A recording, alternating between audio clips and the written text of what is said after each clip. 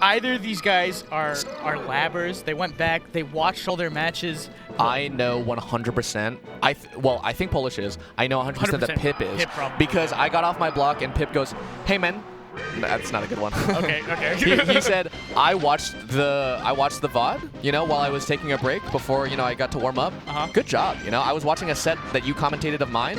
Wow. And like I got to see in real time that what that tells me is Pip is like in real time watching his own VODs. And he's listening to the commentary. And he's listening to the commentary? Wow. Yeah. He understands his own play, and he's like, oh yeah, this is good commentary. Wait a second. Like, that's a good nair, and I like what Jorge said. Wait a second. Oh! Does that mean we're talking to Pip in the future as well? Hello, Pip. Shoutouts to future Pip. We love you. And in Polish, if you're watching, we like you too. They're going to Dreamland now, which I think was pretty, I'm not sure if they did that last set that they played, but this is pretty standard as well. Right. I think it's good for Pip. He plays with that space so well, but Polish with that sick corner DI living gives him another chance to get this recovery. Sometimes I think Pip goes into this like whiff punish mode, which is very strong for him, where he's like, okay, anything you do, I'm going to hit with dash attack, up smash. And we saw that go really well for him that last few interactions there. Yeah. And I think, like, speaking of modes, right, like he's doing, okay, laser mode, I'm going laser style on it for a second. Laser style. And I have the Dreamland advantage to do that. When he sees Polish coming in, he switches instead to, I'm going to try to cross you up with an aerial or something like that. Yeah. Okay, look, he's doing it right now. Oh, yeah. When he sees Polish challenge the lasering, he immediately shields, he immediately jumps. Getting ready to punish I think the laser punish mode is coming out. Oh my god, just goes in with just jab. goes in. I would lose to this guy. He's so good. I can't predict him. Is that? You would lose? Yeah. That's my marker skill. Yo, I would lose to these guys. It'd be so funny. It'd be like on commentary, top 8 or something. This guy's playing really bad. I would beat him. Oh, Pip. Oh my god, the rush down. Full hopping over the F smash, the golf club of Polish, and getting a shine confirm anyway. Huge. It's Polish's turn for an edge guard, but Pipsqueak's angle is so low, it trades with Polish right there. Wow. Crouch cancel. Now, Pipsqueak is on the back foot right now. Okay. Ooh. Wow. I think that Polish, his edge guards are not as polished versus Pipsqueak because of how overwhelming Pipsqueak can be. The pressure that he provides, that he brings to Polish, is really tripping up these edge guards. Okay, so Pipsqueak's ledge dash up tilts. That's like a... Pipsqueak's ledge dash up tilts. Pipsqueak's ledge dash up tilts have Red been so... leather, yellow leather. Fire. Red leather. Sorry, go ahead. Been so fire. Fire. And he gets consistent punishes out of them. Polish has been challenging that range. You can't challenge this man's ledge dashes. Oh my god, look at the pressure there. I do think part of the Polish brand is I'm going to make it happen. You know? Yeah. And if Pipsqueak is going low there. I think if Pipsqueak is playing a style where like there is no room to make it happen, there are no gaps in his play, then you have to respect him at the ledge. Okay, this is juicy though. One of the first huge punishes we've seen from Polish. There's going to be, a runoff nair. He's got an edge guard situation now, but is he going to be able to cover? Yeah, no. Pipsqueak goes straight to ledge. That is tricky because Pipsqueak... DI mix-up was crazy there. Mix-up. Yeah, he drifts to the left and does a nair. Double jumps into the shine. This is... Oh my gosh. Tries to wait out the invincibility. So Polish tries to wait out the invincibility, but Pipsqueak, 1, is refreshing, and 2, if he goes too close, he's going to get drop down shined. Yeah. Pip's full hops being so difficult for Polish to deal with. But sees the up tilt there? This is huge. Again going to ledge. Okay, so Polish, like, hasn't been respecting the Pipsqueak ledge dashes, but that's how it worked out. He, like, ran past him and down smashed, which caught the up tilt. Yes, actually, Polish is really good at that. I wanted to call it out during the launch set. Polish will put himself closer to the ledge, and then so the down smash sends them off stage. It's deliberate. That's very smart. Yeah. Wow. Okay. The full hop's so difficult for Peach. unless you're like already adequately spaced. But Pipsqueak taking full advantage of the fact that yeah. I guess the double jump there was what made Polish able to get that really juicy trade. Full hop would be scary. Oh, nice DI. How is he gonna finish? Pipsqueak literally full hopped 3 times just to warm himself up for the full hop, you know, when Polish got in there. But Polish with a really huge grab. When you're at 150%, anything that you're getting right now is really, really good. Takes Pip to 80%. Pip taking a deep breath to say, I think I gotta win this stock. You know? Okay, I like lasers. Pip hasn't been lasered as much. Ricochet. Mucha Lucha. You ever watch that? Yeah, gotta love it. Ooh, oh, nice. Polish with the turnip. He's working from home. He throws the turnip to cover miss tech, no tech, regular get up. And then when he sees that Pip get up attacks, he moves in himself. He's like, gets his own hands dirty. If you want something done right, you can't give it to a turnip. Can't give it to a turnip. Yeah, they're inanimate. Yeah, they don't know how to work. I gotta do my own there. They don't understand the concept. Oh my god. Okay, one of the reasons I think that went so well for Polish is how like the punish game is evened out on this stage. Like he can do a Pipsqueak level punish on FD. That's well spotted. Yeah. Because of these chain grabs. Yeah. It sort of equalizes what Pip brings to the table and where maybe Polish's deficit in Pip might be. Whoa! He's still got his double jump. He still had his. Oh my god! He's DIing in. He's DIing in. Wow. Okay. I think what happened was Pipsqueak was wave shining. He sees Polish is DIing in. Okay, I've got to up smash and end this before he gets behind me. However, Polish at the last shine DIs out. Wow. And so he actually gets a little bit of extra, you know, DI. He's not on the inbox. He doesn't. Try to get the PC rep. Wow. Okay. Pip calls out, Polish just wave landing or like wave dashing right onto stage, like down. I will say Pip is one of the best Peach ledge trappers I've seen. Like he's up there. Like every time Polish is on the ledge, I feel like he just can't get off. Peach's options definitely very limited in that situation. And like the things that you do have to do are very committal. Yes. Yeah, you have to maybe use your float or your double jump if you're gonna like float by the edge. Oh man. Well-spaced back air does not, does not get caught by Polish's crouch. Man, and once. Wow! Polish calling out Pipsqueak. Hamburger DI? Hamburger DI. Wow. What he meant to hot dog of life. Ooh! Wow! Very nice shield drop there. Okay, whiff punish mode potentially from Pipsqueak. Ooh, I feel like that was he was ready for an up air. Wasn't ready for the whiff punish. Yeah, I do, however, I love this distance that Pip is sort of playing from. When he gets a little bit lower, it's wow! That's the distance. He puts himself in position to not be like attacked by he aims for him, kamikaze. So he's not getting caught by Polish's like aerials. He's not in range of those, but he is in position to like punish Polish moving out of the corner, and a quick shine spike like seals that stock. Dude, that corner pressure was so good. Just like that range that Pipsqueak is at is so good, just like you mentioned. Yeah, he's able to capitalize when Polish is in a bad spot. Oh my god, spacing. The spacing. Polish looking lost. Ooh, okay. Ooh, power shield on the platform down smash. Nice. Polish is just trying to get some footing and just like keep Pip out right now.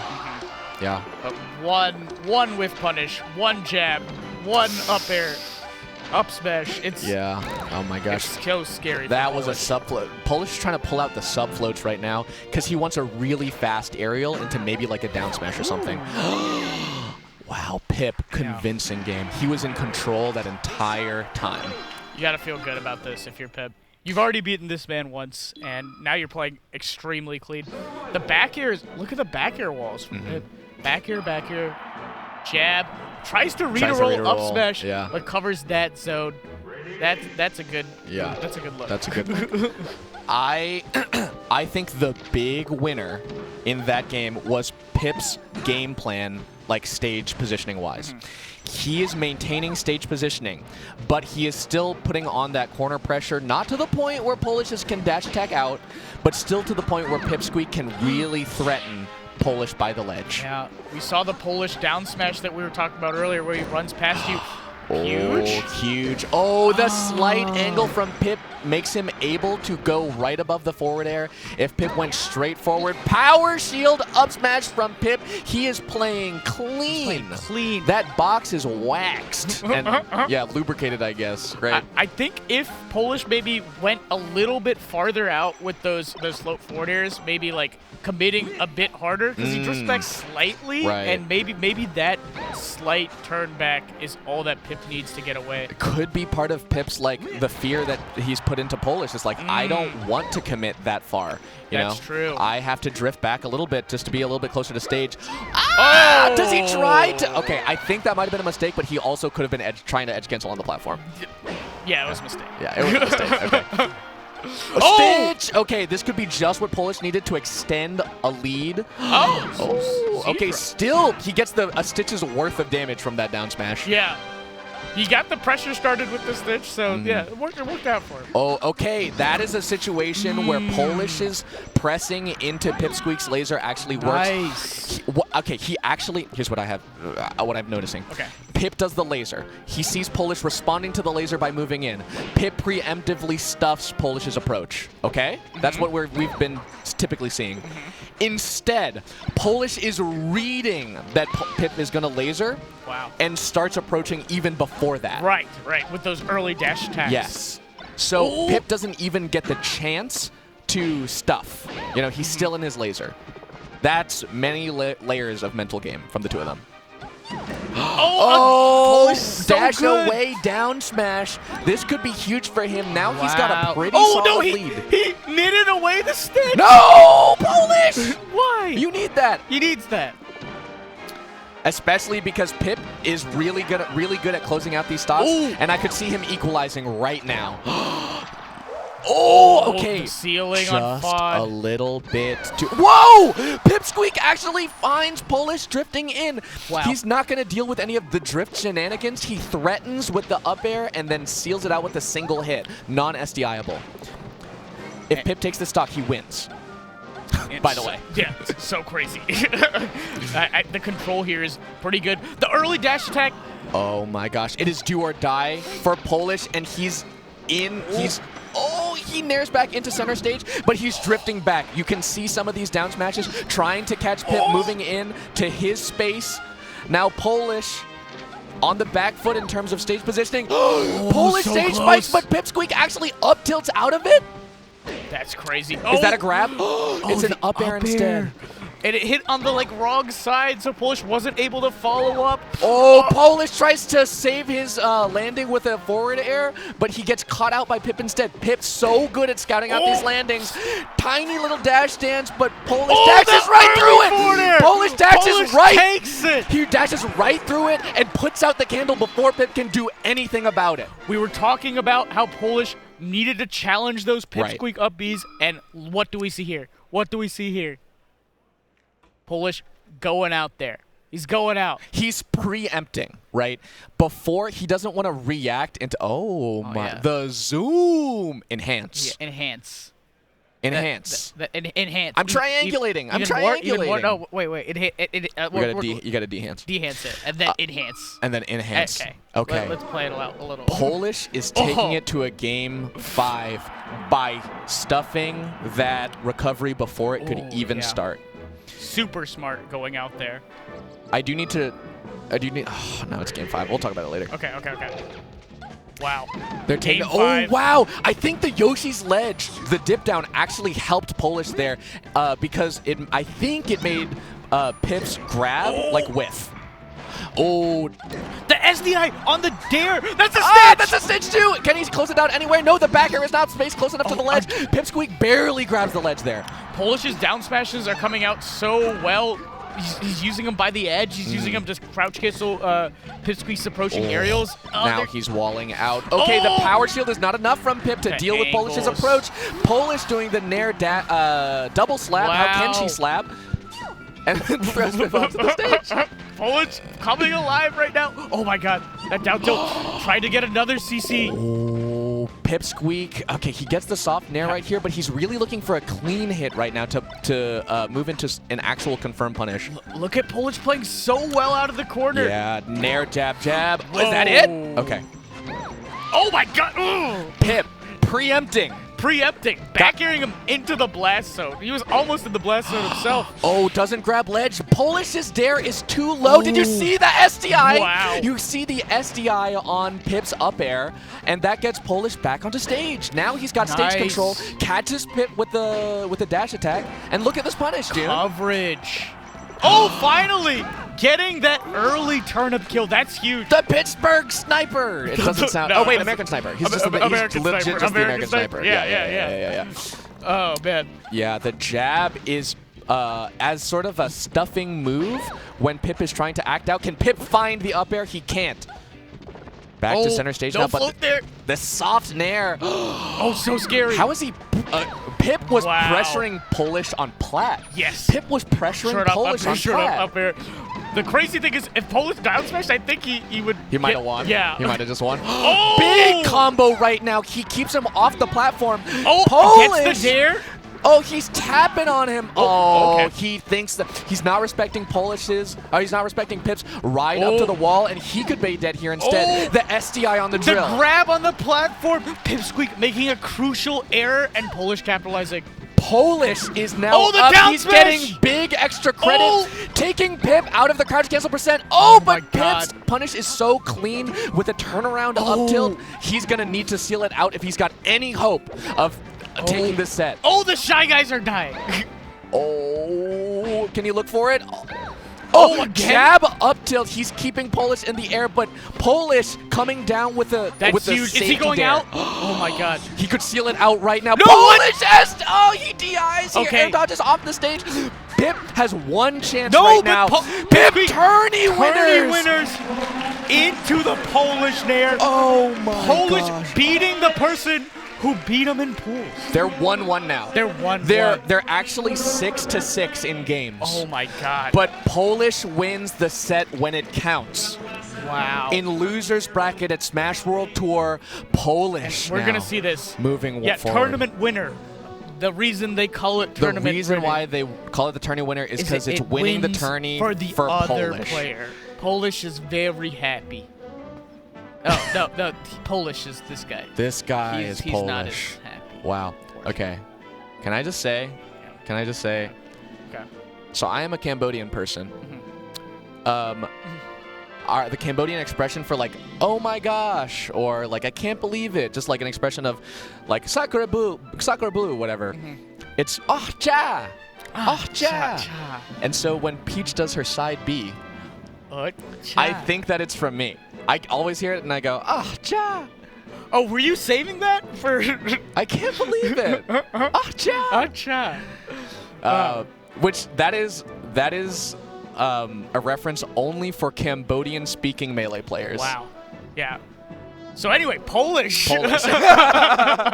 Polish moving forward. Polish moving crazy. That's right. Over Pip. The adaptations that he made at the end, I feel like he got so much better at playing out of the corner. Really capitalized on Pipsqueak sort of willy-nilly, like aerialing into the corner. Polish was like, I'm gonna dash attack here. I'm gonna down smash you. Right. And it worked out for him. It worked out for him. Additionally, I think some of the adaptation made. By the way, Polish now in a lock for at least 5th. One of the adaptations that Polish made was he just started playing better. He did start playing better. AKA faster for me, is what I mean. Yeah. When I see Polish and he's got his pressure on and his aerials are really fast, it's hard for him to deal with, it's overwhelming. I felt was a little sluggish in those games that he lost. And then when he really turned it on and could get those aerials out, his punishes were happening, that's when it turned around for him. But amazing performance to Pipsqueak, of course, beating Frenzy, beating Cobalt, beating Polish in pools, beating Chape. Really good showing from the European Fox. Yeah. Pip makes it to Pip top 8 at Smash World Tour. Top 8, wow. In the world. Top 8 in the world. He's top 8 in the world. He's right top 8 in the world. You heard it here. Yeah. Say it again. Empirically, he's top 8. Smash World Tour, baby. Yeah, and Polish continuing on, carrying on. I don't know how many other East Coasters are still in the bracket. At least in losers, it's So just we have Polish. Hungrybox, Yep. Plup, Wizzy. and All the winners East Coasters are are in winners. And then aMSa. And then aMSa, Yeah. the super East Coast. The far East He's Coast. far East Coast. Oh my god. Yeah, the far East Coast and Polish, Repping Pittsburgh, Repping Pittsburgh. MDVA, and repping who? Topsy. Topsy. Grove City. And the Beetle King. And the Beetle King. Yeah, and the Beetle King. They're doing Judgment right now. Yeah. Do you see this? Do you see this? Oh my god. Can smart. Can you tell us, to those of you who have not seen it before, what's Okay. going on? So, port priority is a very important thing in Melee. Specifically for Sheik, having port 4 will give her an extra frame for comboing out of down throw. So Trif does not want Faceroll to have port 4, and Trif, any character has an extra frame. So how do you decide? How do you decide who gets the controller? Some people do rock, paper, scissors. Many people Most, do. actually. Most, actually, yeah. But for the real nerds, you can both pick Game & Watch, and Game & Watch Hammer has an RNG chance of rolling a number 1 through 9. You both use your Game & Watch Hammer, and whoever gets the higher hammer wins. Right. Essentially, we're using Melee's built-in RNG to roll dice. Yes. And compare values, which is very cute. Very and cute. actually, I have And never Trif seen it won. on stream. Trif won. Oh, and then Trif won. Yeah. The last time Trif and Faceroll played was 2 years ago. At Nimbus 70. Trif won 3-1, and he also won earlier this tournament. This tournament. 3-1. Right. So Trif the 3-1er for sure. Trif, the 3-1er. Faceroll, the 1-3er. The 1-3er. Yeah, by corollary. Yeah.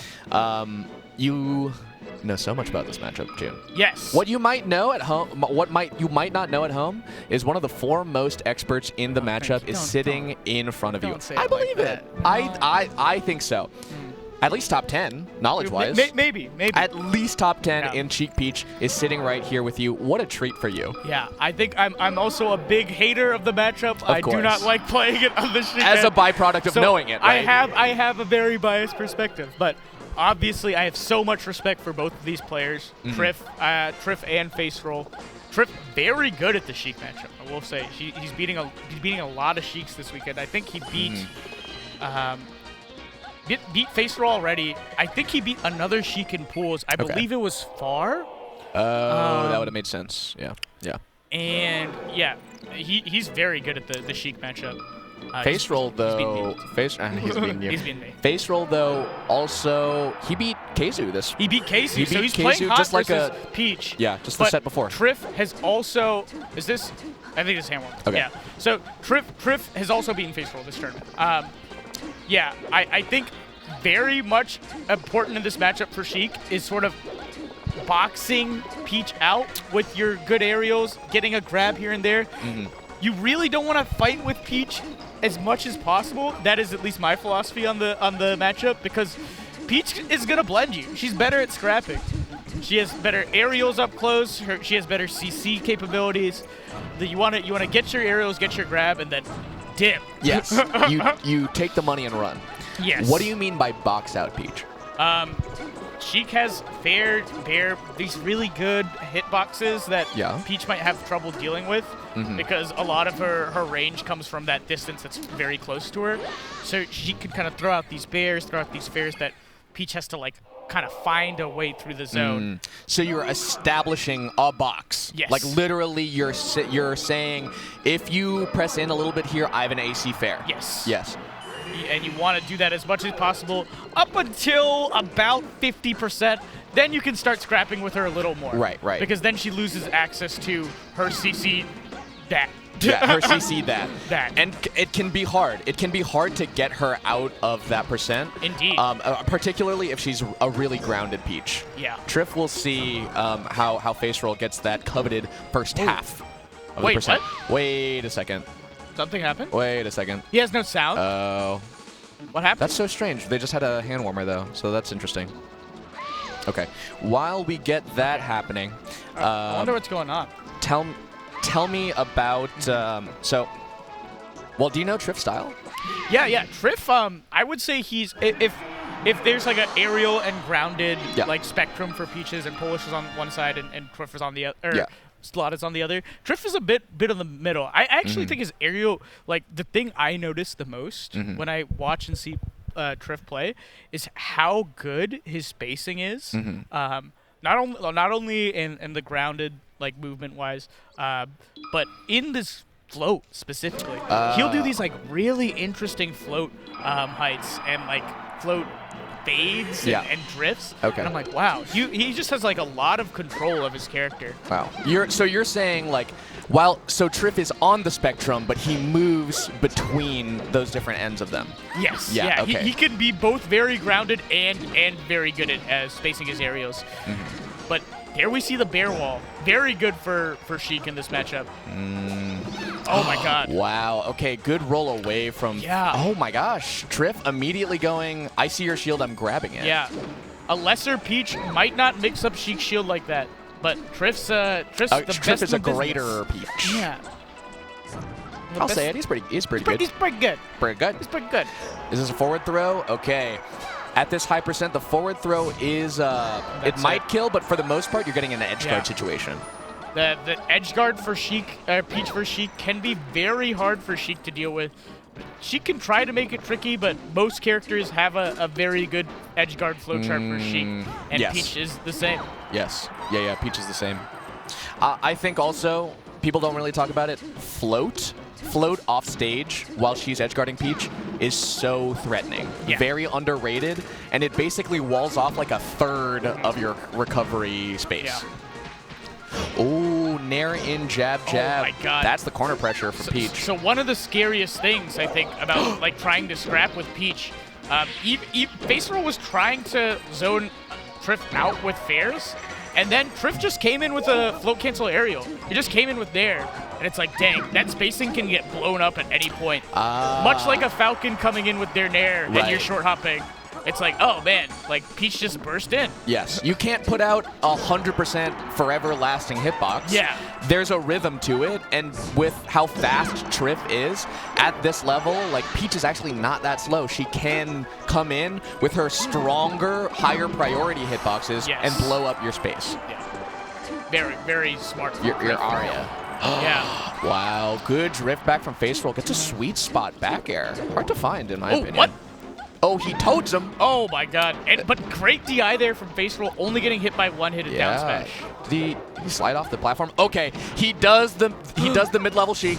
Everybody does the Jorge Junebug. One of the best Sheiks in the business does the fair from ledge. Yes. So All that right, makes so me feel we good. can do it, guys. Yeah, everybody can do it. Everybody can do it. It was assuredly bad. It was very risky. Trif could have nared out of shield and he would have been dead. Oh! Wow. That was amazing so coverage. while he is dying here, I do want to take a note that Faceroll turned around. He did the up B, oh my god, and then vanished to the other side. This is what we were talking about right now. The no, he float went up for it. Trif is insane. He my god. Died at 0. Trif, where's your patience? You flew here. He flew here. Maybe he floated here. He could have That's floated. dumb. He's got a good float. He's got a good float spacing. Yeah, wow. That's going to be it. Trif tried to get the clip. Yes. No, wait. That was a kill. Can we get that? That was the kill, but it was on the other side. Let's get that replay. Oh, man. I see it in the replay. I think we're That's going good. into game 2 right now. Man. I like Yoshi's. Ooh, double fair. I actually super like Yoshi's. Oh, my God. See, I also, the new school, people aren't afraid of Sheik up B anymore. Like, Trif is just going down there to challenge it with dair and up B. Yes, that is ideal situation. Peach is holding down on your down smash. You get the most possible damage. But Trif, he does it right back. Ooh, he gets the shield up Faceroll. Faceroll wave dashes out of shield and gets the grab. A lot of times that's actually a timing mix-up. Yeah, very hard. And I think Trif might have been able to spot dodge, but Faceroll was so fast. Oh, look at that! Okay. Yeah. We're freaking out because Faceroll shields the down smash, and Trif, having just been punished for that, he rolls away. But Faceroll does the extended interaction. He wave dashes even further out of shield and gets the grab on the roll. Yeah, the fact that he was willing to wait for what Trif did after the down smash, amazing patience to him. And not only that, he didn't just set play, try to get the spot dodge. He reacted to Trif rolling away, which is the better option than spot dodge in that situation. Ooh. Oh. Scary. Oh!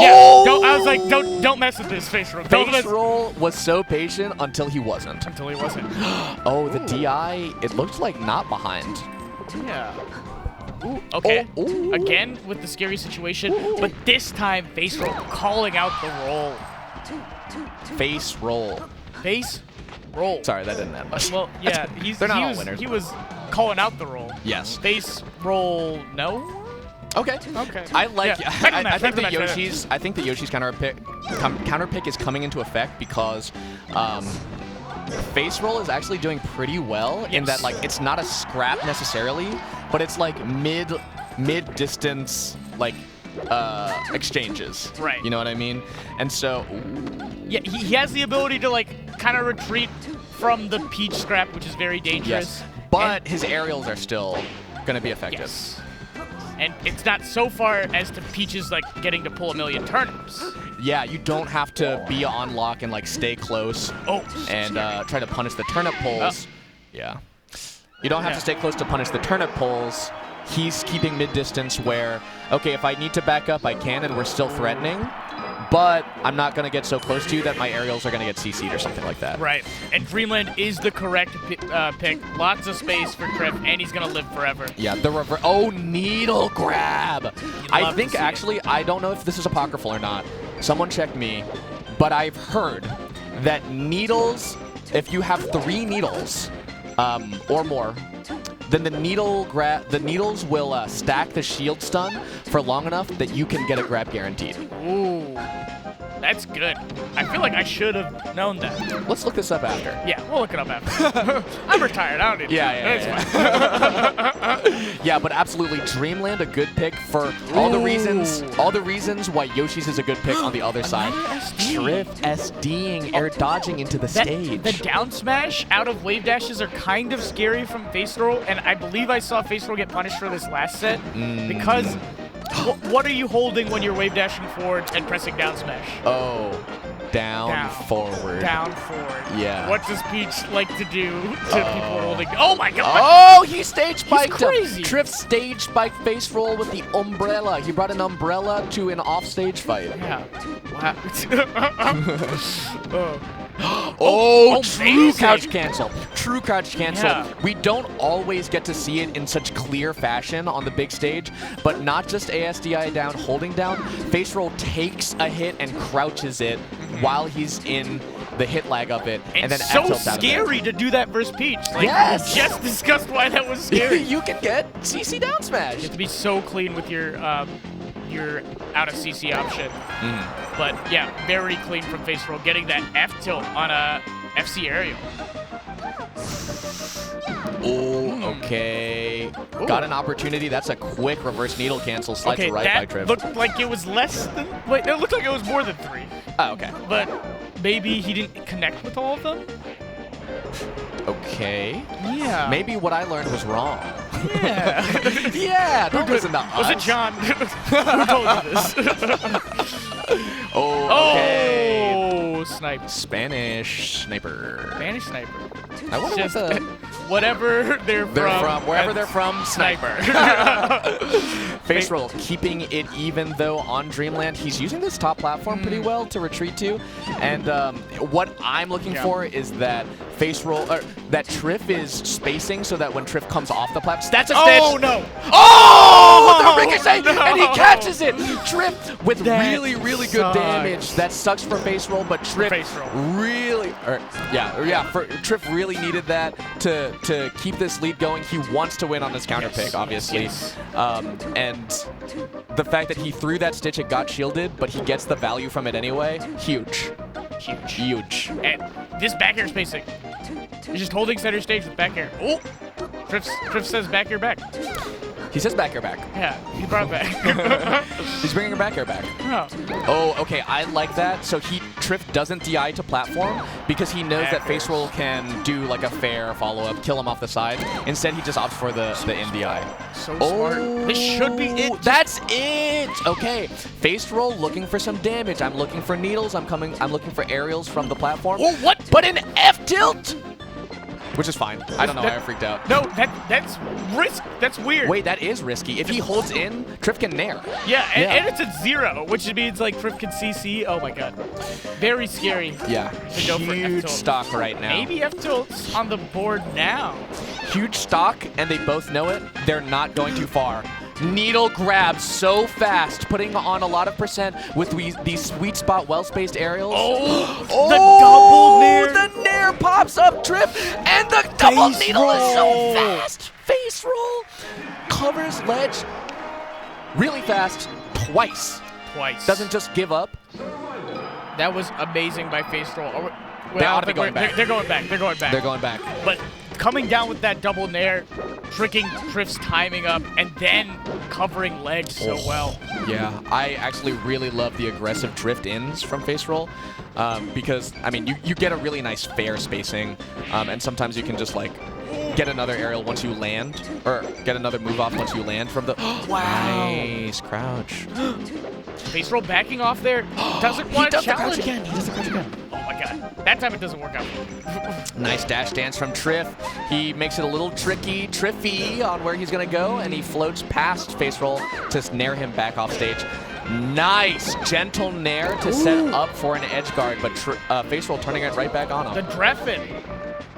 Coming down with down air in a very inopportune situation. But it works. It works. That's the Dreffin. The Dreffin is when it works. Yeah, the Dreffin's when it works, for sure.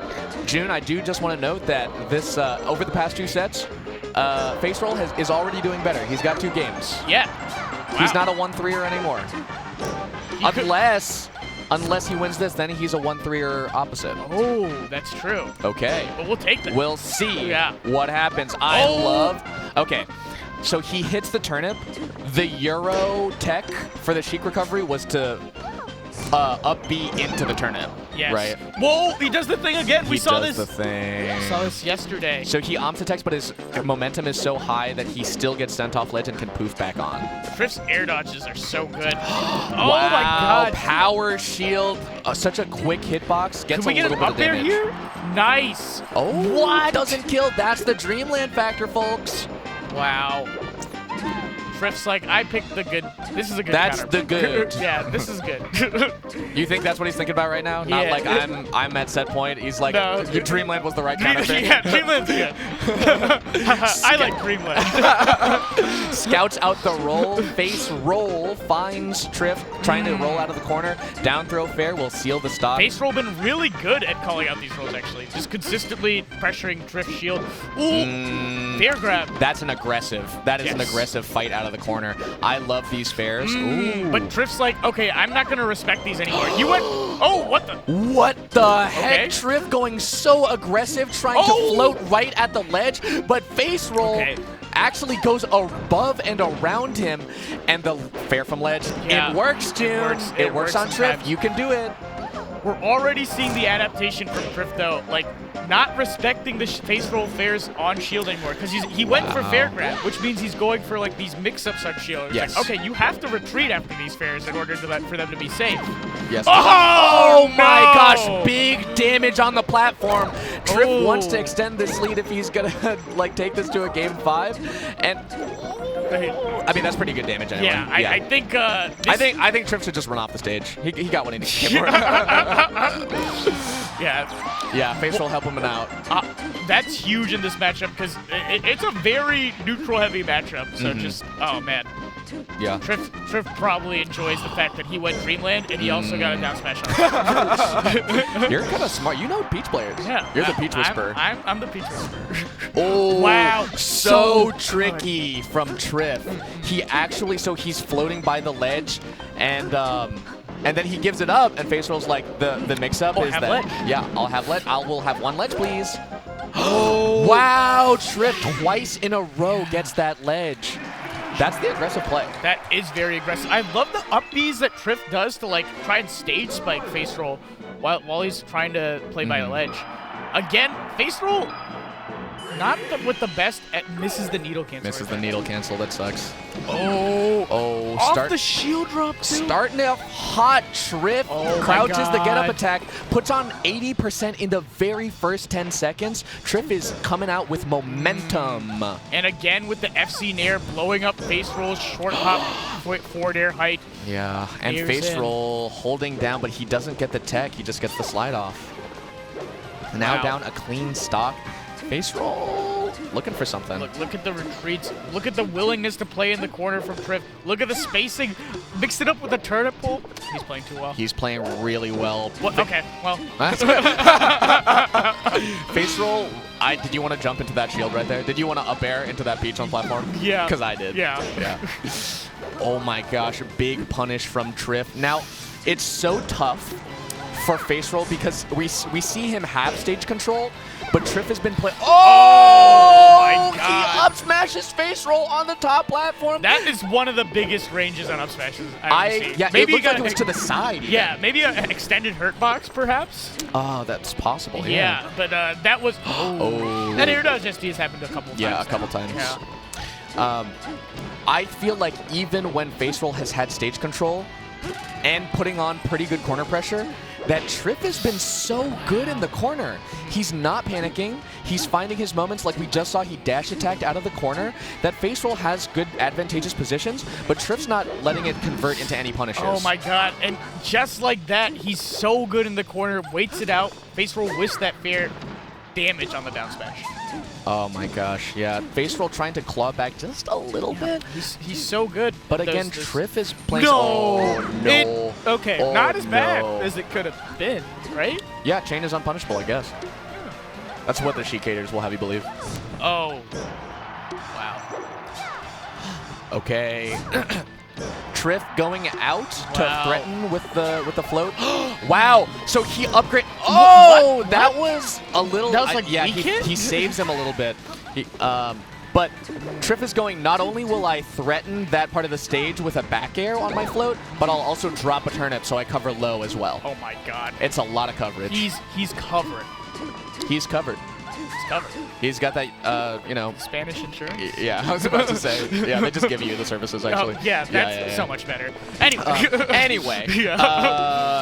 Now, look at this. This is just what I was talking about. Wow. Faceroll can barely press in. It feels like he's in the corner, even though he has all the stage. I know. Trif is just so comfortable there. Oh, my gosh. It is a full stock and a half lead. And I'm calling for Trif. It's Trif's game to lose right now. Yeah.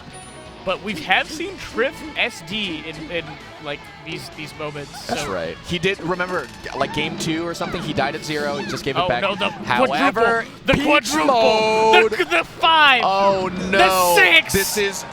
This is an absolute cooler. Whatever mental fortitude Faceroll had before, it's gotten severely damaged, and it's Trif all day about to defeat Faceroll game 5.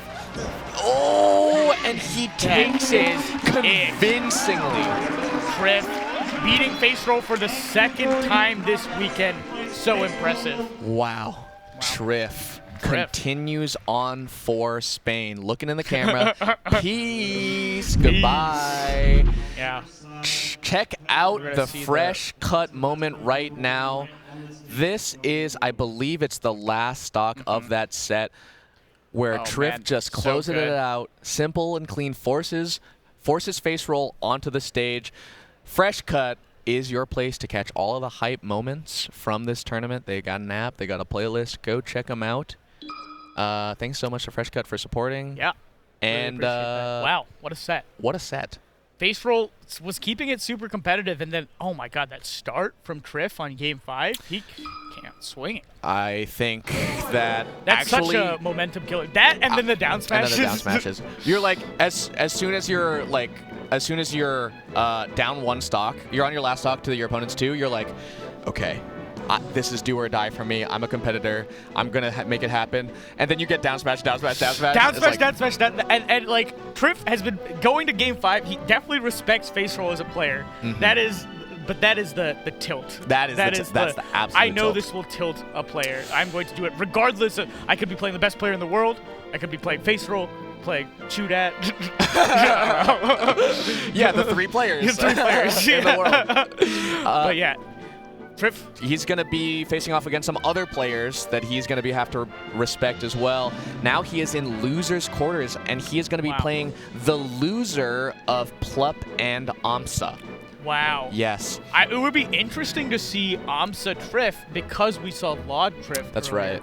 And Laud aMSa. Laud aMSa. Right. Correct. Yeah. And Laud got pretty close, 3-1 with aMSa, and Trif is showing today he's playing a bit better. He's playing hot. Yeah.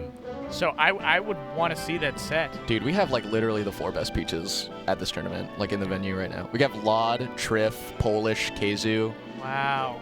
Crazy. Yeah. The peaches have gone off this weekend. Faceroll bringing it back for the Sheiks. The Sheiks were struggling a little, but Faceroll getting a clean 9th. Yeah. And now Polish, the other peach, waiting on the other side of losers quarter, is going to play the loser of HBox and Wizrobe. HBox and Wizrobe. So, that said, Which could be HBox. Which could right? be HBox. Which Polish has beat HBox the last time they played. We could see an HBox 7th Yeah, here. Polish Wow. could just get like 3rd or something. Oh my god. Yeah. That's crazy. Yeah. Oh my gosh. Wow. We have had such a crazy weekend, and it's not over yet. We have got the final bit of the championship bracket at the Smash World Tour Championships. This is what we've been leading up to for the whole year. And we're going to be leaving you in the wonderful hands of Toph, Vish, and Homemade Waffles. Homemade Waffles. That is something to look forward to. I hope you've enjoyed our commentary. Yeah, it was fun. We had a great weekend. Yeah, great weekend. We're so thankful to have been here and part of, the culmination of so many regional finals, representatives from so many countries. It was so good to see just all the international talent for Smash, which we rarely get to see. And just play well and it would just put on some great shows for us. Yeah, I really think we get to experience Smash in our own little circles as well, and then the magic moments are when we meet someone from far away but they speak the same language. I don't speak Japanese, but we can play Melee together. Oof, beautiful. It's been a beautiful time watching the Melee. It's been a beautiful time with my good friend June. Yeah. And where can they find you? You can find me. If you liked me, follow me at StarFox Freshman. If you didn't like me, follow Junebug at rJunebug. Well, but you only get one. You only get one. But also, if you don't like him and you follow me, then you'll be disappointed when I occasionally tweet out things regarding you. We're often retweeting each other. Yes. Exactly. Yeah. But yeah. So, that said, we're going to hit a quick break, but don't go anywhere unless it's just to stretch a little bit. Yeah, stretch, okay. get a drink. Stay close. Stay close to your computer. Stay close to your computer. Stay close to the stream, because the more good Melee is about to start. And we'll catch you later.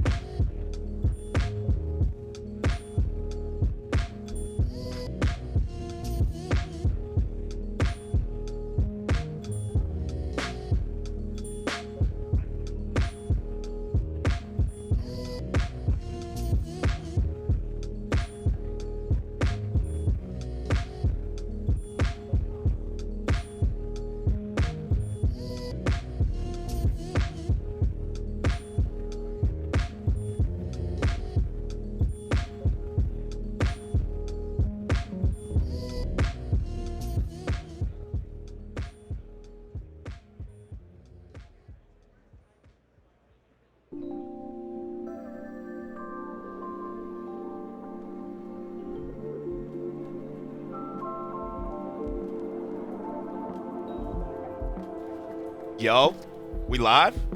Hey. Oh. All right, Hey. welcome.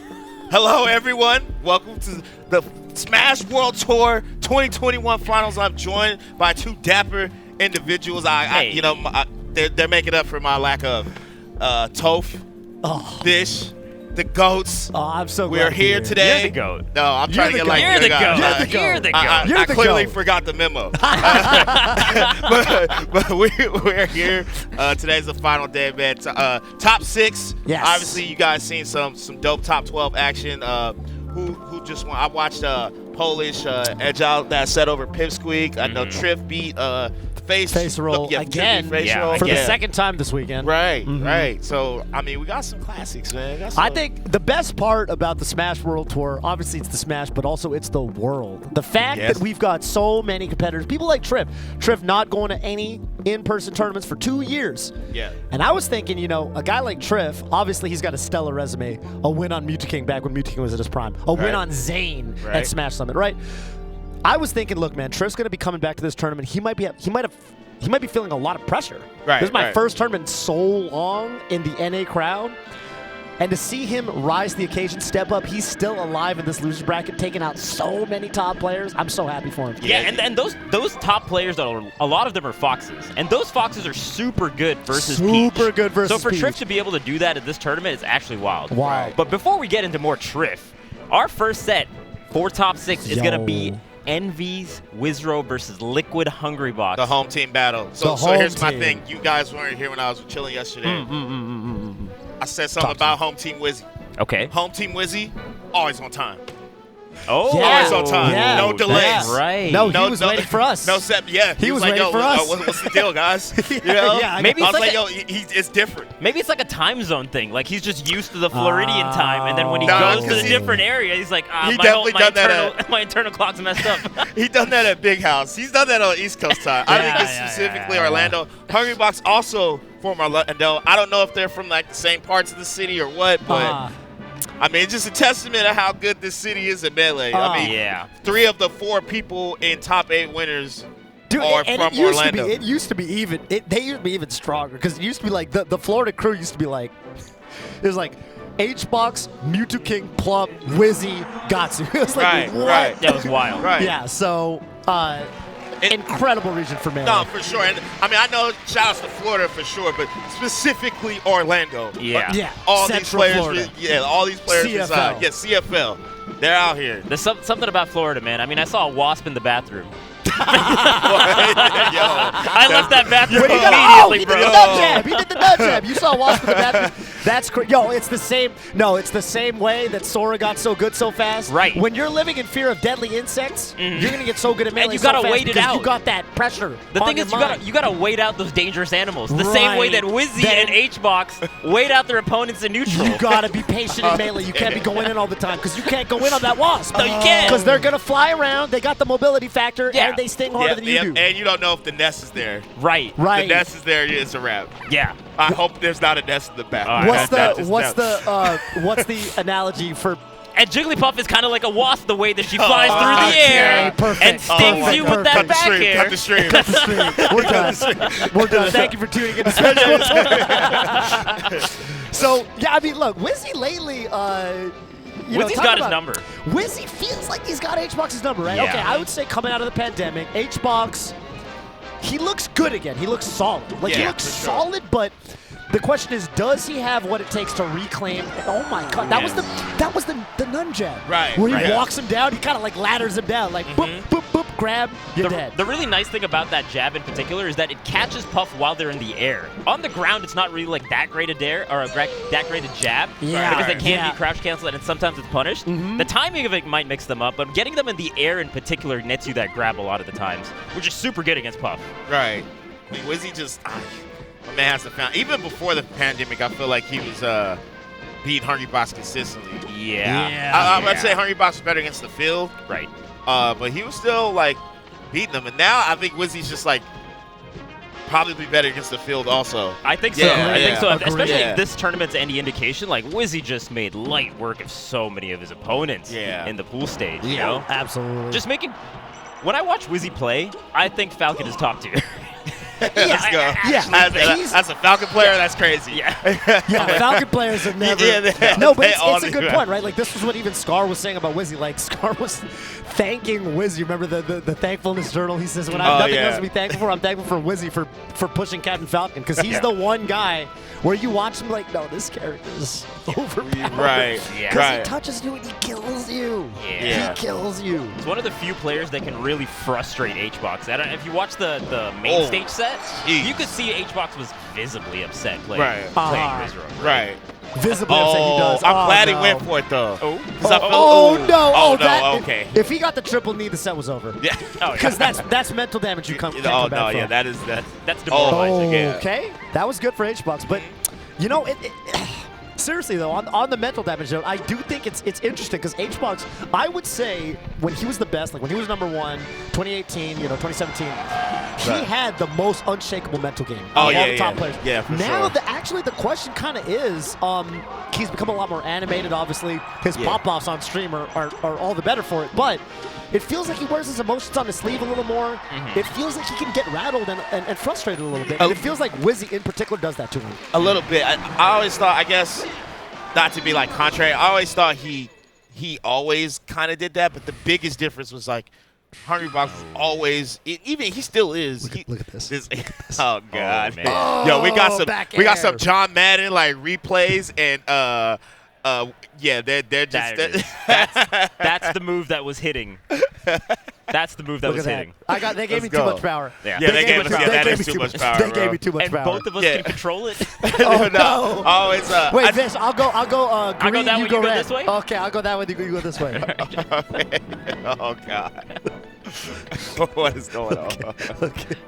Our DM. I'll finish your circle. I'll finish No, your circle. no. I'll finish your circle. Okay, sorry, Brandon. No, you're good. You're good. I was just always saying how I thought like Hungrybox always like kind of wore his emotions on his sleeve. Yeah. But I think the biggest difference is like, and I say he's still good at this, but I felt like Hungrybox never let himself out of the game.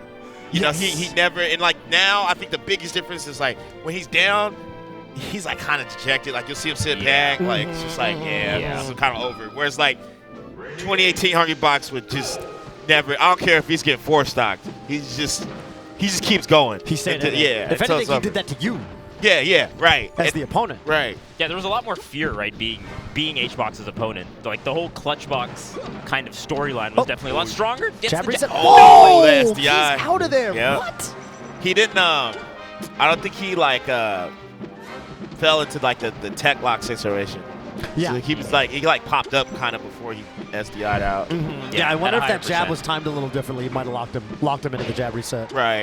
It does feel like Jigglypuff's jab reset is like one of the harder ones to get that kind of smash GI up, Yeah, right? definitely, because it's so weak. We were Yeah, talking about yeah, this on right. Friday. Yeah. Yeah, it's like one of the most like true like combos. Like you can't. It's so hard to get out of it. Let's say you're like at like a super high percent. Right. It's kind of funny how that works. In Melee, the stronger your jab is, the harder or the easier it is to get out of. So if anything, you want a weaker jab to lock you into that jab reset situation. Right. And it's crazy. Less I is think more. Less is more. Yeah. Wizzy's like one of the only people that can really do it at such a high degree and high level, right? And Because this his SDI is crazy. It's crazy. Wizzy's And SDI is so what good. I think is extra cool about it is that Wizzy, the way Wizzy SDIs is actually, because one of the hot topics on Twitter lately is like, oh, digital controllers, they give you more consistent SDI, it's broken. But the funny thing is, the style of SDI that Wizzy employs, it's kind of a peaks versus consistency kind of situation where you actually can't do those like rapid fire inputs the way Wizzy does them on it. You actually need a GameCube controller because he actually switches his grip, holds his one hand steady and like vibrates his other Yeah, he like hand. shakes the Wank shell. DI, Like right? yeah. It's They called call Wank it, DI. and it's a term coined by the Smash 64 community. That's where we learned it from because Wizzy, again, for people who don't know He's a this, top 64 he's player. actually like the best or one of the best 64 players in America, which is kind of Hungrybox, yo. crazy. Try to take him like Took him yo. to the blast zone. Right? He It's like, smelled hey, the you like blast the zone. view up here? Let me show you what it's like. I could show you the world. Right? But Wizzy showing him the side blast zone and still staying ahead of this game too. Okay. And Wizzy plays the lead so well, right? Like he's not going to overextend at all in some of these neutral situations. He knows how to put out his hitboxes between like the fade back down airs and like the the retreating up airs even, or like the instant up airs. He does that really well, so it's going to trade more often than not with Jigglypuff. Right. Wizzy definitely makes you like earn every hit because he's got good SDI. We were just talking about that. Drifts are usually insane. Recovery's insane. He techs everything ever. Yeah. You know, told you. Yeah. It's just non-stop for him. Yeah. You really got to earn your hits versus Wizzy. Like he's gonna make you work for it at all costs. And Falcon can live for so long, so that coupled with Wizzy's amazing survival DI and just combo DI, it feels like you just cannot KO this character And look at that, when Wizzy's holding him. HBox overextended one time. And my man's the mental damage is acquired. My man's is head down, but you know he's still fighting. You know. I mean, honestly, he's not down by much. Like he could definitely just win the game. A good rest. Rest is in play, kind of. Just got to find a hard knockdown. Yeah, if he could have gotten, you want the up air as Puff. You want that up air at the percent where it puts them in a tumble, where you get the knockdown off of it, basically. Right. Because then you can hopefully jab reset or something else off the ground. For the fans? Yeah, I know, right? Probably a miss it, but we'll go with that. Oh, that's damage. Looking for the second up air. He's like, I had to, you know, home game Wizzy, bro, is different. Who is Florida's best? I know, right? Plup is out here just like, hey, I know, like, yo, wait bro. Wait a minute. Y'all forget. Like, I like that. The timing delay, especially on that knee that he got. Because a lot of times in that situation, you might be expecting down air as the Falcon's falling on the Jigglypuff like that. Yes. So waiting for the last second and then throwing out the knee. Really good. I was gonna emphasize, yo, Wizzy got the shoes off. That's how you know it's a home game. Wow. Wizzy been doing that a little bit more I was recently. trying to rewind it, but the replay thing, I couldn't. Look at that DI. That DI just over here. What are you grabbing? That's not right. the grab. Oh, That's right. And then you're gonna have the knee, and he's gonna not be able to jump out. See, no jump, no right. And jump. then there's a grab. That's a bad grab. Fish Madden? Toe Madden? The thing that you don't want to do. You don't want to grab the puff. So here's what you do, bitch. You don't want Crouching Puff, one of Falcon's worst matchups. Crouching Puff can be annoying, but Yeah, I feel really- like really annoying. I do feel like the field in terms of the Captain Falcon players have got a lot better at playing around it. Oh, yeah. They need the crouch, like, instant now. Yeah. Whereas, like, back then, it was not something. They would try to grab more. Right. It's like, I can't grab him. I can't do anything. Right. And it's not like a Marth or Sheik where their aerials aren't strong enough. Like, Falcon's got those, like, strong enough aerials. All right, Hungrybox. My man Sweat. Taking a Literally. moment It's Miami. It's humid out here. We're definitely in Orlando, but okay. I'm sorry, Orlando. Yeah, I meant to say Florida. You got Miami on the mind. I know, right? So we'll buy him a trip. HBox taking it back to Fountain Dreams. I mean, yeah, nothing wrong with the stage. I would say probably the best stage in the matchup if it's not Dreamland. But, Yeah, I think for gotta tighten it up. Hungrybox, specifically versus Wizzy, he's like over Dreamland just because Wizzy will do the like top platform back air thing, and it's just like too much. It's too much. Yeah. Oh my God! And he DI's not the greatest. Yeah. And he had the platform as well, so there were some defensive options maybe HBox could have threatened. Yes. But easier said than done when that knee is coming at you at like 200 miles per hour. Wizzy's consistency in this matchup really makes me question this matchup. Because I always was like pretty convinced, yo, Puff wins. Yeah. I still think that, but like, man, I don't know, man. The way Wizzy be making this look, I'm like, yo, I don't know, bro. Is Falcon the best character? Do you remember when we used to think like Puff was the best character when HBox was just like destroying everyone? Right, Or person had, of the like, moment. Yeah, for a hot second there were like debates on it. Is Puff the best character? Once in a while now I think is Falcon. Oh my! Is Falcon like the Yeah, second I best heard character? someone say Falcon Puff is even because like, yo, just look at Wizzy. I'm like, Yeah. Yeah. I think it's more of a testament to how good Wizzy is Absolutely. more so than the matchup. It Absolutely. is. But what is, you know what I mean? What is a matchup? Yeah, 'Cause right. a It's all matchup kinda relative, is right? Who's playing at the peak of the character? Right, so right. Wizzy's paving the way. Paving the way. Wizzy okay. making us ask philosophical questions. I know, right? Right. Where is the What is a matchup? What even is a My reaction? man part the anyway? Red Sea for Falcon players. You really did. Like, yo, I Really got did. you. There's a guys. way? Oh my god, no way. Oh, what an up air! Wow. And Wizzy right here, walling him out. Oh, the knee so close to connecting there. All right. Oh. Wow. Okay. The drifts though. He's like Oh, the purposely reverse fair. missing like bears to make like Wizzy drift into the next bear that he throws out. Yeah, and it always feels like HBox is going to send him back onto the stage, but yeah, just sending them back off stage, just positioning the bears really well from HBox. Sometimes where you are, like with edge guarding in general, where you are will like you can manipulate someone's recovery. So like if they see that you're facing ledge, they'll probably want to like go above you or something like that. But since like Hungrybox knows that, he's gonna position himself to make Wizzy think that, and then punish the actual option Wizzy goes for. Yeah, it's all about the mix-ups. It's definitely all about the mix-up, especially with Falcon's drift. If you can force them to drift a certain way, the punish is really strong. Oh, that was a bad air dodge from Hungrybox. And giving Wizzy a grab. And one thing that's been consistent through this game, or through the set really, HBox DI's a lot, man, and he gets down thrown knee at the ledge at 76 after the knee. So he's at like 50 when the grab happened. Yeah, Wizzy's also smart, right? A lot of these grabs are off of tech chases, so then you can't get the crouch as the puff, right? Right. It's a true grab. It's a true grab. Oh, that hurts. Yeah. But yeah, a lot of the DI on the up air sequences has been in from HBox. Oh! Speaking of DI in, but you kind of have to there. DI out, of course, you're going to die anyway. Okay. HBox got what he needed to stay alive, stay Got that afloat edge in this guard. game 3. Is Wizzy going to close it out 3-0? Oh! How did he barely. living? Man, that's crazy that reversed. That's the thing that I've also noticed in the main stage set. Like, Wizzy is really catching a lot of HBox's drifts. That was a hard read to get that knee. Oh. Oh, no. Oh, man. He went for that? Yeah. He gambled. Oh. I respect it, though. I respect the gamble, but it was definitely a hard gamble. But Yeah, he needed some momentum on his side. He Just the way saw, this set so was going. he saw, so he gets the crouch out, right? Right. And he thinks, because normally Falcon's going to go for the grab right around this height, Puff's going to be able to low profile that. Right. And he saw, oh, Wizzy was late. I got the crouch out. I was actually able to crouch. He actually missed it, like, And like Wizzy right went here. for a grab.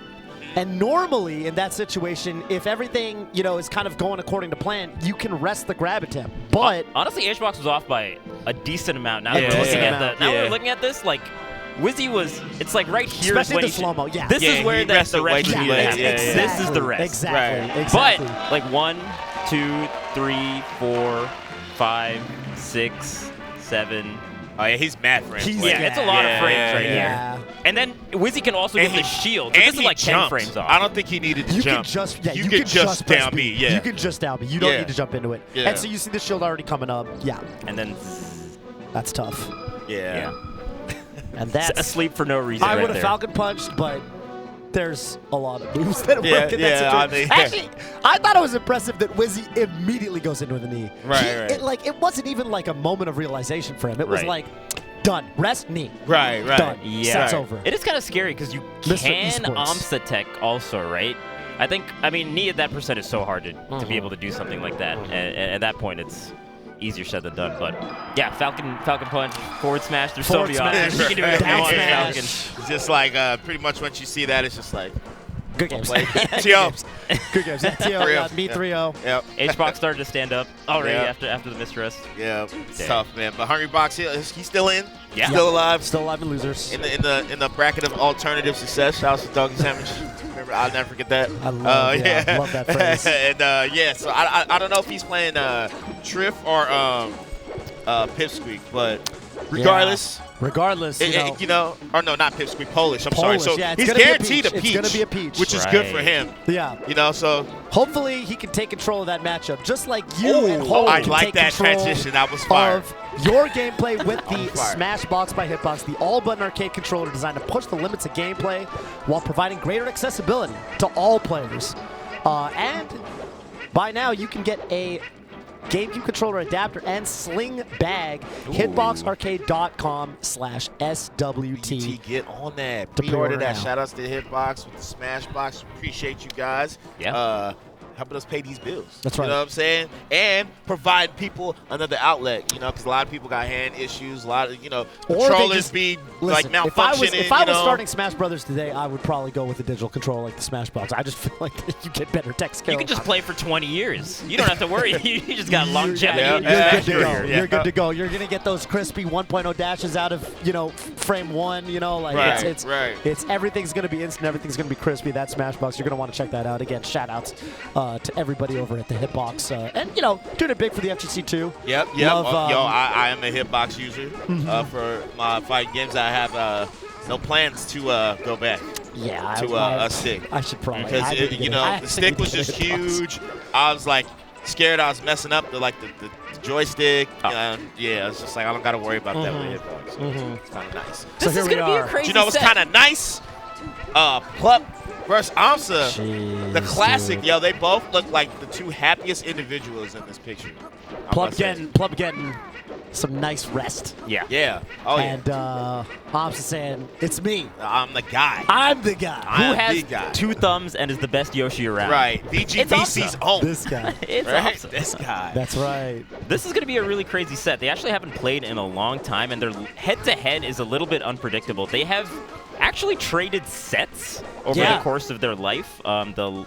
In 2016, Plup beat him at Pound 2016 3-1, and then aMSa beat him at GTX 2016. GTX, I remember that. And that was kind of out of nowhere, too, Yeah. right? Like, no one really expected it when we were watching GTX in 2017. No, yeah, I remember he beat Plup, lost to Dewan that turn.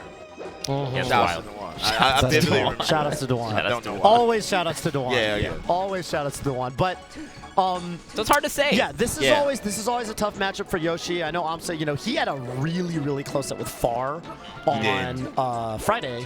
But he was kind of saying, like, after the set, he was like, man, my tech skill's not that good right now. Need to warm up more. I do think that when aMSa, so I housed aMSa before this event between last weekend and now. And we played a bunch of matchups. Like, I played him with my Fox, obviously my main, but I also played him with Falco, Marth, Falcon, Sheik. Okay. Yeah. And it's kind of funny because I think, even though I think Sheik is one of the hardest characters for Yoshi, personally, and even though I think my Sheik is like my second best character, Right. I actually had the hardest time against aMSa with Sheik, Yeah, I remember you were personally. saying that. It was very Yeah. interesting. Like, he has a lot of really interesting counterplays. Some of the things you're going to look for are, so for example, and this was one of the things he actually tweeted about, I remember, after GTX. One of the techniques he used to beat Plup in that first set where he finally beat him, you cannot, as Sheik, you cannot try to shield grab the down tilt. The down tilt and shield, it's a trap. If you go for the shield grab, Yoshi can flicker the shield, and it's very easy to get the perfect parry timing, and Yoshi's going to get a full combo off it. So it looks punishable. Like, Yoshi will down tilt your shield, and every cell in your body is like, shield grab that. That's not safe. But you actually have to respect it. Right. And also in the air, like, of course, you're going to be looking for those double jump armors. I think aMSa, relative to all the other Yoshis, much, much, much harder to trust your instincts of when do I actually have advantage state. Right. aMSa's going to make it look like you're in advantage state and you should go for an attack when really you kind of need to keep playing neutral because he's looking to bait an attack out and get the punish. Most of Sheik, or all of Sheik's attacks in the air are single hits. Right. They're strong, but they're not the strongest. And again, Sheik doesn't have the best aerial drift. So if Yoshi can take a hit in the air, double jump armor, up air, get Sheik above her, or above Yoshi, Yoshi can really, really shark that landing. Just haunting Sheik's terrible drift. So that's going to be the win condition for aMSa. Also, shout outs to both of them. They're on that Red Bull.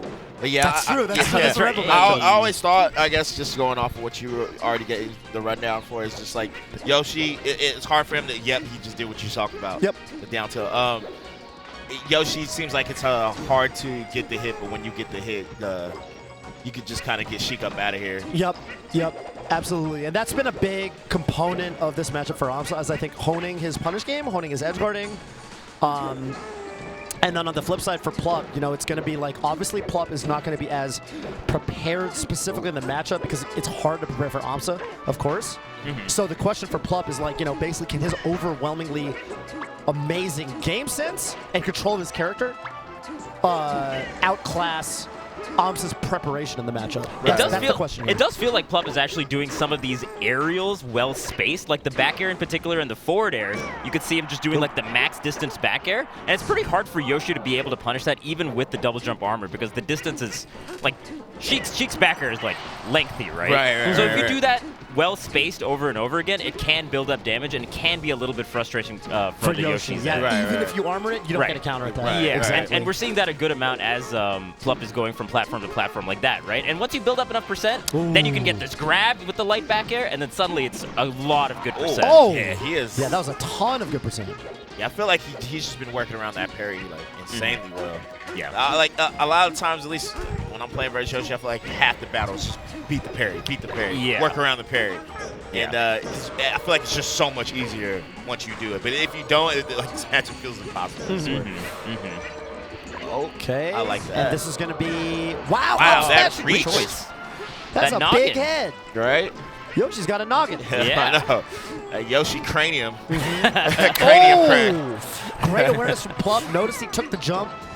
And then just runs off the platform the forward. Okay, gets a grab here, so this should be some damage. But that chain grab is actually very difficult. The timing is very tight. Very easy to drop that chain grab. What Mewtwo used to do back in the day, Mewtwo would opt to not chain grab very much. And go he for would up tilt, right? Go directly into up Yeah. tilt up smash, yeah. And you could do that too. Just get the quick 40 damage and then reset to a favorable situation. Not too bad. Oh, got that. Big grab here for Plup. And, dude, that's so hard. I always thought that's like one of the hardest things with Yoshi when you go for the cross-up double jump nair, just because like so many people are either waiting to like crouch it or like shield grab it. And in that case, like, you know, Plup just got the grab and then start, you know, comboing off it. Yeah, the way that aMSa goes around the platforms is also really tricky, right? Just talking about that double jump nair, you can like turn around as you're approaching them and change your trajectory amidst like your jump. So that's a really strong tool that aMSa will do a lot in neutral. Oh, so it's kind of tricky to tell when exactly aMSa is going to be going in and where he's going to be going in. Oh, this should be a kill right here. Down the forward air. Plup looking strong in this matchup, Nah, though. yeah, he is. Yeah. Not overextending really that much. I think that's the... That's you the big know, thing against Yoshi. Like you Yeah. were talking about, is just there's so many positions where it feels like you could punish Yoshi, and you don't want to. You want to build up the percent here at this lower percent, get it to a threshold where you can break the double jump armor with back air and forward air. Oh, counter. There it was. Counter it. Yeah, I also think too, Sheik is one of the few characters that can just hang with Yoshi on the platform. Most characters can't really challenge Yoshi's shield drops, and like Sheik, like especially Plup, we know him as being like the shield drop god. Yeah. Like he just maxed that. Like, okay, you're gonna shield drop, all right, so can I. Yeah. And my shield's almost as good. Like, you know, so it makes it hard, especially when Sheik's like aerials come out like just as faster. Yeah. And they're like better. It's hard for aMSa to use his platform game the way he normally does. No, that's a good point. Plup definitely respecting the shield drop game from aMSa and staying like a good amount of distance away so that he doesn't get shield drop up aired in particular from the Yoshi, because that's such a big pop-up. Huge, yeah, huge opener. And that was always one of Plup's strengths. I remember even back in the day talking to Mewtwo, like, you know, what is the difference between Plup and you? Like, you guys are the two best Sheiks. And Mewtwo was like, well, one thing he's better at for sure is the platform game. Ouch. And that's a tough draw for aMSa. Double jumps into that nair and just kind of loses double jump. You have to fall there if you're Yoshi. Your up, he doesn't help you recover. Okay, Plup, see right there, I love that Plup is resisting the urge to go for shield grabs. Yeah. In situations where I think a lot of people would pull the trigger on the shield grab. He is actually, you know, taking a second to really assess the situation. Yeah. And I think that's one of those spots where it's tough for a lot of Sheik players. Yeah, it's not easy, right? Like, I think even amidst the way that Plup was continuing the combo amidst these down throws, just like regrabbing once maybe, seeing where they're at, and it's hard to react to see where they're at after the down throw, because aMSa's doing like the really good DI where he's like kind of slightly above Sheik and slightly behind, but Plup is able to punish a lot of those like slight DIs amidst these chain grabs, which is really good. Because building up, getting Yoshi to like 60% is so big. Like, see, like that, that's really good. Realizing you're going to DI off stage. Up throw. Oh! Okay. Finds him up there. Good double jump read. All right. Oh. Yeah, aMSa, I mean, this is another factor of this matchup that I think is really understated. Because this matchup is so, like, trade heavy, and I don't just mean actual trades in terms of, like, oh, two attacks collide and you both take damage. I think it's like, I'm also talking about just where you go for an attack and then Yoshi tries to go for an armor or something. Yeah. Being up in this matchup is, I think, even more important than in a lot of other matchups. Like, when you're up and you can play that game where, like, you can play the percents and just, like, you can go for those hits, even if Yoshi getting armor out. Yeah. Yoshi wants to be in the lead. Absolutely. And as the person fighting Yoshi, you want to take that lead away from them. And Plup has been doing that in both these games, right? Just solid leads throughout and keeping the momentum on his side. Also doing a really good job against Yoshi's eggs off stage. As aMSa is doing the up B's on the ledge, Plup has been doing like these back airs to just kind of like beat it out, right? And then suddenly Yoshi's stuck in that animation, and then you can act a little bit before. It puts the burden on Yoshi as Yoshi's trying to come back on the stage. And wow, you see Plup waiting in that egg forever. Knowing that aMSa, like this is one of aMSa's specialties, is he will try to get a feel for how long you take to burst out of the egg. Like most players are kind of predictable with the rhythm. Plup waiting the full length of time of the egg, not matching at all. Interesting decision from him. Dang, this is going really solidly for Plup. Yeah, Plup just seems like he's able to handle like all aMSa's like mix-ups. Yeah. At least from what I'm watching. Which is not easy. Nah, It looks like he really not. came prepared. He did his homework. Because people at Summit were talking about how aMSa looked like the best player in the room at times, right? So for Plup to be having this strong a performance against aMSa, that's no easy feat. Yeah, Quite a in a testament. matchup that I feel like he probably doesn't play too often.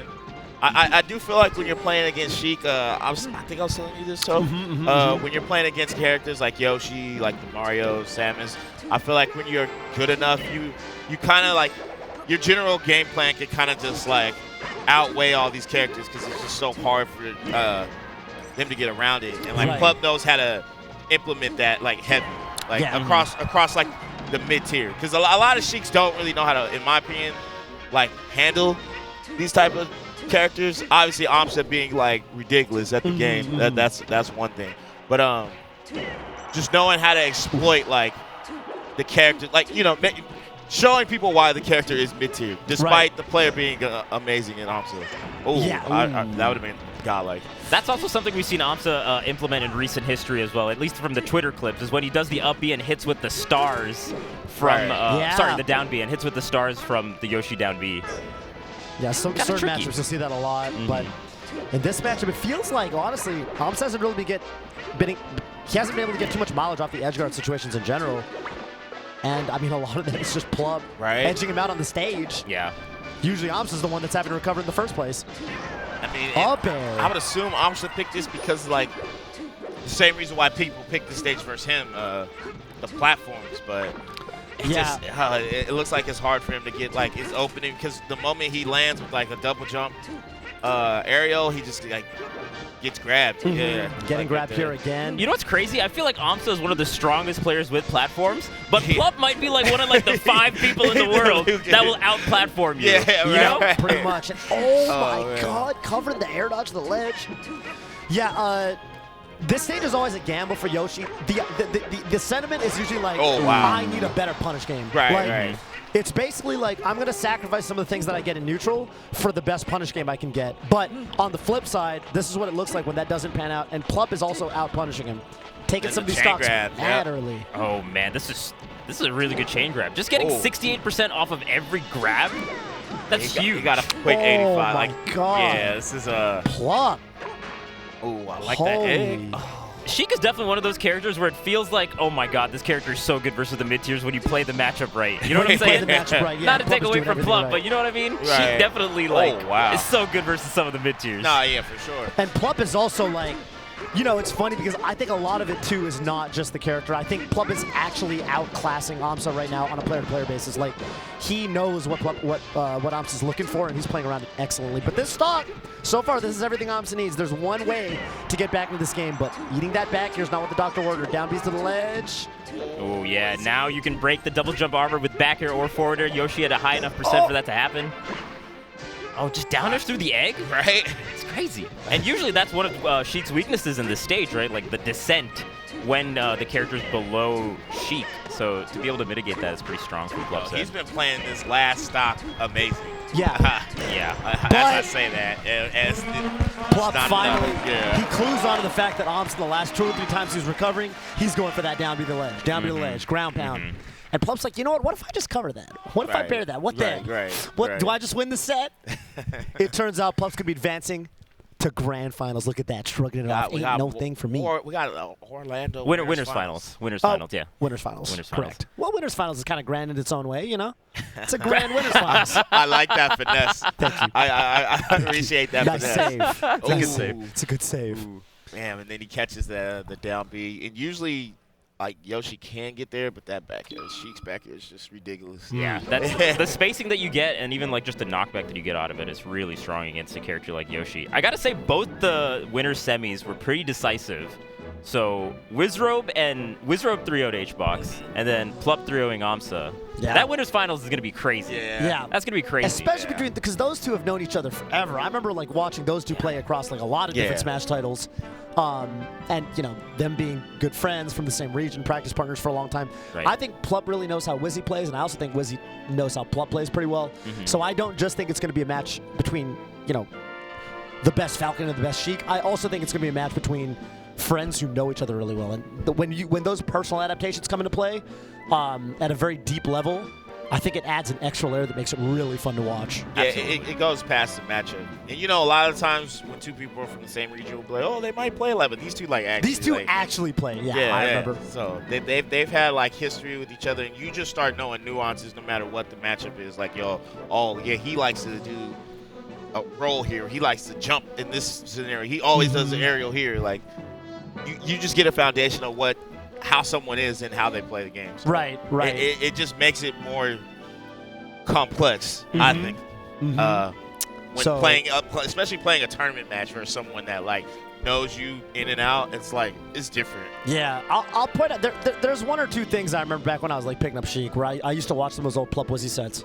Yeah. And I'll point some of that stuff out when we go to winners finals. I do think we're going to be heading over to the losers bracket for some of the matches. Again, it's going to be H-Box Trif, and then aMSa going down to fight Polish. aMSa looking, I would say, very solid in the Peach matchup, having taken out both Kalamazoo and Laud this weekend.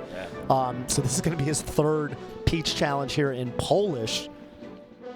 Gotta shout out the Peaches. I feel like, they're out here, man. This is an amazing weekend for Princess Peach. Yeah. We got Trif, we have Polish, Laud, Kazu. Like, that's mad Peaches to qualify. Yeah. The character is definitely, like, I think for a while, people thought, like, Peaches like on the back end, but nah. I mean, Peaches are still out here putting in work. Still, two of them in the top 6. So, I mean, that's like the most of any other character right now. I don't think there's a Spacey in top 6. I mean, if you count Plup's Fox. Count Plup. Yeah. Oh, that's kind of crazy to think about. Foxes Wow. Yeah. We're in a new era. Polish took out all the foxes. Yeah. Polish took out all the foxes. Yeah, kind of reminiscent. I remember this is kind of how it was back in the Armada days. Yeah. In a lot of ways. So H-Box Polish. I mean, this is a tough matchup, obviously, for Peach, but at the same time, this is the Peach that most recently did beat H-Box at the qualifiers. And, it was kind of a wild weekend because the NA East qualifiers, Polish was the last seed. And I don't mean the last seed in his pool. I mean, he was the last seed. Right. For the whole thing. Oh, right. And he was Polish seed definitely 16, and got third. He beat everyone in his pool, and he got third. Yeah. Beating IBDW and winners, Yeah. I think overall, Ridiculous seeding-wise, Polish has been underrated. For sure. Yeah. Just over the last few tournaments well, that I've not seen. anymore. Not anymore. Not anymore. People are about to start giving the respect he deserves. I think between him and Trif, they're like fighting for that like best Peach argument. Yes. Those two in particular. In this bracket. Yeah. In particular. Right. Yeah. They possibly could play each other. Yeah. It could actually happen. We're going to find out. I'm really happy for the character in general, right? When you have so many different Peaches like pushing the meta, it really speaks to how the future of Peach is going to be. I feel like Falcon had that a little bit in like the last couple of years, just between like all the S2J. Yeah, all the Falcons are like coming up. None, and I feel like that same kind of thing is happening among the Peaches now. We're getting to see like 2 or 3 of these top level Peaches at all these top 8s. At least one here or there if some is intended. And what I like, cause I'm doing the classic. Armada's always referenced with the character. Of course. But I think the biggest difference with all these players that just named prior, none of them really play like Armada. Kalamazoo might be the closest, and even still, he does things different. I think what's cool is not only do they take reference, obviously, from Armada, but they add their own little thing to it to develop the character in their way, right? I mean, especially like with Polish and Laud in particular, how much they've like developed like how Peach Puff should be played. Yeah, I feel like those two. I mean, granted, there's a lot of great Peaches out there, but like it's so many high-level Peaches that are like implementing different things in matchups that Armada didn't even play. With Peach. Yeah, which I think is dope. I mean, yeah, exactly. I mean, I feel like Peach Puff was quote unquote. It felt like unwinnable to a lot of these top Peaches, right? aMSa swapped off for, right? Yeah, I mean, sometimes Young Link, and then Fox after a while. So to see these new school, for lack of a better word, newer Peaches really push those kind of matchups is crazy. Because those matchups just looked almost impossible when you saw it at like the highest level like a few years ago. But now just with like the implementation of how like you would do like the really low float heights, the sub floats, the hyper floats, and then all the turn to play. Especially there's a really good video about that specifically from Turn Down for Wall, who did the matchup analysis of LOD versus HBox. Just thinking about that in particular.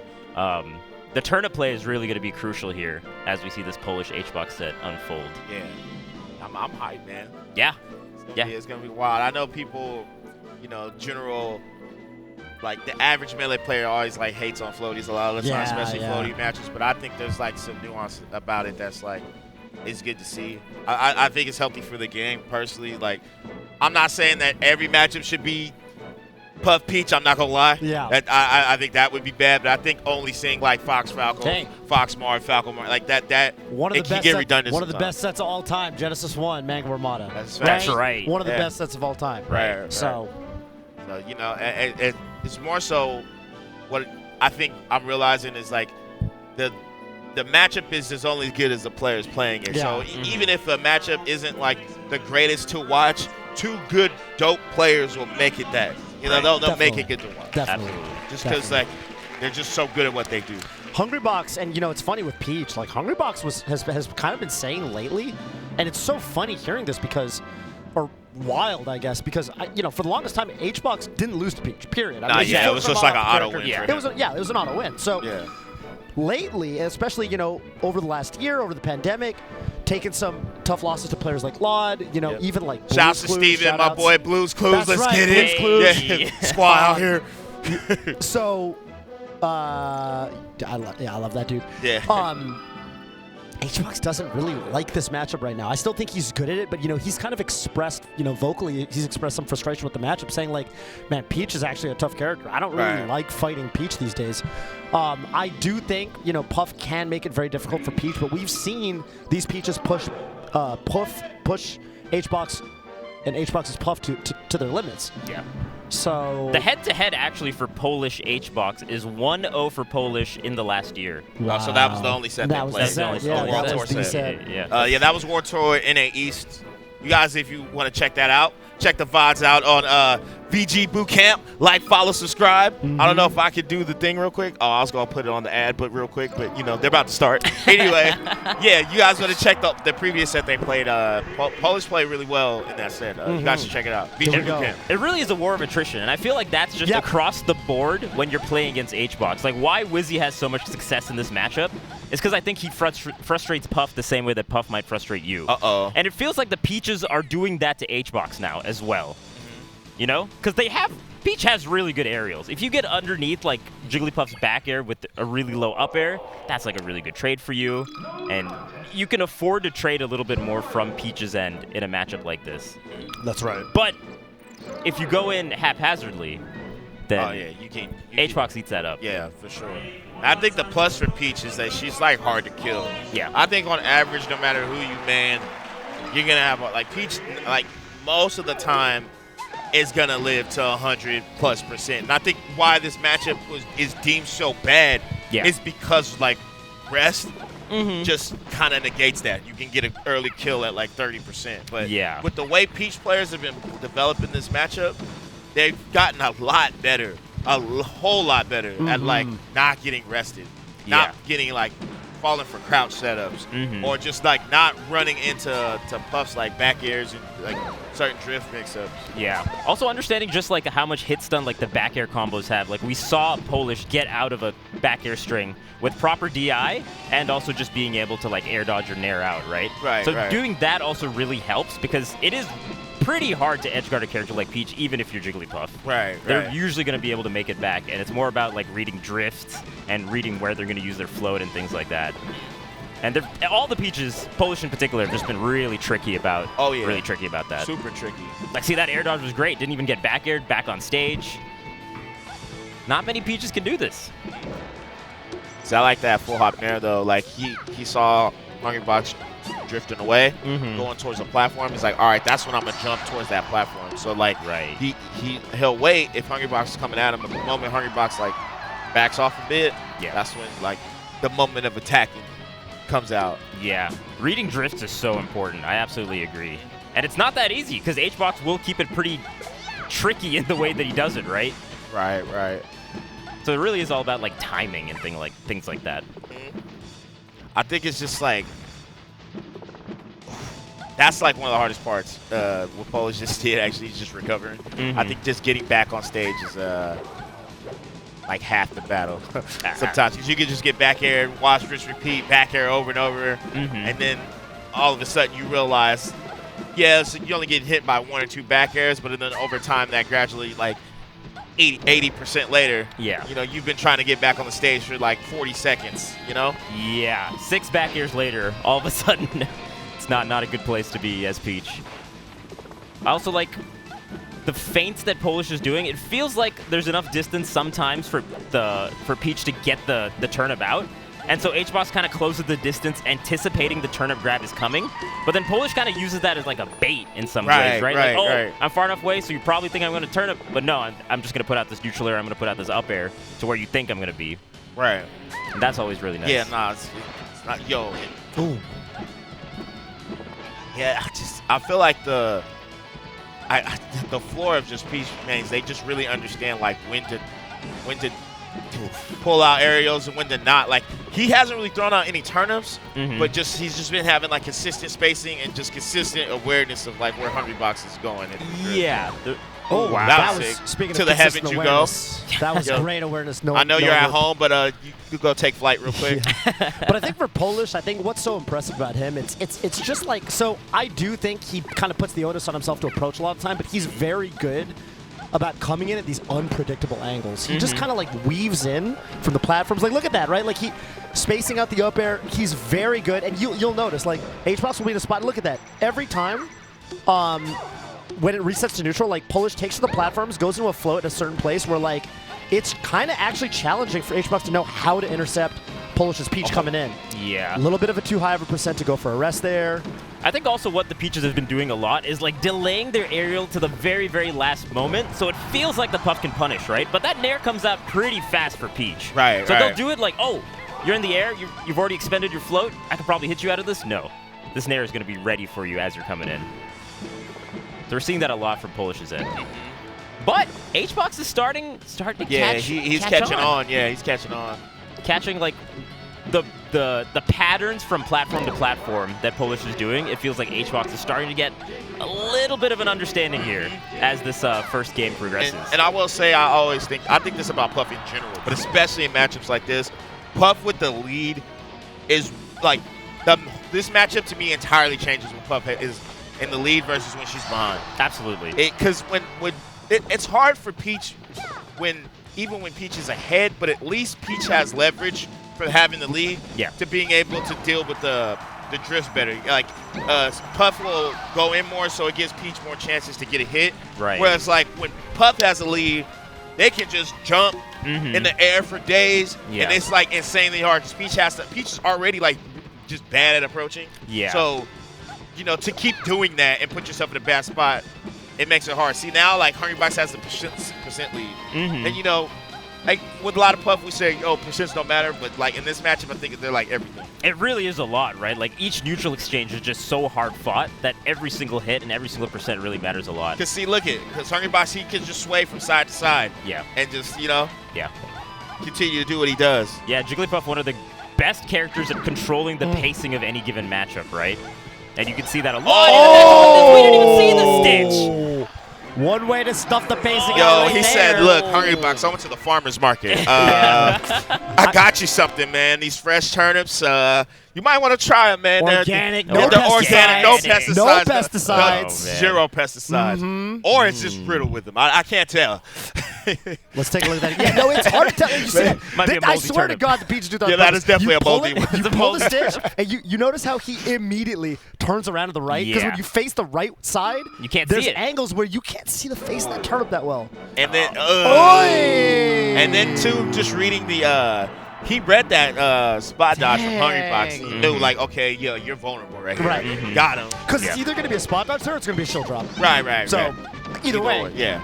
going to get hit. Throwing the turnip up is actually, like, broken. I think we always talk about, like, or see it being thrown side to side. Sometimes down off the edge guard, but the up turnip is really good. Definitely, yeah. Especially right there when he's got it. Because it's so low risk there. Yeah, there's literally no risk involved. In fact, yeah. if HBox stays in his shield there, all that you're gonna, because Stitch Face is a lot of shield stun. So actually, HBox probably locked his shield for long enough that you could even try to go for like a shield poke, like up air, keep the damage building. And so you can also, you have enough time to re-grab the turnip too if it hits the shield that, right?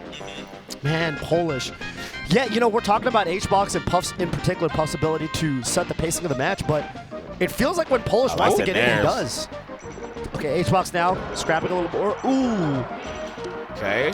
I do think in this matchup, like, I try to think about Melee sometimes in terms of, like matchups, in terms of, like, who's the infighter and who's the outfighter. Right. Like in boxing, right? Like, for example, Spacey's Falcon. That's going to be like Spacey's want to get in, Falcon wants to kind of keep them out, keep them at that nair range. In this matchup, I definitely think Peach is the infighter, Puff's the outfighter. Puff wants to keep Peach at that bear spacing. Peach wants to get right on top and get those nairs out, those juicy nairs, back airs. That's kind of the dynamic you got between these two. And, you know, Dreamland counterpick. Okay, finally getting that KO. I got to say, the couple of hits that Polish actually got in neutral were off these Z-drop turnips into, like, neutral air. And it kind of just covers the space right around Peach in the air. And then it's like it's a light enough hit that you can actually get something off of it on Jigglypuff. So I'm looking forward to seeing more of that as this set progresses. The turnip play has just been phenomenal from Peach. I really like it.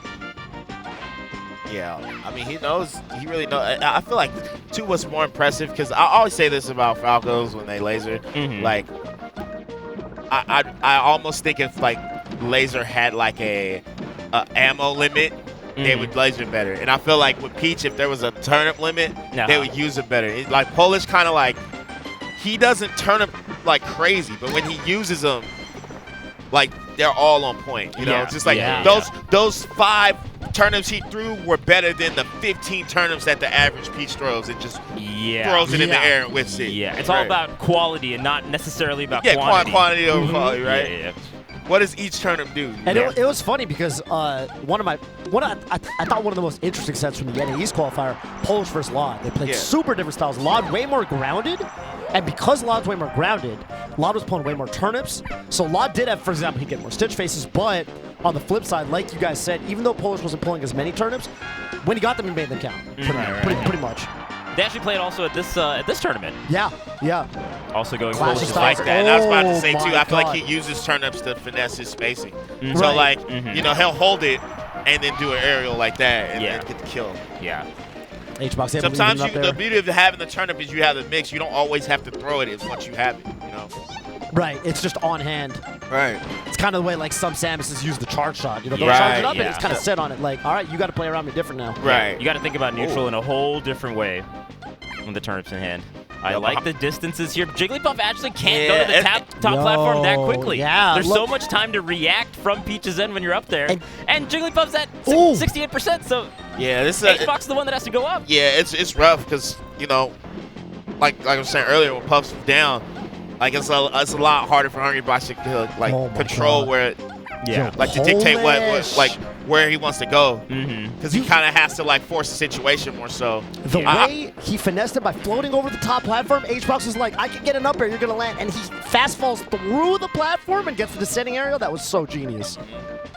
I will say, this is gonna be so hard for Hungrybox because I was like, yo, at some point, I do think rest needs to happen. Like, and I obviously because it kills quick, but just like mental damage. You gotta get it in his head that he could get rested and just die at any moment for whatever he does. Right.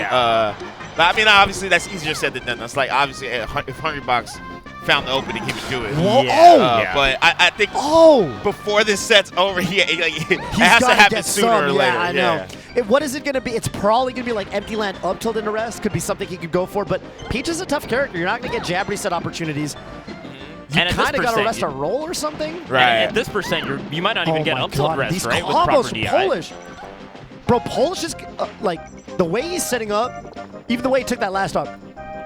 float on the platform above HBox's shield, throw out the nair, go directly into the down smash, even if the nair doesn't hit, which it did. But even if it doesn't, that down smash is going to connect on the shield and probably shield poke. Right. So Polish is actually using the platform down smash to like challenge HBox on the platforms.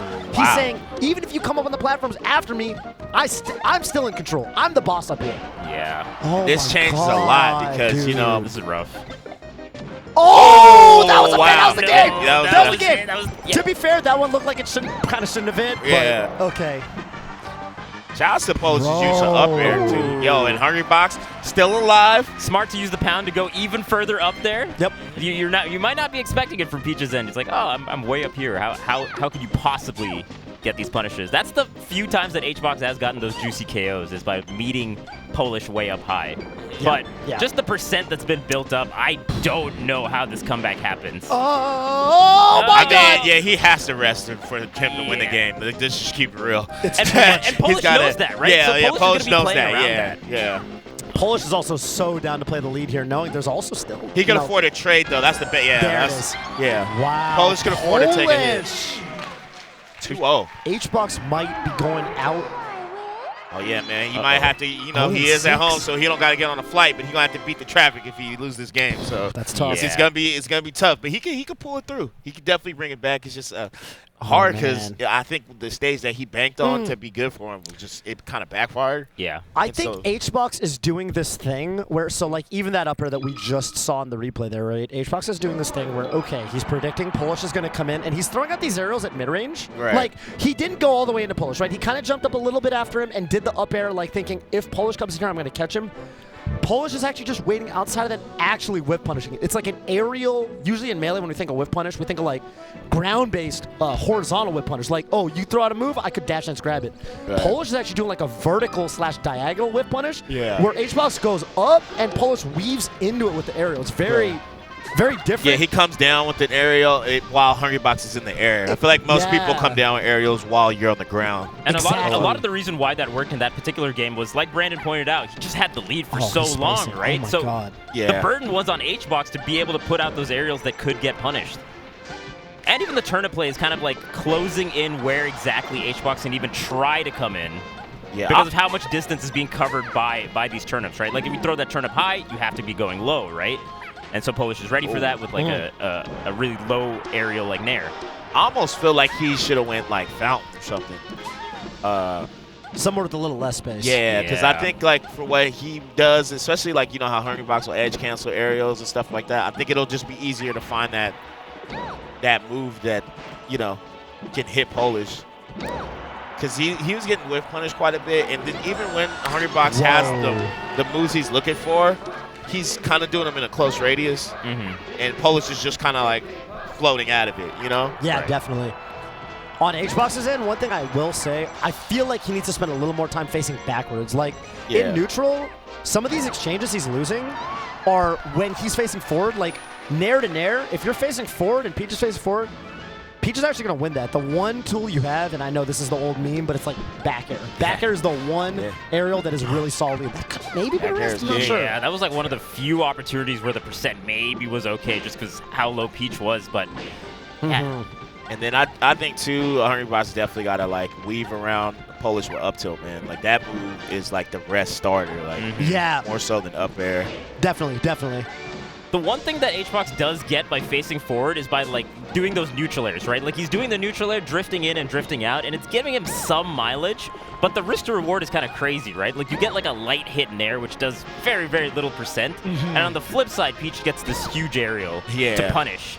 So it is tricky. Yeah, it's tricky. It's see, like that, it's like, okay, you got the Nair, but was it really worth it? You trade it. And like, usually Puff can afford to trade in a lot of scenarios, but I feel like Peach is the trade queen. You can't really afford to trade with Peach like that. Oh, he should have grabbed that. I would have grabbed it. Yeah. Well, maybe then you can't up air. I don't know. Yeah. I feel like I would have grabbed it, and then I would have thought about it, and then be like, actually, I should probably shouldn't have this, and then I would have let go of it. So sometimes you overthink it too when you accidentally have the turnip. You're like, oh man, now I suddenly have all these options. Right. And then you just do something bad. Yeah. That's the classic for non-Peach mains. Yeah. Okay. What a well-placed up air from Hungrybox. That was really good catching Polish's drift there. Yeah, he got that whip punish, bro. He caught him in there and in the air. Like, he uses drift to bait. Ooh, he went for the up tilt. I'm glad he went for it though. Yeah. Just using like Pup's drift to bait Polish to do nairs and then going in. Nice drill. And at these percentages, too, HBox has got to look out because when Polish is grounded, that CC is definitely coming out against all these back airs. So even that is not, like, super, super effective.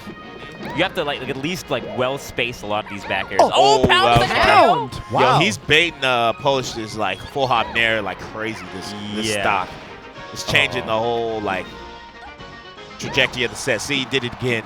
If Polish can, or if Hungrybox, if he keeps doing this, I mean, it's going to be hard for Polish. I think Polish definitely got to think about, I like what that a tech. Wow, tech into air dodge as well, so you can act before Jigglypuff can get back. I think before Polish does the nair, he should jump first to bait what Hungrybox is going to do. But that worked. That killed. Wow. That's going to KO. Jeez, I will say HBox put him in a lot of spots. Well, that was kind of wild. Kind of looked like he took the ground, but I guess he didn't. Well, he's got Mr. Saturn. But yeah, HBox in a lot of putting himself in some spots where like he's kind of like not letting Polish kill him, but it's like he could die there, and I wish he would just avoid those spots, you know?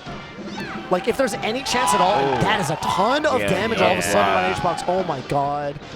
Rest? Oh, rest? Oh, my he's God. still alive, though. If he gets a stitch. Because Peach cannot punish, And you saw he was trying to do the up air into one of the turnips and maybe try to get a combo off that. Isn't there like a turnip drop up smash thing? Yeah, Remember that's Armani used to go for that? Yeah.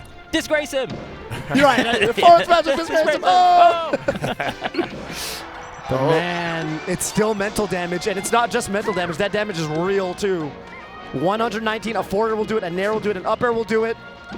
Backer's going to start doing it. How's HBox going to answer? Nair and Polish! Knocking Hungrybox out of the bracket. Place. That's crazy. Man, I gotta say, just thinking about the matchups that HBox lost to Falcon 3-0 and lost to Peach 3-0, right? Yeah. That was things that we did not think were really like, that possible yeah. 3 years ago. For HBox in particular, Right, yeah. those are like Those the are like demon. the freebies, yeah. Those are the freebies. Yeah. Those are the freebies, yeah. That's The times crazy. change. Yeah, Players have gotten so Yeah, much players better. players have gotten That's so much better. And you know, you How's got to the think about Polish? Polish, man. Like his puff game, he played Michael for so long. Shouts to Michael. I've seen them have classics. Yeah. Right, that's right. Yeah. You know, so Polish maybe, Michael, man. maybe you know, it all comes like full circle. at the end of the Definitely, day. definitely. And that'll definitely play against Michael. Will definitely trade you Oh, in that God. war of attrition. Like Yeah. you're gonna take your time against a That's player like Michael. That's mental. That is mental stamina right Yeah, there. yeah, for I think sure. a lot of the Midwestern smashers, especially the floaties, will tell you like, yeah, Michael is the real final. The final boss. That's the final boss. It's not, Yeah, for it's sure. not any of those other puffs. Michael will play. I mean, he will play that timer. Yeah. I hope he's been doing well. I haven't seen Yo, Michael too much recently. speaking of timer, Oh. boom. Boom. Was the VGBC timeout? VGBC timeout. So subscribe to VGBootCamp, please. On VGBC on all platforms, or VGBootCamp, I should say. But for $4.99 a month on Twitch, or you can do it free with the Prime. Yo, I love the VGBC jab lockout. Obviously, the VGBC stock. I feel enlightened using that emote. That's a nice one. But yeah, man, they do a lot for the community, for the scene as a whole. They got everybody on Earth to come together and play a high-level melee. That's right. From all different like countries, continents. It's beautiful to see. So thank you to VG Bootcamp. Like, follow, subscribe, man, please.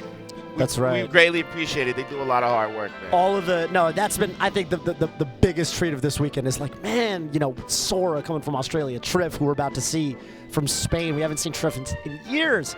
We have players from Chile. We have players from Panama. And see, here's the trippy part. Not even just seeing, like, because, you know, we've seen Trif before, but then, like, have you seen Trif play against, like, Chape? Or have you seen, like, Sora play against, like, aMSa or something? Like that stuff, like, because we always think about how other countries, well, speaking of Trif playing aMSa, right?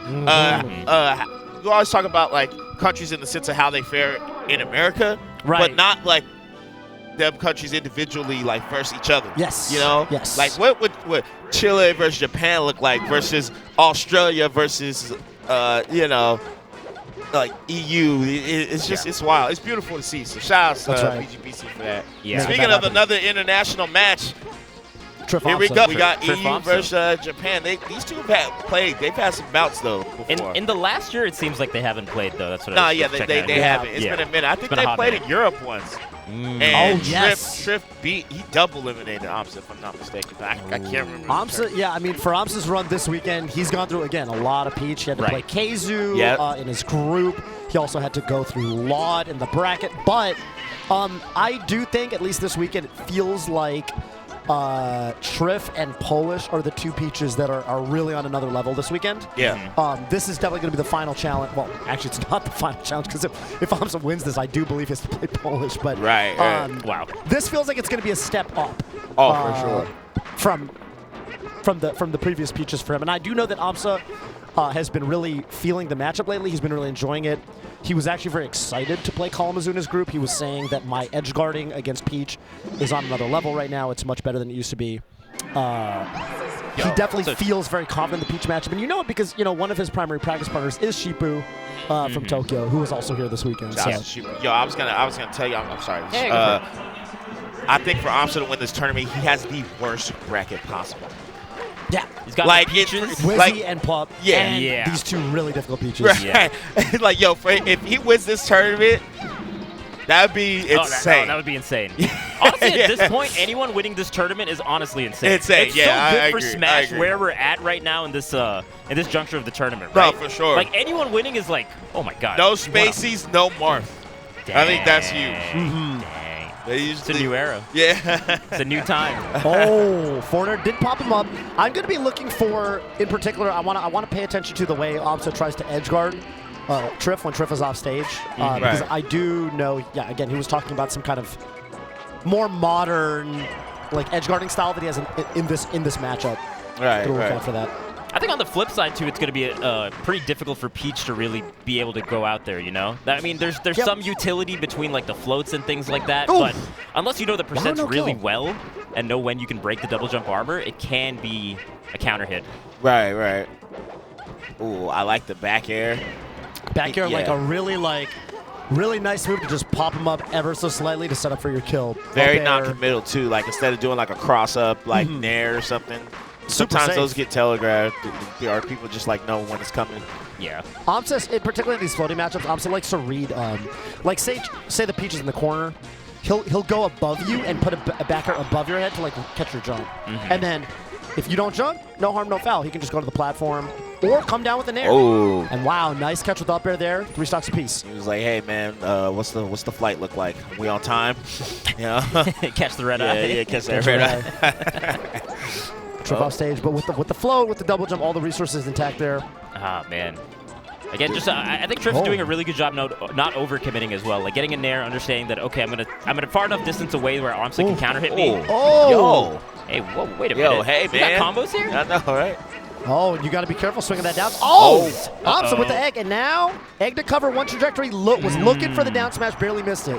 Yeah. But that might be the play. Oh. Oh, she'll jump up here. Counter. That's so tempting. It's I so know, right? tempting, right? It's like, It's oh, so Yoshi, tempting, you're just yeah. there. You You're not can't- doing anything. Yoshi wasn't even in shield when the attack was coming out. That was Right, quick. Right. It's the shield drop up That's there. right. No shield lag. No shield lag on Yoshi. Yoshi, obviously a very unique shield. Some downsides, you can't jump out of it, but also some plus sides. But that was a great turnip. Yep. No edge guarding needed after that.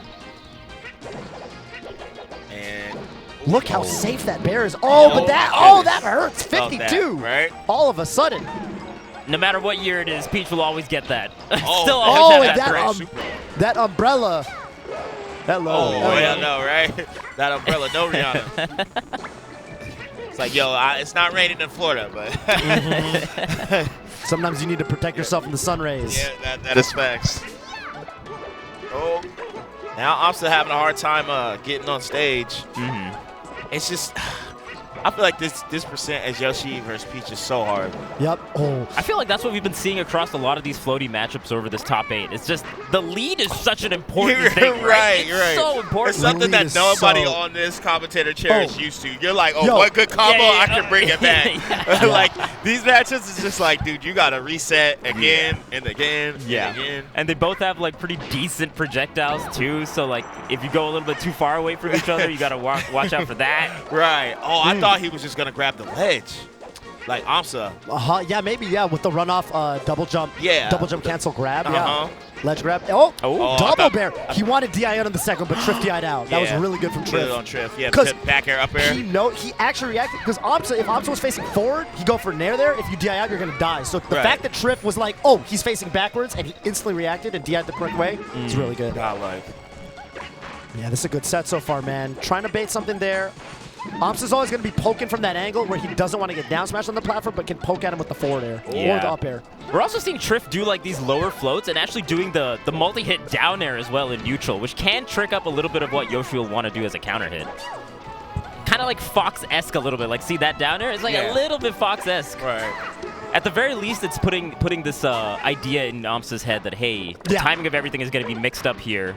It's not going to just be like a neutral air or back air. Right. It's like if you're gonna parry, you're gonna parry it into like all these hitboxes from down there. exactly. Oh, but Catches my the man's got jump. the eggs out. It's like, look, man, we can have breakfast in the afternoon, man. I got you. Yeah. Can I put some turnips in this omelet? Yeah, all right. Down to the ledge. Okay. Trif at AZ%. Shouts to Arizona. Definitely. But also, these turnips are doing damage. Oh my god. And Trif is so smart. He's just staying very grounded because he knows that aMSa's coming off these platforms. I know exactly the distance that you'll be if you try to waveland off back air or forward air, and just stays right there. Well, that bear actually didn't KO. That's insane. Hasn't been touched for quite some time now. Yeah. How is aMSa going to get in? Oh. Looking for a neutral B. Oh, but that's a big launcher. Looking for the roll in. Trif not my given to him. goodness. Forward smash would have done it. The power Oh, The let's power go. shield egg. Trif is amazing. Yo, he said, I'm full. I already ate my plate. I don't need any more protein. Yeah, I'm good. I got the turnips on me, man. That's enough for the Vegetarian diet. that Vegan diet. vegan diet. Vegan diet. No He eggs. said, I want no cholesterol. Not Check my lacto calorie ovo. count. Check that calorie Check count. the calorie count. Yoshi's story going to be, classic Yoshi's counter pick. You're going to get that nice kill If you percent. ain't spinning, Yeah. You ain't you ain't winning. winning. Oh, man. Oh, we covered My man, that. Covered no air the dodge full and air spin dodge. cycle. Oh! It's on the other side to do the lick? Yo, that's godlike. Dang. Okay. Wow, yo, the turnips and the eggs have been such difference makers for both aMSa and Trif. As long as they have stage control, those projectiles are coming into play in a major way. It's also like one neutral opening, basically, right? If they each get their respective projectile, Right. it's just one little aerial less that they have to contend with. Like 2 eggs there, boom. Oh, okay. Oh, I saw the vision, aMSa. I saw the vision. Yeah, and that move kills off the top extremely early. That move is actually stronger if you do the grounded version. If you do it from the air, it's not quite as strong. If you do it grounded like that, that can kill it absurdly early percents. I'm just going to stall it out a little bit. Okay, what's the And answer? you get What's the an answer? omelet. And you get an omelet. Oh, there it is, the dash tag. That was excellent from Trif, recognizing the weak dash tag to deal with the egg stalling, but aMSa did get some damage for it. Yeah, also covering the Randall that was coming out, too, from Trif's end. Not allowing aMSa to have any kind of shenanigans there. Oh, I love when he does Wow. that. He's been doing that a lot lately. Back air to up air. And this is definitely the stage where you're going to get those really early upper kills. Yeah, you can really see the counter pick coming into fruition here. Because now aMSa can actually get those relatively low percent KOs, and Peach is going to have to struggle just a little bit more. Yeah, man, aMSa's Peach game got so much better. So much Yeah. better. So much better. Because I remember asking him, I was like, you're not scared of Kalamazoo? I remember Peach used to be a really bad match. You know, you had those Armada sets. Right, And right. aMSa was like, yeah, but I was so much worse back then. Yeah. I was so much worse back then. Yeah, you tell know? him, aMSa. I was like, oh, okay. Yeah, fair enough. Fair enough. Yeah, true. Oh. Let me at him. That's the same thing he did with the Falcon matchup, too. Yep.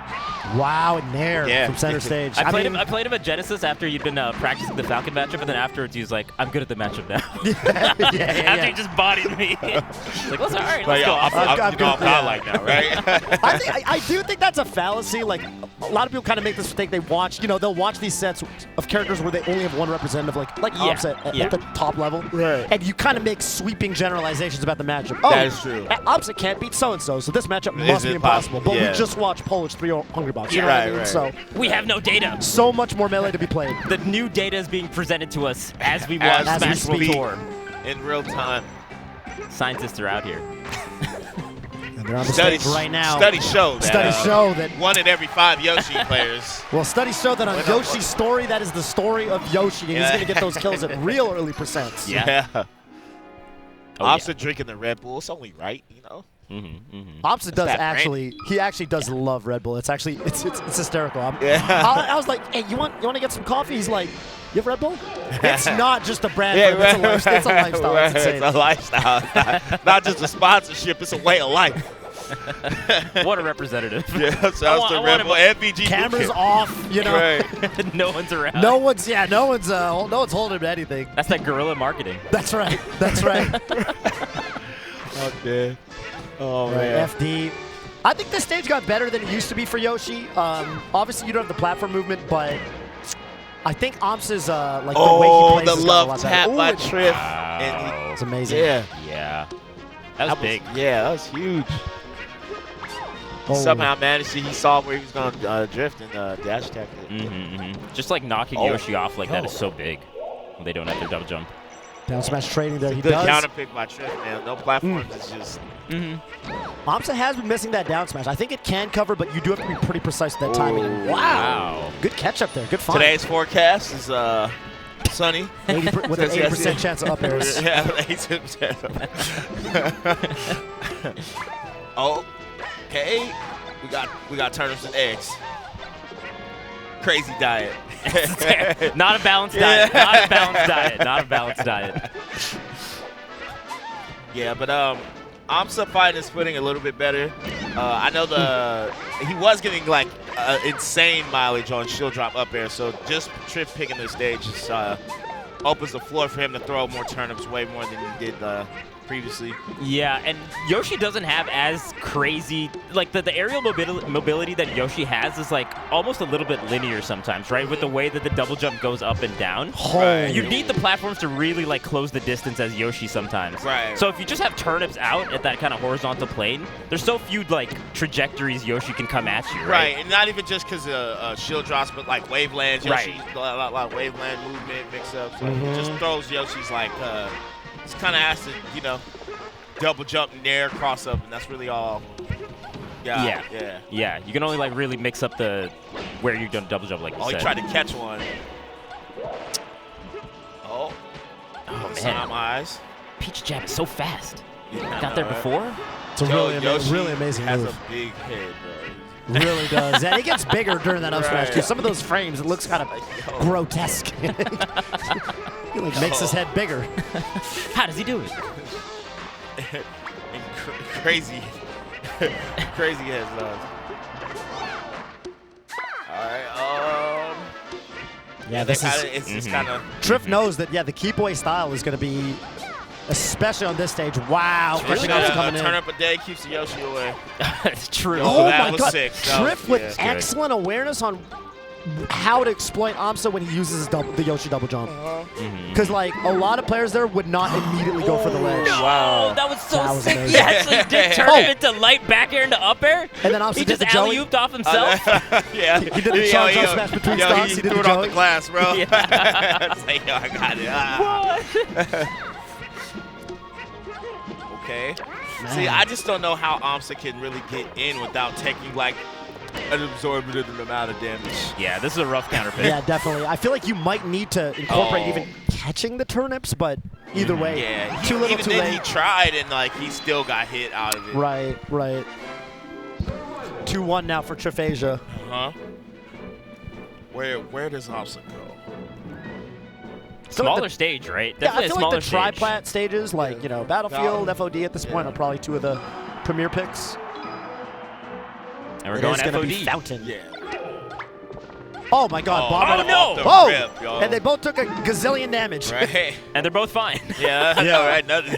If you're at Nothing 0, you're fine, but it's funny because if you're like not even really that high, like if you're at 30, you can die. So Yeah. that's why you see Peaches, if you guys in chat are wondering, like, well, why does Peach just throw the bomb away sometimes? That's exactly why. Right, it's not worth the risk. Not worth the risk.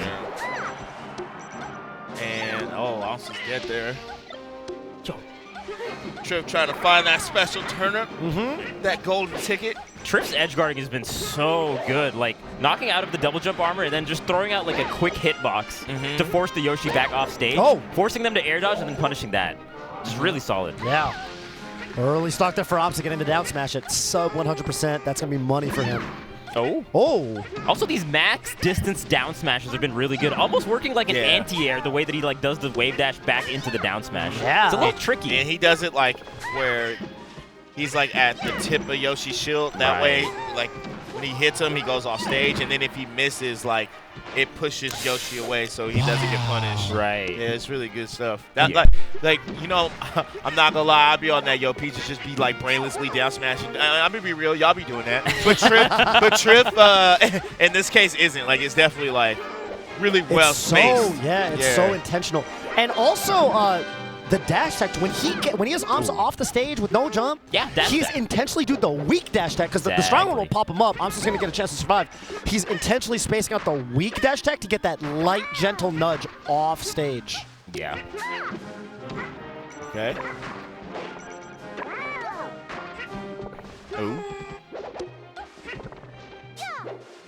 Oh.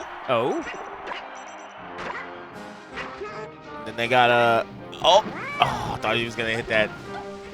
Yeah. Forward throw. Yeah, even turnips are also working out the same way that you're talking about, like the dash attacks, the light hits. The turnip works in that kind of similar way where it puts Yoshi in that kind of a little bit below the lip of the stage, forcing the air dodge and then beating that out with the edge guarding. Oh, almost.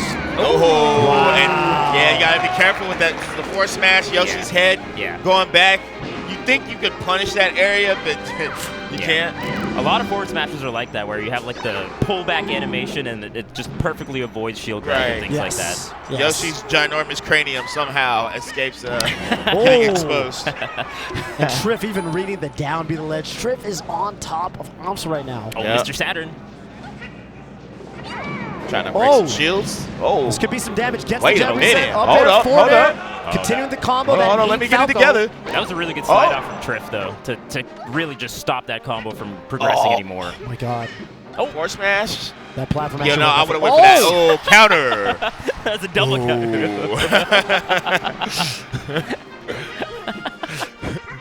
Wow. This match is crazy. I know, right? Like, yo, use your burst. Use your burst. Usually it's Peach the one that's doing that gets the counter. Right. Like how does it feel? Yeah. Again. Oh, big caught the end of that super armor. Ooh. Oh, you're again looking for the weak dash tag to just end the set. Dude, aMSa really does use all his moves, yo. Yeah. Yes. Like, aMSa now. You have to. It's tough. Trif's been covering that down B. It's that no move left behind, bro. It's the only way you can innovate a character like this, right? Right. Oh, what can I do with down B? let me brain. Big grab, forward throw, 161 now on aMSa. Still no down B. Oh, and the nair clipping Trif, that could be big. Yeah. Oh my God. That was a good roll away. That was a great roll away. I'm shocked he just did my God. Short there. Uh-oh. Oh, man, the falling down nair, really smart from aMSa. He's been doing air dodge quite a bit, too. Just going back to the ledge. I'm watching my heart's beating fast. Yeah, I know, right? The heart rate's going crazy. Yeah. Oh! Shielding the egg, and Trif remaining undefeated against aMSa. Yeah. Congratulations to Trif, but, you know, give it up for aMSa, though.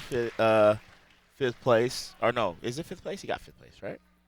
Yeah. Fifth. Yeah. You know, VGBC emotes in the chat, please. Claps in the chat. Wow, dude. Oh, but, yeah, man, Trif just... he was so good. Yeah, no, Trif was amazing. He had aMSa, like, really, really second-guessing his recoveries. The way he was... Oh, my goodness gracious. Yeah, so the nair went above the down tilt, right? That was Yoshi's down tilt that was that happened right there? Let's take it again. Let's watch it again. Yeah, down tilt, right? Shielded the egg, like... That down tilt. Oh, was that down tilt? No, it had to be down tilt, right? Yeah. But just didn't get it out quite fast enough. That is crazy. And then just the slightest float. That's such a low float. Yeah, it wasn't active yet. Yeah. So it's funny because this was actually something we labbed, was the down tilt interactions, and sometimes you'll see that little spin effect come out of the Yoshi down tilt, but the move isn't actually active yet. That was like frame, I think, 4 of the down tilt. There's like 3 more frames until that move's active. Yeah. So Trif just actually beat that out. He was plus. Sometimes you're just plus. Sometimes you're just plus on block, bro. You're just plus on block. You're just plus on block. Respect these. Respect my plus frames. Respect my Why plus you frames. bashing? And if you want to learn what's plus on block and what isn't safe on block, play with and learn from the best players competing today. Use this promo code. Get 10% off Metafy. That's right, SWT. SWT. Metafy.gg/SWT. And you know, the best thing about Metafy, it's supporting Smash so much. It's helping players big and small find new opportunities for income, doing things they love. You know, you've got people like, I don't know, Muta King, Kadoran, players that are here like that. Yeah. Who are on Metafy, and they love talking about Smash. They love, you know, helping new players get good, and it's just fun for them. So I think it's just so dope that Metafy lets these top players do what they love, which is talk about Super Smash Bros., talk about Melee. And it's so much more personal, you know what I mean? It's a more personal detailed, way. you know? Right. Yeah. It's like literally a one-to-one. Like if you specifically can get like advice or coaching from said player who normally would just give advice on YouTube video or stream. Yeah. Way more detailed and nuanced and detailed towards you as a player.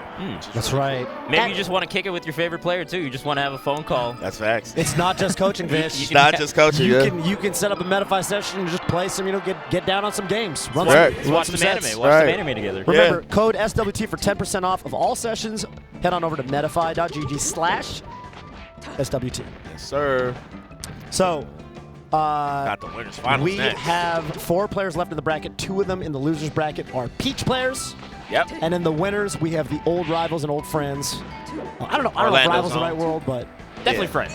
definitely friends, Plup and Wizzy. Orlando Zone, that's right. Yep. Central Florida. CFL, shout out to CFL. Yeah. Yeah, man. I can't remember the last time. No, they played at Plup Showdown, I think, was No, one. no. There was also that. Plup Showdown was Plup one. They went- played a first to 5. Yeah. Plup went That Plup and, just went ham in that Plup whole went tournament, right? Like he in. just beat Yeah, he everyone. beat which he beat the is brakes off everybody. crazy. They played at Summit too. Oh. Didn't they play in like winners or something like that? Entirely I'm possible. pretty sure they not. Hold this up. It was a previous Summit. Yeah, one of the previous ones. Smash Summit 11, I think it is. So we talked a little bit about how, you know, I think when you've got people who know each other really well, it's not just the character matchup, it's also the player matchup.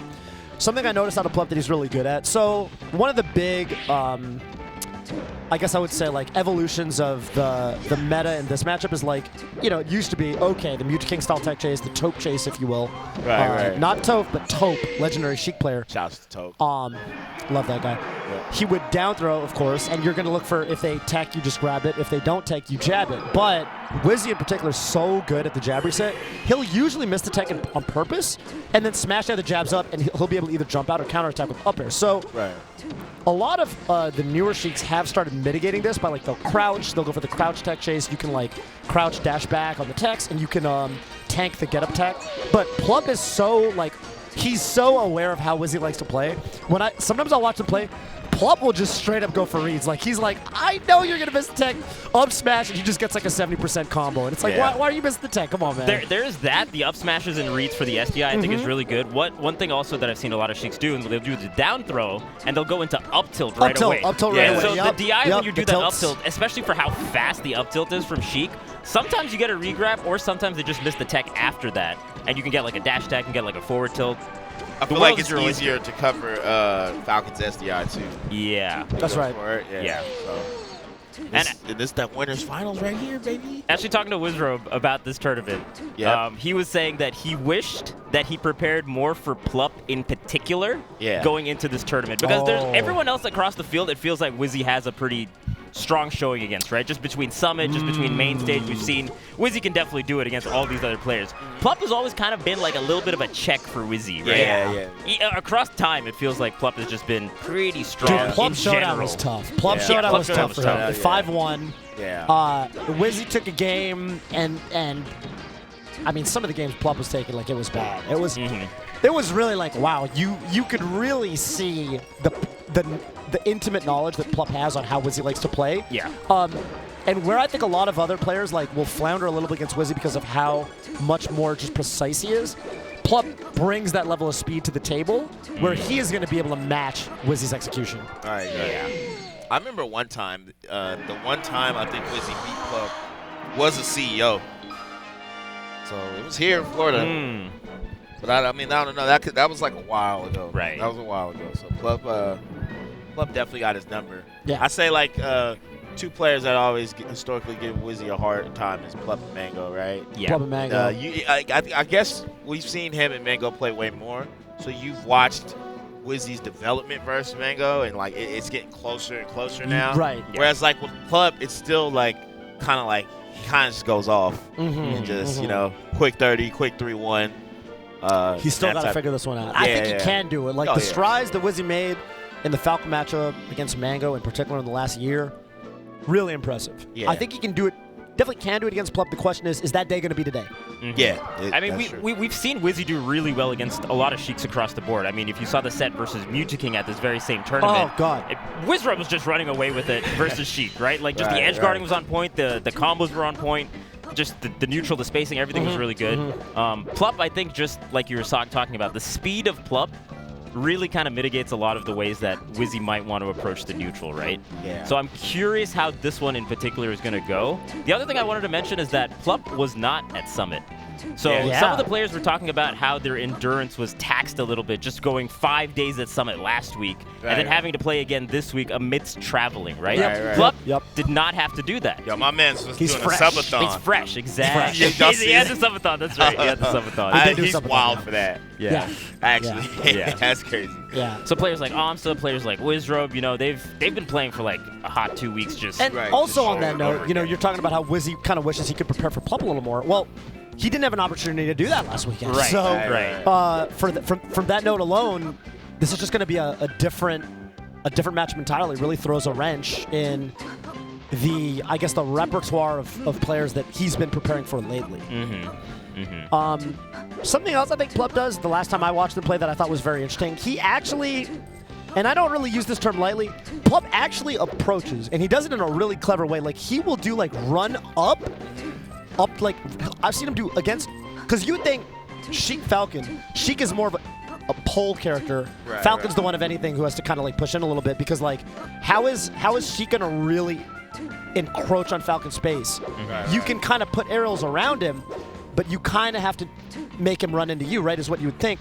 Plup, I've seen him actually he'll like run up and do like run up tilt and catch Wizzy as he's coming off the ground. It's really impressive. Like, he actually like just like charges into Falcon space, and he makes Sheik look like the one that actually, I know people in approach is kind of a loaded term in Smash. People are talking about, man, you never approach, but I really mean, like, he does these approaches that I just don't see any other Sheiks do in this matchup. And since we're talking about the two players that give Wizzy a lot of trouble, we talked about Mango, we talked about Plup. Both of those players definitely approach Falcon in that kind of style that you're talking about, right? Like kind of fast, right in your face. Yeah. And I think Falcon has a lot of weaknesses when you get to that really, really close range, right? Because Falcon's aerials aren't like the fastest on startup, right? So once you get right in there, unless you're like doing a fade back stomp, which Wizzy likes to do, which does take a little bit of time to start up. Even that can get caught, right? Exactly. So if you're just right in that like kind of zone 1 area, it can be kind of difficult for Falcon to get things started. And Sheik gets so much off of those like kind of random stray hits. Like if you get a forward tilt, Sheik will usually be able to like act out of it a little bit faster and then get a grab or some kind of tech chase off of that, even off of up tilts like you're talking about. So it's going to be difficult. Dash tag also a really solid move in neutral. It's gonna be crazy. It's the infighter. It's the infighter and the outsider. Same thing. Sheik definitely the infighter in this matchup. Love your usage of the term Zone 1. Drug Fox ism. Shout out to Drug Fox. Talking about the different zones that you might be fighting Falcon at. Zone 1 being directly on top of him, and then you've got Zone 2. Falcon very comfortable at, where he can throw out that nair. That's kind of like think of his nair range. Zone 3 a little bit outside of that, and then Zone 4 you're across the stage. Random fact. On the stream, Plup has a 11-1 lifetime record. 11-1. Wizrobe took his first set of Plup off CEO 2019. Let's go. There you go. Remember that. You remember that. Let's go, Brandon. Yes, shout out to VGBC with the info, man. Oh, man, and we're going to get game 1 here on Battlefield. I'm excited for this set. This is, as a Falcon main, I'm curious what Wizzy has in store for us. That's right. Yeah. No SDI.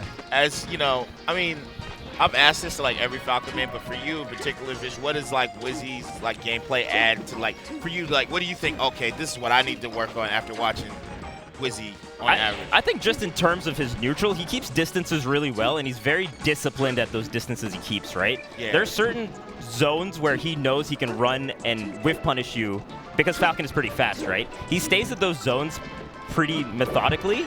And then obviously, like, his punish reactions have always been really good, right? So those two things in particular I think are solid because against Sheik in particular, the edge guarding can be pretty flowcharty from the Falcon's end. Right, and I think Wizzy pushes that kind of flowchart edge guarding really well. Right, right. Yes. And some other Falcons might suffer from that and let Sheik back on when she shouldn't come back on. I really like how Wizzy is consistent with like sticking to his game plan. Yeah. Yep. The discipline. Mr. Plan A. Yeah, that's hard to do. Like you and Wizzy's style, right? It's like it's simple. You know what he's gonna do. We all know what he's gonna do. Right. But like the fact that one he's able to do it, that's really difficult, and your ability to stop it, it's so hard. It's so hard. It's so hard. And you gotta give Wizzy credit for that. Like, Absolutely. He's kind of like the Hulk or something in that sense. It's like he's just stronger than you. Like, it's not that complicated. Right. But You know what makes him the Hulk, though, right? You know what. But we all know what the Hulk's gonna do. But it's just like you're not gonna stop it, though. Exactly. Exactly. I think that's so cool. I like the way Bobby Scar talks about it. Shout outs, of course, to Scar. Where it's like, you know, Wizzy you don't really see the plan B too often. It's usually he just does the plan A, but the plan A is so effective. Right. For sure. Okay. Nice tech chasing. Oh, man. And see, he tech knows that chasing Sheik really difficult, by the way. She's got a really long tech, and the animations are ambiguous. Yeah. Whoa, what a slide off. It's though. not like Going the right. Foxes where you can the animations are different between the in-place tech and the tech rollaways, right? Sheiks are all like very similar in animation styles. Yeah, in particular, the tech in place and the tech behind are actually identical, I think, for the first 7 frames. So by the time they're visually distinguishable, it's too late. But not stopping Wizrobe. Hey, Wizzy can tech chase an invisible character. It turns out. He doesn't need the animations. He'll just tech chase anything on the He screen. just sees that, that little tech spark, the little green, yellow spark thing. He just sees it and reacts. It's all in his mind's eye. How does Gonna he see be the a game so chalk. That's a stock lead, but it's still Plup he's playing against. So I can never count Plup out, bro. Plup is goated. Right there, run Right? up forward tilt. Right? Oh, I think he messed up his dash, but he had the right idea. Crazy get wiggle over out from here. Wizzy, but Plup was ready for it, and now forwarding him off stage. Oh, that was smart. And that up B barely knocks down. A little bit lower percent from Plup. He wouldn't get knocked down there, and he could easily get an edge guard, but Oh my, Oh my invincibility God. frames.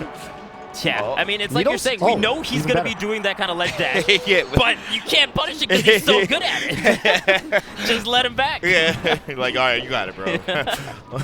Not gonna try to figure this out. Plup hunting for that grab. If he gets that opening, Oh, this all is of a big. sudden, with This- these trades, Ooh, tries to use the Nair to cover most of the platform. Really good tech option there from Plup. Oh, oh that's big. my God.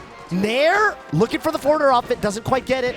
Oh. Dash attack. That Forward was so tilt! smart to dash up like that and then do the forward tilt. A lot of other Sheiks might have tried to go for dash attack or just let the Falcon back on the stage, right? Or onto the ledge. And Plup with the pre-pop off. As Wizzy was recovering, he was like, yes, sir. I got it. It's Captain Falcon. Yeah, no, he's not coming Yeah. back. Yeah. But yeah, no, that was a huge swing. Wow, the forward to the run up, forward tilt, catching the, Look at know, the pop off. you know you're trying to survive. I'm trying to there. zoom in. I don't know how to zoom in. Oh, Oh, yeah. Oh, yeah, it's too late. I'm sorry, guys. I'm trash. That was my first time touching the replay thing. Oh, there you go. No, that's Wizzy. Yeah, it's too late. Sigh of relief right there from Plup. Yeah. Now I just made the Beautiful. Shout out to the cameraman. The zoom in on the cameraman. I Yeah, like see, it. this is the reason why I'm not on production, dude. It's hard. That's a solid reason. Where do you guys think Wizzy goes? Like, Stadium, I'm thinking FD. Stadiumland. FD is also great, yeah.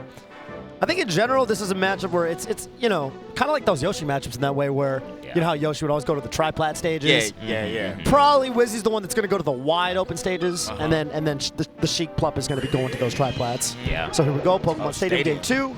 Classic Falcon kind of thing. Man, and Plup, I gotta tell you, Plup clutching that game out is so huge for him, and that's tough for Wizzy. Oh, Whoa, the Falcon kick! Whoa. Let it ride. You know how there's an God. image of just like Scar in the Indian pose in the background every time, like Yeah. every time a Falcon kick is landed. Yeah, with the eyebrow up. Right. Wow. That was so Pick up crazy, on the actually, tilt. because he smashed DI'd out of the jab first, then Plup did the up tilt, smashed DI'd out of that, and then did the Falcon kick out of that. That's wild to me. Yeah, right. The defensive play levels. Nice knit there. Oh, goes I'm for the shocked hard he read. gave up on the tech. Yeah. Yeah. Just went for the hard read that early of a percent. I guess maybe because he was a high percent, so he didn't want to like be wrong and then like get hit, get counter hit. Yeah. For as consistent as Wizzy is with the tech chasing, if you mess up the tech chase, guess where you are relative to the character, your opponent? You're right in front of them, whiffing a grab. Right. So they get a huge grab or a huge opening, right? So there is definitely some risk. It's just that we see Wizzy so good at it that we don't really think about it as much. Right. The Exactly. risk only manifests if you Mess up. If you mess up, right? If you mess up your execution. Knee doesn't tech the tree. I'm a little Yeah. shocked there, right? I think Plup thought that Wizzy was going to do the reverse knee, and so DI for that, you know? I see. Yeah. Little DI mix up. Wizzy got to fight his way out of the corner. All right, here we go. Oh, okay. Wow, reading Plup corner of the platform. That was really nice with the up airs. Okay, wow, look at that. The light back air works so well at those kind of higher percents. Kind of like forward tilt, honestly, the way it popped up. Yeah, the lower percents are also a little bit tricky for Falcon, right? Because Plup is staying so grounded, everything can get CC'd and potentially punished. Now Falcon's in a better position. It actually, this matchup actually kind of works out from the dynamic on both sides. What a pickup off the up air. But yeah, That is true. it's also Falcon being a low percent. It's tough because even these run-up tilts, those aren't going to work for Plup if Wizzy's holding down. So this tech chase is really helpful. Wow, what a regrab off the jab. Ooh, no tech chase there from Plup's end, but we'll continue it just a little bit. Good percent. Nice grab there. Oh, I thought he was gonna like nair or something. Gets Wizzy to roll there. That is some intimidation. To Right. get the roll there. Went a little low. He's still alive. Needle is so smart there because Wizzy's been doing the techs for pretty much all those lower hitboxes. Needle, you can't really tech that position. Into weak back air too. Yeah. So you can't really tech weak back air. That's right. Yeah. Last stock situation again. Uh-oh. Big grab here. Oh, course, nice. Wizzy gonna The jump out. SD, He's out of there. SDI. He's out of there. Oh, gets jumped. Whoa. Up air there is a crazy idea. Yeah. Oh. Fortunately, the grass stage saved him. Yeah, the grass stage actually messing up the way that Wizzy is tech chasing. Everything is just a little bit further away. The distances are not what Wizzy's calculating. This is actually working out a little Up bit to air? Plup's. Up air's going to work out, though. Grab the ledge. Hang on a minute. Oh, it's a burn! And he reads the tech to the right. Oh, Wizzy. that's tough. Oh, my God. These games are going so close, but Wizzy is just barely coming up short. That was Yeah. super tough. Man. And you can see like the little pop-offs that Plup is doing amidst all these games, right? You know he's got so much respect for Wizzy as a competitor. sure. Yeah, every single game. I mean, Wizzy's making him work a lot harder than I've seen him have to work in the past. Plup. He's definitely being taken to eliminate these games, but he is up 2-0. I think that counter pick becomes a little bit weaker. I think in general, I really like it from Falcon on the Sheik's end, right? But that particular transformation really messed up Wizzy's tech chasing, and that could have potentially been the stock for him. I guess that's true, but at the same time, that top platform really did help Wizzy, even when his double jump got red with the up air. So it kind of goes both ways. I guess so, yeah. Just who can play the platforms a little bit better. Right. Wow. Turn around before. That was beautiful. And there it is. Plup That knowing, was just that's the Wizzy system. the Wizzy system. That's Yeah. right. Yeah. That's right. Patented. The Wizzy system can be yours now for only $39.99. Call now and we'll throw in a free audiobook. I want Wizzy to read me an audiobook about how to tech chase. That's I'm down. right. I'm down. That's right. Yeah, you actually just you see which way they go and then you kind of grab it. I love Wizrobe. Oh, that's a big knee. 2 quick ones. Yeah. He said, buy one, get one half off. Yo. All right. Oh, I like that. I like that. Yeah. Should be edge guard. Oh. Wow, that nair, even if you drift back, that nair is still going to cover it just for how long it stays out. Right. All right, but Plup was in this position game 1. And game 2, it was like pretty much even the whole time, and then Plup managed to bring it back. Oh, what a regrab. You can wall tech here. Yeah, look at that. Wizzy ready for it. Awareness. Right? Map awareness. Every Crouching to time get I up see attack. this stage and Wizzy, I always think of the Wizzy Zane set. Oh my goodness gracious, yeah. That's right. That was ridiculous. crazy moment. Oh my, these nares! That's such a bad spot to be because think if you roll away, it's still choreographed. I think you got to use that wall, and I think you can even mix wow. up between the fall up air that Wizzy did the first time, and you might even be able to go for like a wall jump, and then go off the top. But you do got to get creative. Nice. That spot dodge was god. You do got to get creative. Did y'all see that spot dodge? That was insane. Normally when Wizzy does the up air regrab setup, most people just get regrabbed. Like, I don't know how he had the time to react to that. Yeah, that was a insane defensive play. Presence of mind. Right? That's just different. Like the way that Wizzy's using jabs in neutral too, like doing the nairs, doing like the up airs at like a little bit delayed timing, and then doing the jab to kind of check when Plup is going to be coming in against those late aerials. That's right. Good DI from Plup, not really much of a follow-up there from Wizzy. Oh, maybe you could go for knee there, right, Fish? It's kind of tricky, right? Because there's not that much stage to run and gain momentum before getting a knee or even getting an up air. So sometimes you're just like, I can't run. Let me just try to edge guard you from stage. Wake up jabs. Just, you have to be clean on your tech chases, Plup. Got to get like me. Back air, yep. Oh, no, aMSa tech. Yeah, I think it's too high, right? And I think the thing, too, with the bear choice there, instead of another move, is that, well, he could up air, too, but he could actually just keep bearing. Yeah. Bear. Yeah, the aMSa tech won't work forever. Yeah. Ooh, got the roll. Yeah, could be and a the big grab. transformation didn't even, it made it worse. It's tough to get over that lip. Yeah, you got to go to the ledge. Yeah, Plup having so many situations where he's down and then he just goes, and now he would try. Yeah. Ultra Instinct Plup, bro. He is Cass. All right. Okay. That's interesting. Like the way that Sheik's throws work in that little corner, you kind of get a little bit more regrabs. Falcons just kind of puts you out of there. Back throw. Right? I think that was on purpose. Yeah, I think so. I think he was waiting for a double jump. Okay. Oh, wow. He walked up slowly. Oh, no. And that's no jump on Plup. Grab the ledge. Stomp it, knee it. Okay. Works. Knee's probably better. Stomp might go too high, so yeah, just knee it. Oh, and wow. that's going to be That game was still 3 for creative. Wizzy. Like, Yeah. creative Creative from Plup's end, right? Like, to really trick it up. For sure. Because there's a lot of Falcons that would just get hit by that up B. Easily. And Gotta then make Plup's him work just, for it. Yeah, got to make him work for it. Yeah, I think knee's a good choice there because Plup was pretty close to the center of the stage, so there's really no reversal or anything else you can get. And also at higher percents. Just sends you off stage. I love these delayed up airs that Wizzy is doing. Just the timing mix-ups. Very tricky as to, is he going to empty land or is he going to do an aerial at the last minute? Oh. Ooh, edge canceling Yeah, I know, too. right? Clean with it. Oh, jab reset. He gentleman and then Off the jab first reset. rapid jab. Yeah, I like that jump turnaround bear, too. Ooh, Oh, that- Look at these reactions, dude. He knows exactly how much turnarounds, time. the pivots. So many people would just go for a simple knee there, you know? Yeah. But Wizzy turning around for it, really making sure he gets the exact knee he wants. Yeah.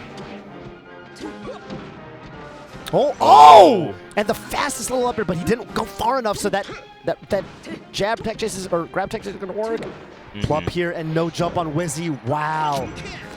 All right, Wizzy still with the lead, you know, at least percent-wise, so not too rough. Yeah, I know we've been talking about Wizzy's edge guarding in this matchup, but Plup's edge guarding is also really brutal, right? Like, anytime Wizzy's off stage at like 40-50%, he is rinse and repeating these back airs and then mixing it up with forward tilts, changing up the DI.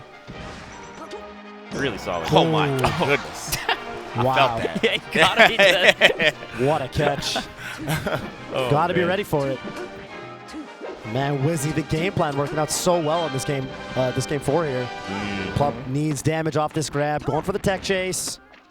Ooh. Look at this. I like Wizzy doing more side techs too. Making Plup question, should I ever go for the up smash? Maybe not. Yeah.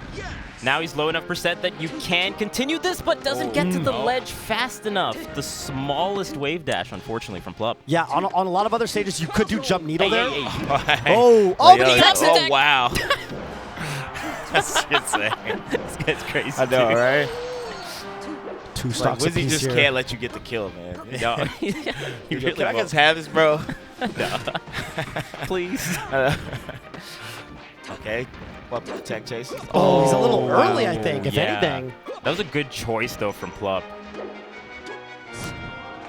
What an angle there. That I was, thought he was up, Oh, but that was never so tricky. mind. The way that he turned Yeah. around, it looked like Wizzy was going to grab ledge. That's why Plup almost went to stage, and then going for the backer. So nice. It's too nice with it. Right? wow. Okay. Oh, jeez. coming. Every single Hitboxes. tech. Plup knows Wizzy's going to push me to my limit. I got to keep putting those hitboxes out until the bitter end. Yeah. Until the fat lady sings. I'm curious to see how he's gonna. Yeah, I was about to say, how is he gonna use this needle? Is he gonna like jump with it, just do a standing needle? I feel like whoever gets the grab first is probably gonna win the game. Yeah. Oh, Yeah. that's so smart. It's a big Wait a knockdown here. minute. The way that Plup has been mixing Oh, up. Wow. Oh, okay, he messed okay. up with the. And a the lot grab. of, again, a lot of other stages, you can easily go for needles there, but FOD makes it a little bit Oh, tricky, the actually. reverse. But reverse forwarder Plup Plup. out of nowhere. Oh my God. I don't think it even Yeah. didn't even dawn on me that Wizzy was I in was- danger there. He Nah. found that out of nowhere. I was a guy like Plup is too good. He got all that, that whole string was like off of just straight hits. He Off didn't of the grab jab one in time. particular, the way that Plup was mixing up single jab into forward tilt, single jab into up tilt, it was just so hard for Wizzy to get the proper DI on those hits, right? Right. Like even in that last stock, like there, forward jab forward tilt, right? Prior to that, we saw double jab up tilt. It's just, there's way too much to like Right. keep track of in any given moment. And there the Falcon goes off stage, which is not where you want to be. Thank you, Toph, for the arrow. Gosh, I just thought it would help to illustrate the situation. Wow. But yeah, Plup. Plup moves on. The way Grand that game finals. 4, honestly, the ways game 3 and 4 were starting, I really thought, I was like, this is it. Wizzy's gonna defeat his demon. He's gonna conquer his, one of his toughest matchups. But out of nowhere, that last reverse forward, and you are gone. Right. Great stuff to Plup. But Yeah. I'm very impressed with how Wizzy played. I mean, obviously he's gonna have one more shot coming out of losers, and Definitely. based off of that winner's final set, I do think Wizzy actually could get it done, at least a set, if he's able to make it back against the winner of the next set, whichever of these two Peaches can make it to him in losers finals. Yeah.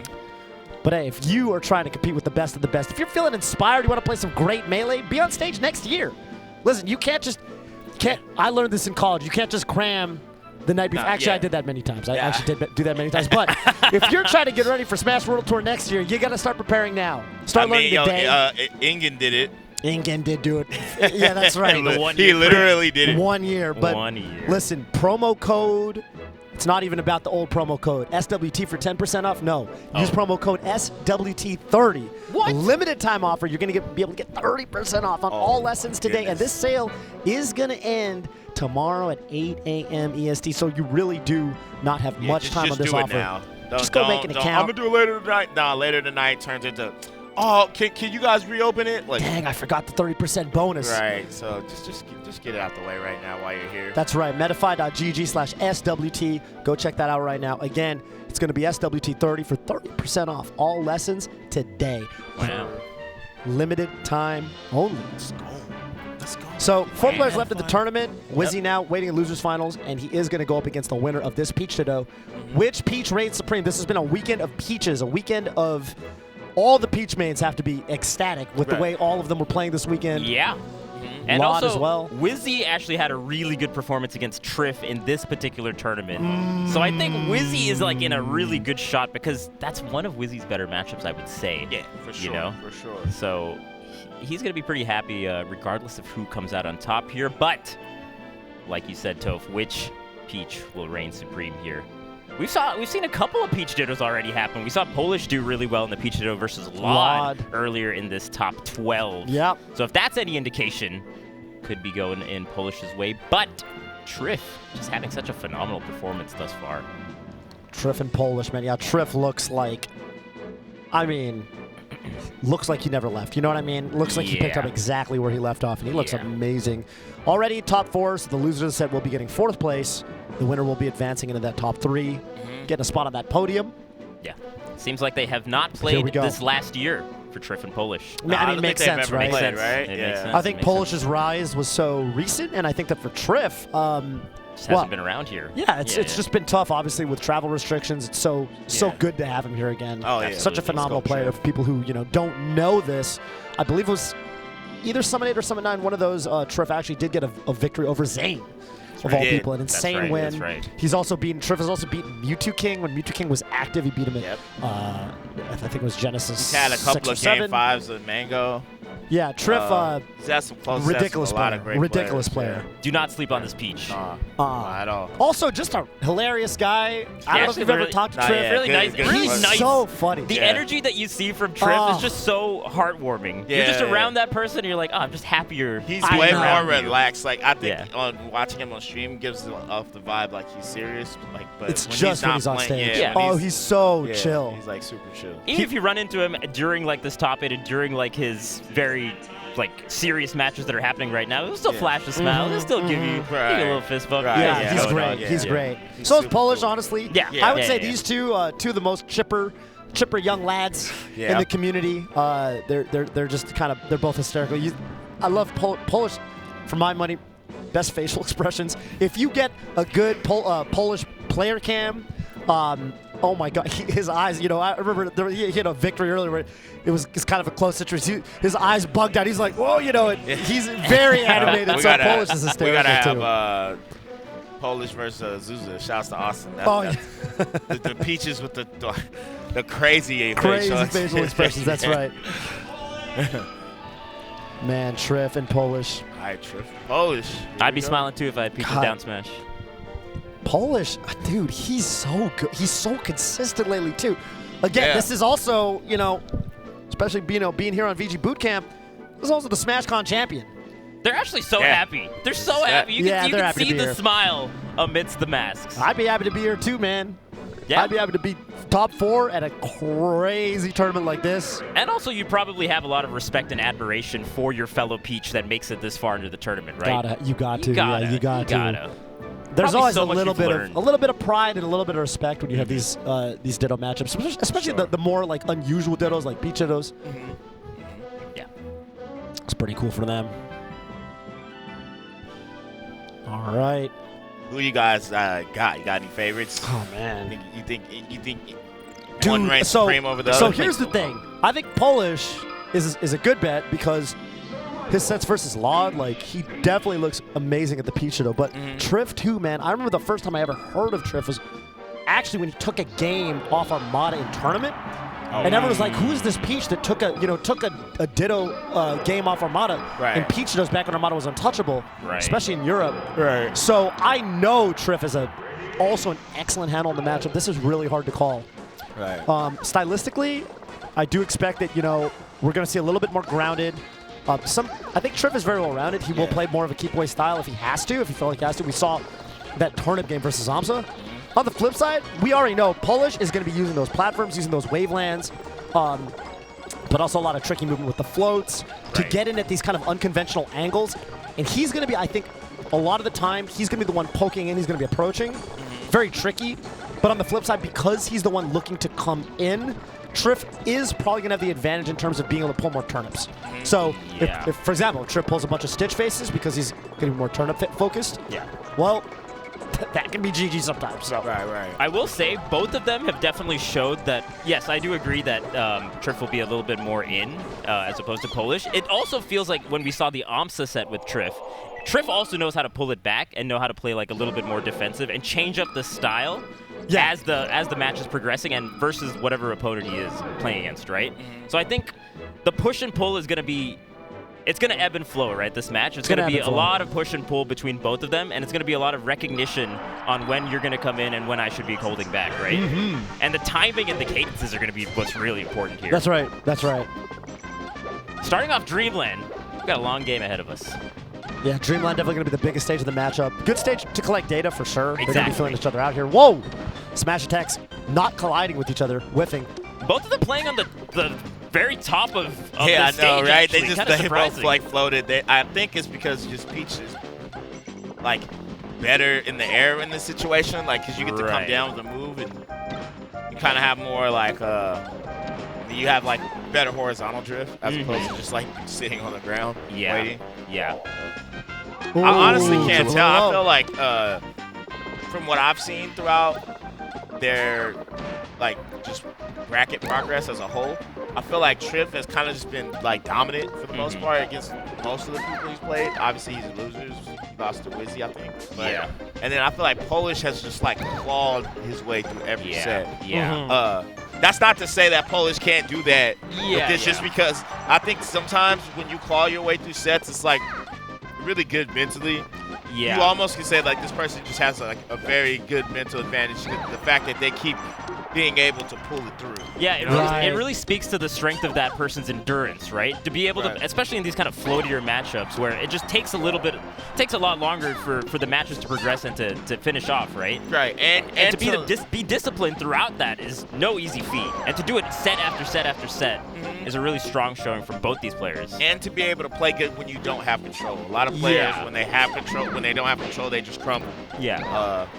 And Polish isn't like that. You know, he can be down and still bring the game back. That's a skill, I think. That's really hard to do. Absolutely. Yeah.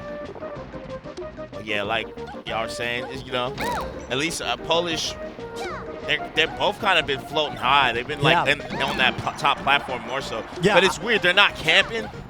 They just both go up there. They're just fighting up there a lot. Yeah, It's, like weird. it's actually kind of funny. It's gone a little bit against my prediction. Actually, Trif is also taking to the platforms a lot. Right. Even again, like right now, like look, they're both on the platform fighting in the skies. I think a lot of that is like, in this matchup, it feels like the corner isn't actually the ledge. The corner is like this upward angle part of the stage. Because they've used up all their resources if you're up in the air like that, right? Like you've used your float, you've like floated as far as you can. You have to use your air dodge. So in a weird way, cornering in this matchup feels like way more aerial based than it would be against other matchups. We kind of saw that in the Polish HBox matchup too. When it really felt like HBox was out of options was when he was in the air and was forced to like use his drift really wisely to come down. Exactly. So it feels like, person being up below, obviously, that's where you want to be, and you want to just exhaust all the resources of your opposing peach. Right, and then once they have to up B, that's when you can kind of go ham. Just going to take a moment here. Ooh, in there.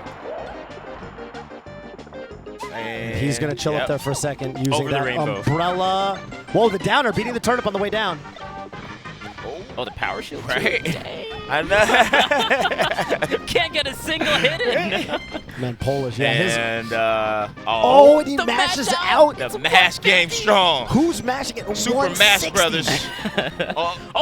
The pressure? Oh, Wow. and that little float. Polish knows Trif was going to push the issue there. Why? Not giving him anything. See, and okay, well, I forgot to add this to context.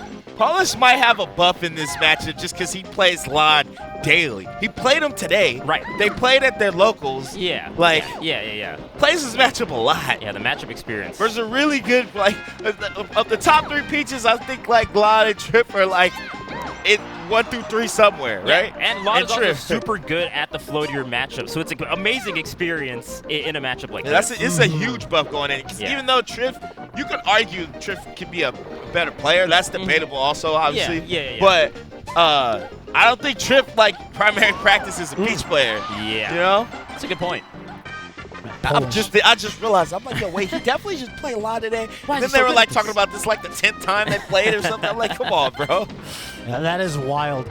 That's so much relevant experience. And they played at the NEA's qualifiers, too. Yeah. They actually played right there. And yeah, already a very different set from that because I remember in that LOD set, LOD was largely on the ground, but we are seeing Trif take to the platforms, but Polish is edging him out up there too. Is there any reason to the stage that this man won't outplay his peach opponent? What a bear there, catching Trif from below. That was good. And I'm glad they started Dreamland, because I know everybody, Floaty, Ditto's on Dreamland, just keep, It'll take a hot minute. Yeah, it's gonna be a while, but it's honestly a good match. Gave him the stick. Oh! And it does go, and he catches it. That's so Oh big. my God, the again. Still has it. That throw down was godlike. Yeah. He's like, yo, I know you're gonna air dodge here. Bam! This was Emerald. Emerald Bam! Bam! Boom goes the dynamite. Oh, shit. Oh, man. Okay, so yeah, it's looking rough for. I mean, that turn really set Trif back. It did. I mean, honestly, I'm surprised he lived in 97. That's On the wild, left side while getting hit that way.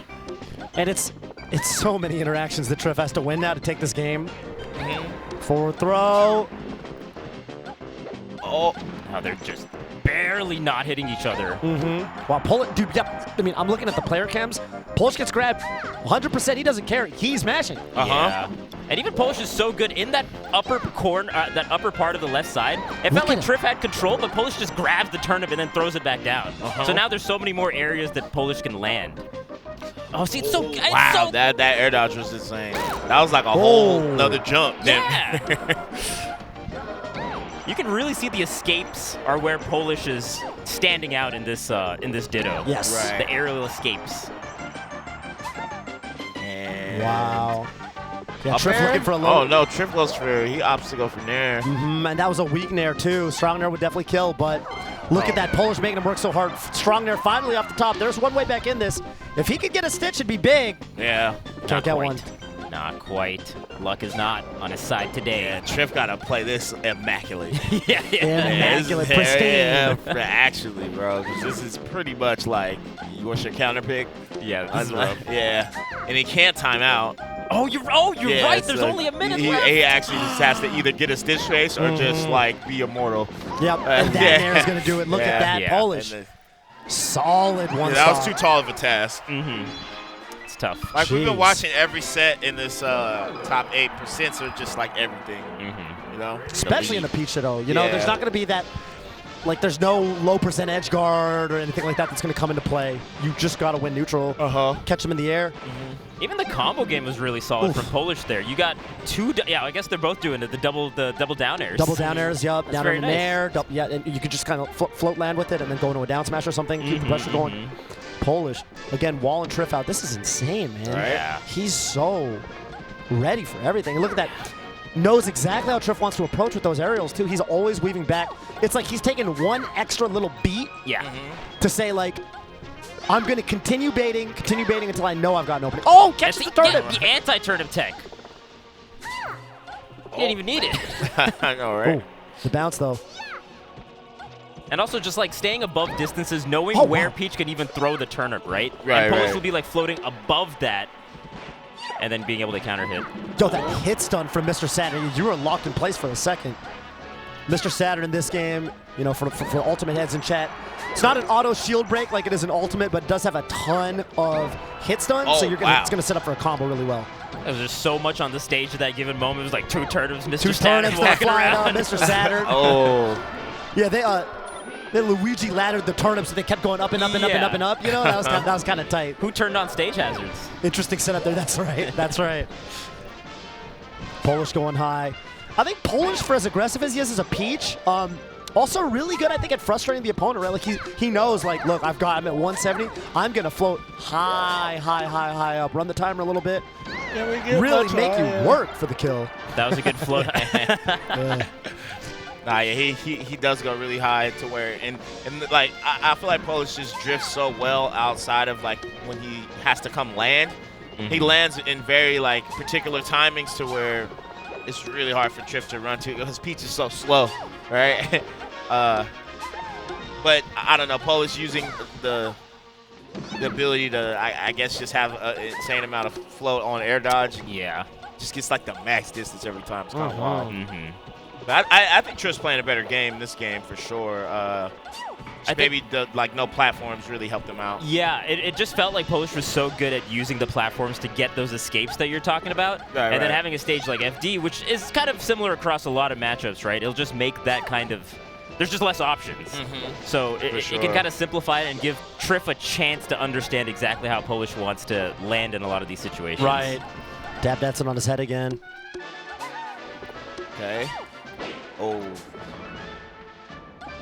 Yeah, and see, like that's the why percents matter because like I was like anticipate something, but just nothing happened. Like Right. you just can't get much in this matchup in general. If you're looking for an upper there, it's not going to net you maybe enough to go for it, considering they could come down and snipe you with a bear or something. Right, the trade-off isn't worth, and then just like in general, like this matchup in general is just kind of a matter of like chip and just hit, confirm, and like watch, rinse, repeat, reset to neutral. But I think that's what makes this matchup is Oh my God. can be so difficult because you have to just reset. Look at that. Oh, and the turnips actually hit him up there. That's so crazy. Yeah, that's a sick setup. I don't know if there's a What? name for that. Imagine you were It just, reminds me of the Luigi ladder, but it's like a you turnip just ladder. imagine Yeah. you were just in the air, or you just like on a balcony Oh, on the second floor. that's you a see stick. turnips You just see two floating. turnips? 2 turnips just What are they doing here? bouncing Broke off the each physics other. engine. Yeah, That's I right. know. There's a glitch here. Glitch in the Something's going on. Matrix. Oof. Okay. Yeah, Trif. No platforms is really netting him a lot. I like his ability to he's forcing Polish obviously to come in, but Polish can't like float above because now turnips hit Yeah. Polish. Yeah. Oh, And also, Trif just rolling away. yeah, Trif's out of shield game has been really good. Just being able to shield these aerials really well, rolling away, getting shield grabs sometimes.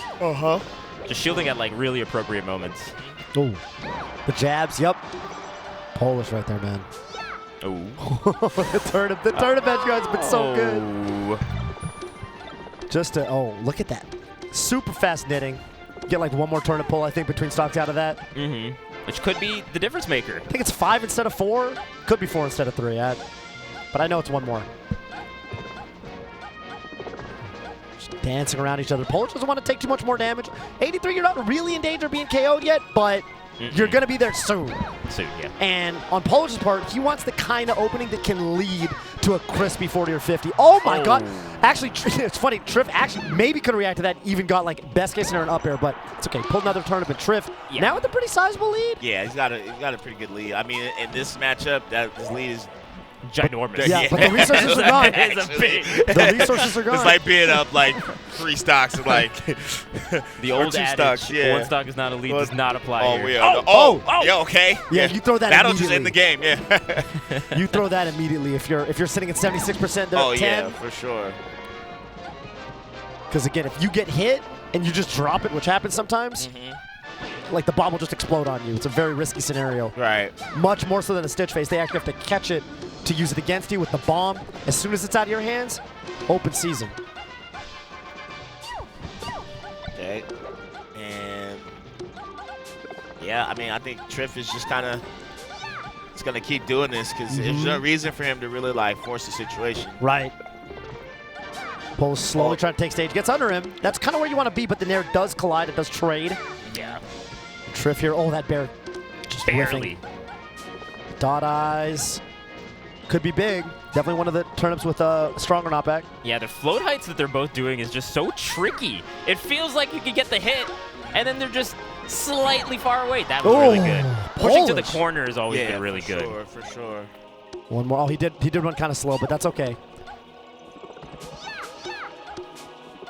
We got a turnip count? Yeah, I know, Someone right? in chat, can you give me a I turnip know, count? actually. Projectile, yeah. Projectiles usage, thrown, yeah. yep. It's been a lot. There are a lot of moldy turnips on Oh, the yeah. floor. Oh, man. Oh, yeah. Yeah, you don't see them. They despawn. Thank goodness. Wasteful. Wasteful. The janitor of just a FD would be shame. so Oh, mad. yeah. The janitor would be so mad. MD janitor going through it, bro. Who left all these uneaten turnips? Yeah. It's a waste of food. Ooh, I like that.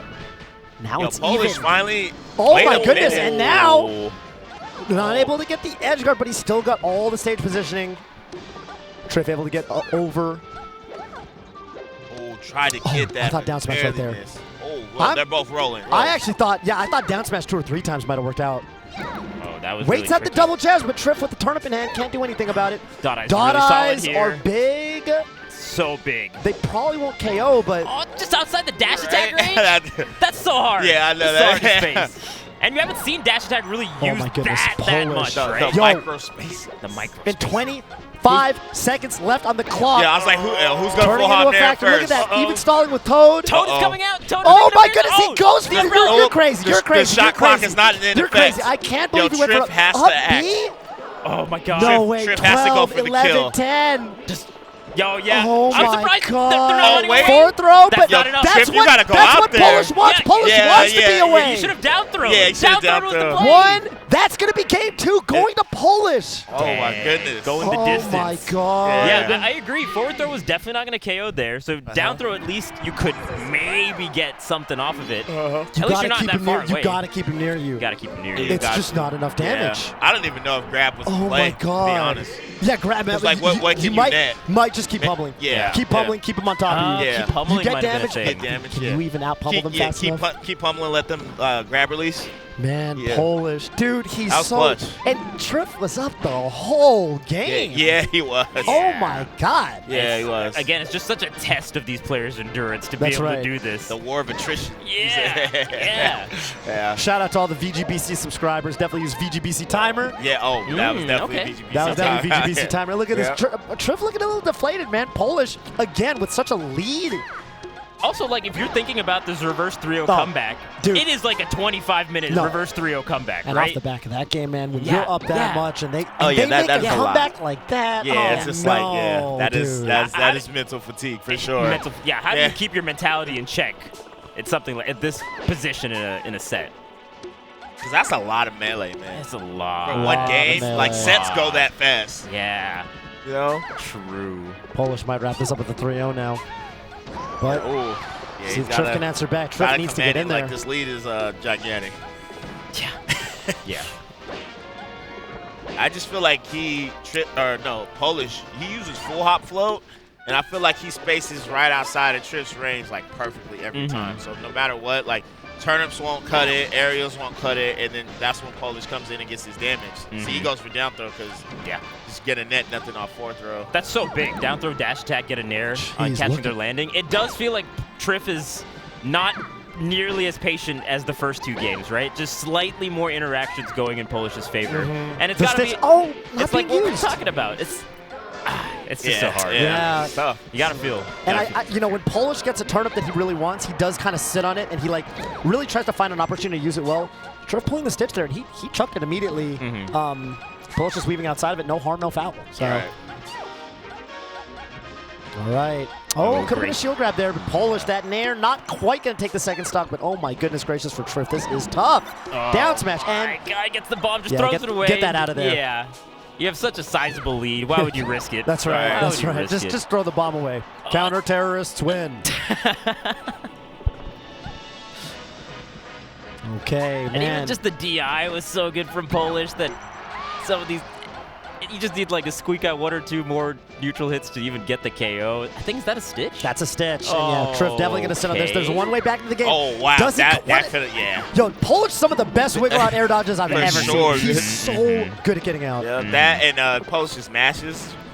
Yeah, Going crazy. Polish's matches have Yeah. been nuts. The defense. Ludwig, are you watching?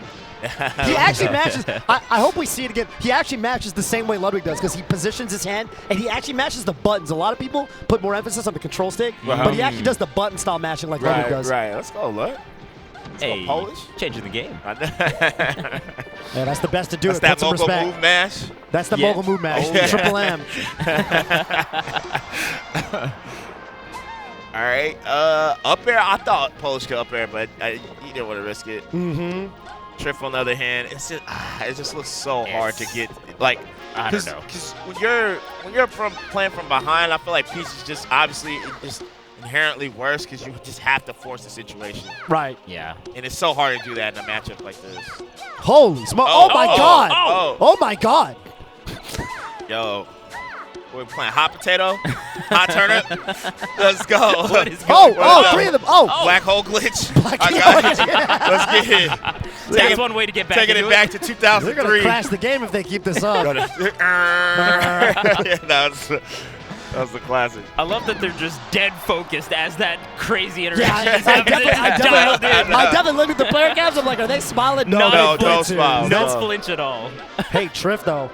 2 stocks apiece now. Did Yeah. claw it back. To be fair, we find this hilarious because we don't use Peach. They probably seen that situation like Yeah. hundreds Countless of times. times. Yeah, absolutely. Absolutely. If there are 3 turnips in the It's air, neutral. the 4th turnip will go at 45 degrees. Right. The 3 will bounce up and turn a ladder up into the blast zone.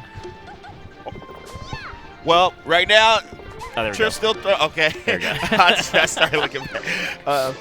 Trif still trying to get something started, but It's like, how can you get anything started at this percentage? Right, and you're seeing the style Polish is doing. He's basically doing this float where, like, if Trif throws the turnip, he can just bear it. And unless it's a stitch or, like, a bomb, Bear will beat the turnip and deactivate the hitbox. So he's presenting so little risk, incurring so little risk. And amidst all the turnip throws that Trif is doing, oh my God, and he gets in. Slowly Trif is going to the corner, right? Like, even though Polish isn't, like, throwing turnips back, the distance to the corner is being closed inch by inch. Inch by inch, that's right, that's right. And so eventually, you're in the corner. Eventually, you're in the corner and you got to make an outplay. That's right.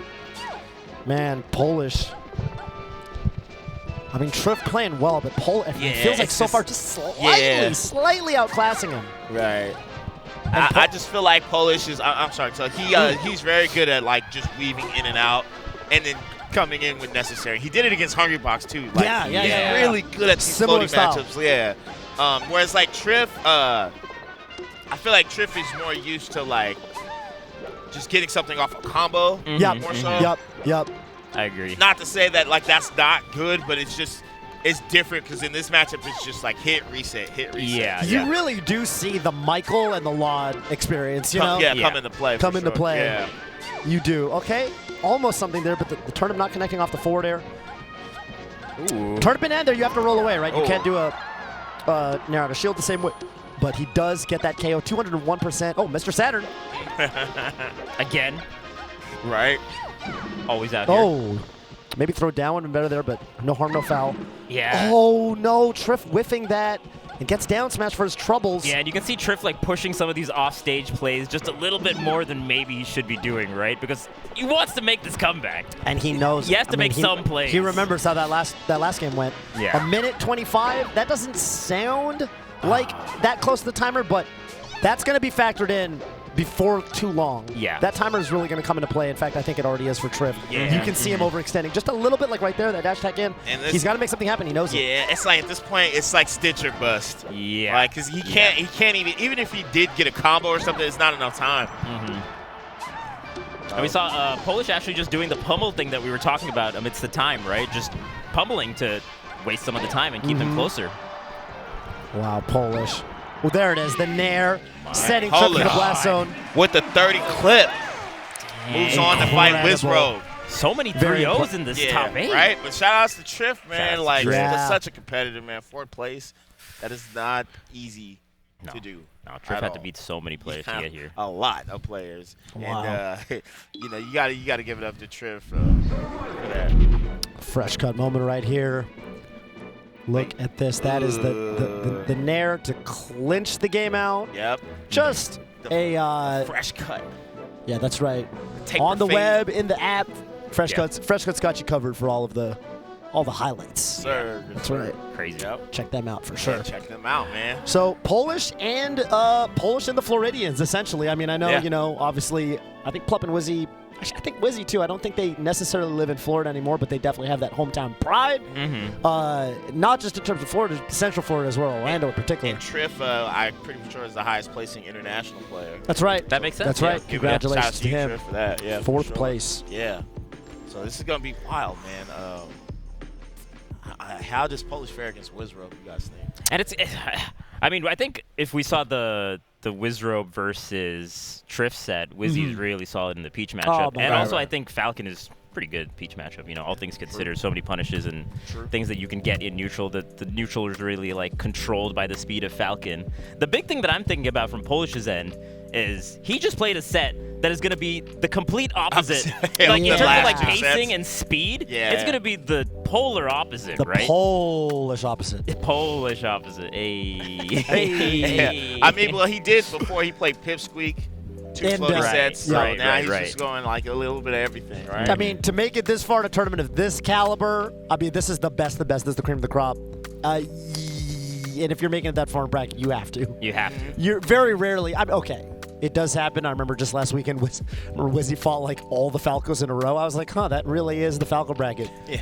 Wizzy last weekend, he fought Mango twice. He fought Mad Dog twice. He fought Ginger one time. I was like, that's as much Falco as you're going to get in the weekend. Right. So that can happen sometimes, but in general, you're going to get that variety.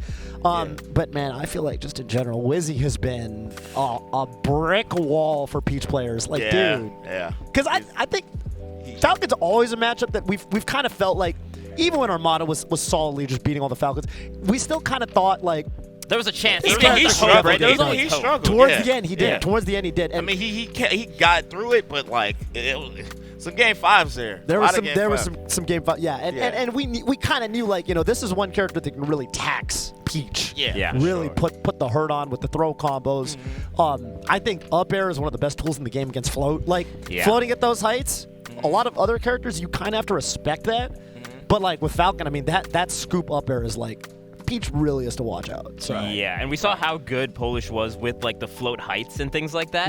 But Falcon's threat range with that up air in particular, just because you can run and do up air, you can cover like a whole bunch of different float heights. That's right. So that's going to be a big part of the matchup. But I But guess we are going to head to a break. But before we do that, I must say farewell, my friends. are you heading out? Absolutely. Nature calls. Well, not nature. I gotta catch this. Yeah. Oh, you yeah, gotta the catch a airplane flight. calls. Yeah, I'm sorry, guys. Oh, I tried to stretch it as long as I can. I really did. Absolutely. But yeah, we're gonna go to a break, and don't go nowhere. We'll be back with these two legends and more guy like Melee. I'm Young Wop Brandon, signing out. Y'all have a great one. Peace. We'll miss you, man.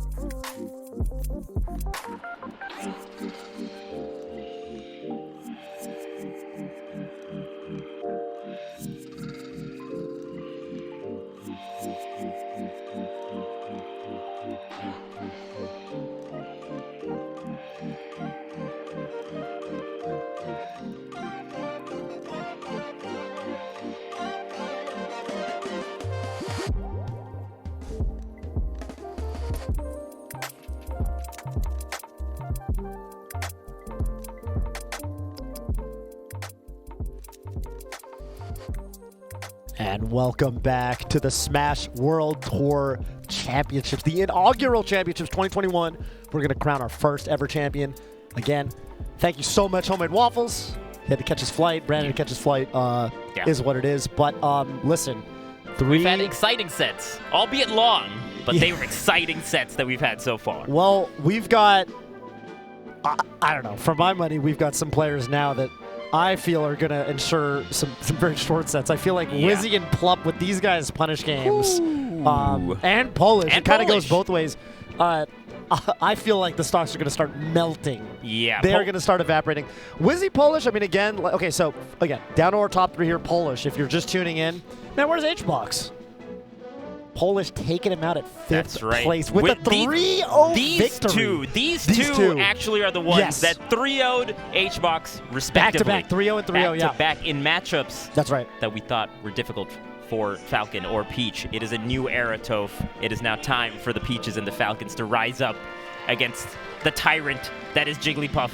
That's right. And also no Foxes and no Falcos other than Plup's Fox. Yeah, that's true. I don't think three. we'll be seeing Plup's Fox come out, but yeah, Wizrobe with an insane, very, very good win record against top Peaches. And more importantly, I feel like aMSa does kind of skew that stat in the Peaches' favor a little more.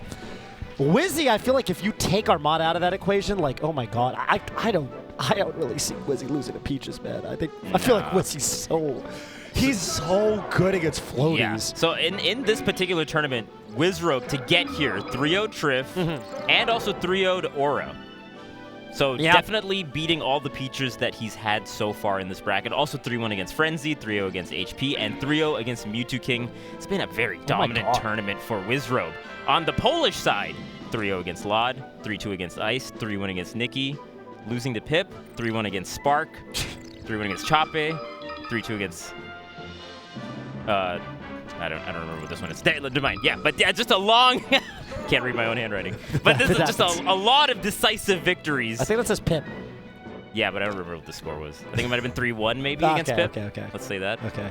Yeah, but very decisive victories. So he got his revenge on Pip basically. Pip taking him out and then him getting the run back. But yeah, Polish. It's when you list those sets out, like all the people that those players beat. It's just like, oh my god.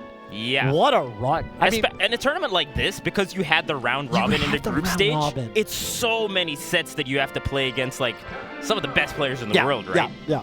So from all over the place. Exactly. The people that made it here, oh my god, did they earn it. And I think for Wizzy, dude,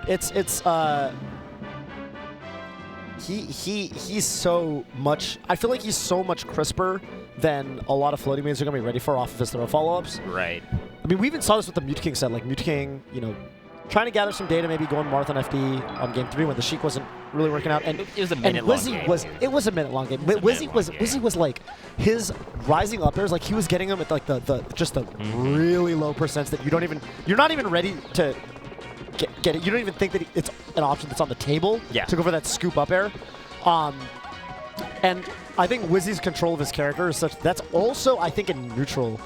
I can see it being tough for Polish, because like Polish with really creative use of like platforms, really creative use of those angles for Peach to kind of come in, but Wizzy's so good with the up air that I could see that being a really, really strong anti-air tool. In particular for Polish's playstyle neutral. Yeah. I think the one thing that, not the one thing, but there's one tool that I think that can throw a wrench in the Falcon neutral is when the Peaches do like the really low floats, the hyper floats, the sub floats, and then do the up air. Not on reaction, but kind of like reading when the Falcon is going to be coming in with those neutral airs. And that kind of beats out neutral air pretty hard from the Peach's end. And that has a huge open up for the Peach. Because neutral air is kind of a annoying tool for the Peaches to contend with from the Falcon's end. Right. So if you have something like that in your toolkit, it can work out really well in the neutral. Yeah, Peach definitely has that frame data. Like, again, you kind of talked about Falcon's weakness being like slower frame data on a lot of his aerials. Like the startup. The startup in particular, that's right. And so like even though he is very fast mobility-wise, if you can get into that scramble range with him, Peach is going to win there. The down smash is faster and stronger. The nair is faster and stronger. The jab is really good as a check, that's right. And the edge guards are going to be brutal for Falcon. If Polish can get Wizzy off stage, I really used to love the way aMSa and his coach Kaito would talk about this matchup. Shout outs to Kaito. they would basically talk about how for Yoshi, and I think this is similar for Peach, you really want to each game get at least one stock at a low percent with like a gimp or a low percent edge guards, Right. because in the long game, when it comes down to nickel and diming, Falcon's going to kind of outpace you. He just hits harder. But if you can get those low percent edge guards, it can really swing things in your favor. Yeah. Okay, Wizzy missing some down throw knee opportunities here, but I feel like that's not going to last for too long. Just getting a feel for the character and the weight and things like that. Yeah, and the way Polish DIs as well. It is kind of Forward tricky because air. if you DI in on the down throw and you're already dashing from the Falcon's end, it is tricky to catch that particular DI because you kind of have to like jump, stop your run with a jump. Right. And sometimes the momentum is too far away where you can't really get too much. Sometimes you'll see back air in those situations. Yeah. But Wizzy's got some immaculate reactions even amidst these throw kind of DI combos. Definitely. So It's always, I mean, we saw that in the Plup set too. Wizzy is always going to take you to the limit. There's always going to be that element of like, take it to the limit, take you to the limit. You gotta have defensive play. Yeah, you gotta have yes, defensive that's play. right, You gotta that's have right. defensive play if you're gonna fight against You Wizzy. gotta have defensive. And because he's gonna have that to you. He's gonna take you. He's gonna take you by surprise in situations with his SDI too, right? Oh. Like, and oh my God, coming down with a knee like that. Polish not ready for that. Yeah. DI's The really, there. Oh, the God. really scary part about Wizzy Nice DI, lately, nice DI, that nice was DI, great nice DI. That was really good DI because that nair to knee is delicious at this percent of the DI in. The really scary thing about Wizzy off late is I feel like he does a lot of just like raw knees in neutral amidst like his very methodical, disciplined style. Oh. And that just nets so much because you're really not expecting it. Right. Oh no! Oh, but he missed the ledge. And Polish, slight lead here. Uh-oh. Oh, that was sick. There's probably Ryobeat. Tweet me the name of the technique that he just used. There's a slap. No, there's a turn. There's a name for that. Peach, there's got names for every little. Hi, it's Vince with Slapdash. Rest in peace, man. Oh. And if you act now, we'll throw in the hyper float. Oh! What? You get those two? Wow. Spacing with the that was a weak knee. How is that a weak knee? Oh. That was a strong knee. Yeah, the All right, spacing, just the max distance He neutral air. actually need the jab. I think it looked like Yeah. Peach was I don't know, had the outstretched arm. You know. Yeah. Another thing that That was great. That dash tech. You very rarely can you raw whip punish that retreating neutral air like that. That was so sick, Polish. Oh, the turnip actually hitting even after the nair kind of clanks with it a little bit. Oh, the power shields from both of them have been so good. How did he know to put? Was that reaction? I think so. The same thing happened with Polish too. Polish was also like power shielding like all the approaches that Wizrobe was doing. I'm telling you, man. The more we play, the more TAS everyone Am I feels too like. old for Melee? Yeah, we got the. How we did he got shield that? Am I a boomer? Yeah, no, we don't. The reaction time. If we took the reaction time test, You it ever would not. play Kirby Superstars with the Meta Knight challenge? When it's like a raw reaction thing, Oh. and then on hard it's like 11 frames. It's actually like impossible. I think Wizzy could actually beat it. And Polish. And Polish. I think they actually could beat it on hard. Oh. It's supposed to be impossible. You actually have to guess. It's kind of they like they did it wrong and they made it too fast. But holy smokes. Yeah, it's a whole new Wizzy era. right now, and he is hanging in there playing neutral. What's it? Oh, Oh, that. dude, those nairs are so solid. Would you say delicious? Delicious. Delicious. It's funny in Japanese they also say the same thing for that nair. Oishi. Oishi. Yeah. Gochiso-sama. Gochiso-sama. That's right. Thank you for the meal. Yep. Can I get the check, Polish?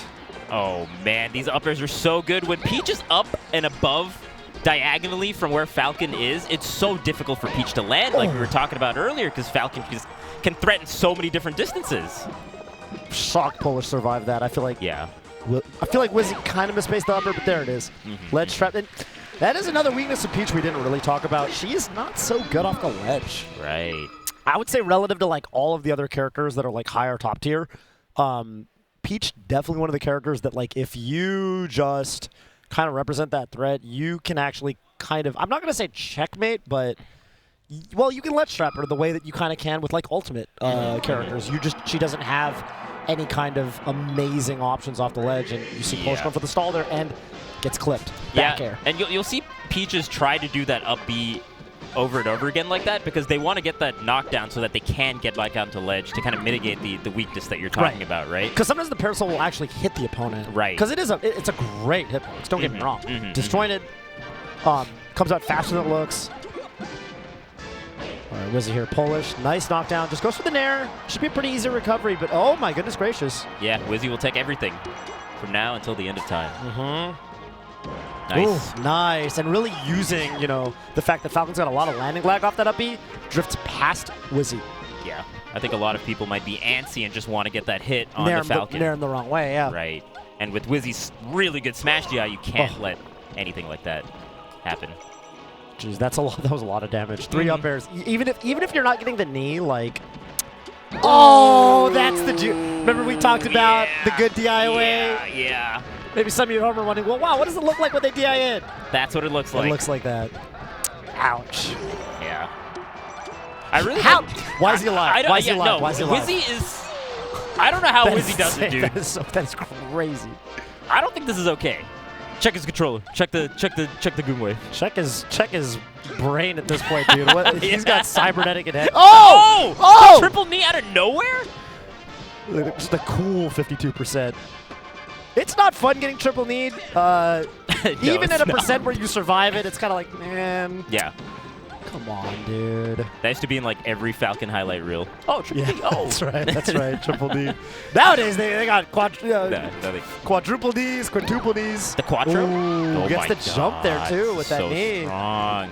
Man. And of course, like part of the reison why you would see Polish do the counter pick on this. Oh, he catches the jump! Oh, he catches the jump with the neutral. Yeah, I like the was dash dance amazing. amidst the combo.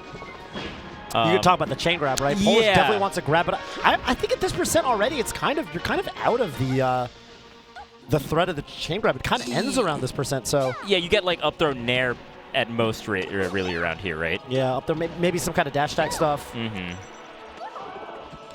I really like the way that Wizzy combos at low percent. He does that because a lot of people will try to do like the scoop up air, but he does the jump and then fall with the neutral air so that you get the 2 hits that they can't really smash DI. Right. And then you can combo that really well at low percents. It's not easy to do though. It's kind of a tight timing and difficult way to combo. And bearing him again. Look how much mileage Wizrobe gets off of this situation where Polish is on the ledge. Every time it's been stressful for Polish. Right there, catching the normal get up with the bear. That was a good trade. Gotta close out this edge guard. You have to kill there. You have to kill. I know it's tough because he can drift to ledge or drift on stage, but I was gonna say it felt like Polish thought that Wizzy was gonna drift to ledge. That's why he tried to do like a reverse back air. Reverse back air. That's right. Oh, that's so much damage. Oh, that's wow. Okay, a little bit of a flub from Wizzy. He's human. Might have accidentally, like he might have meant a short hop. I feel like normally you go for short hop, they're not full hop. So yeah, I think that's a combo for sure. Guaranteed combo there. Forward smash, okay.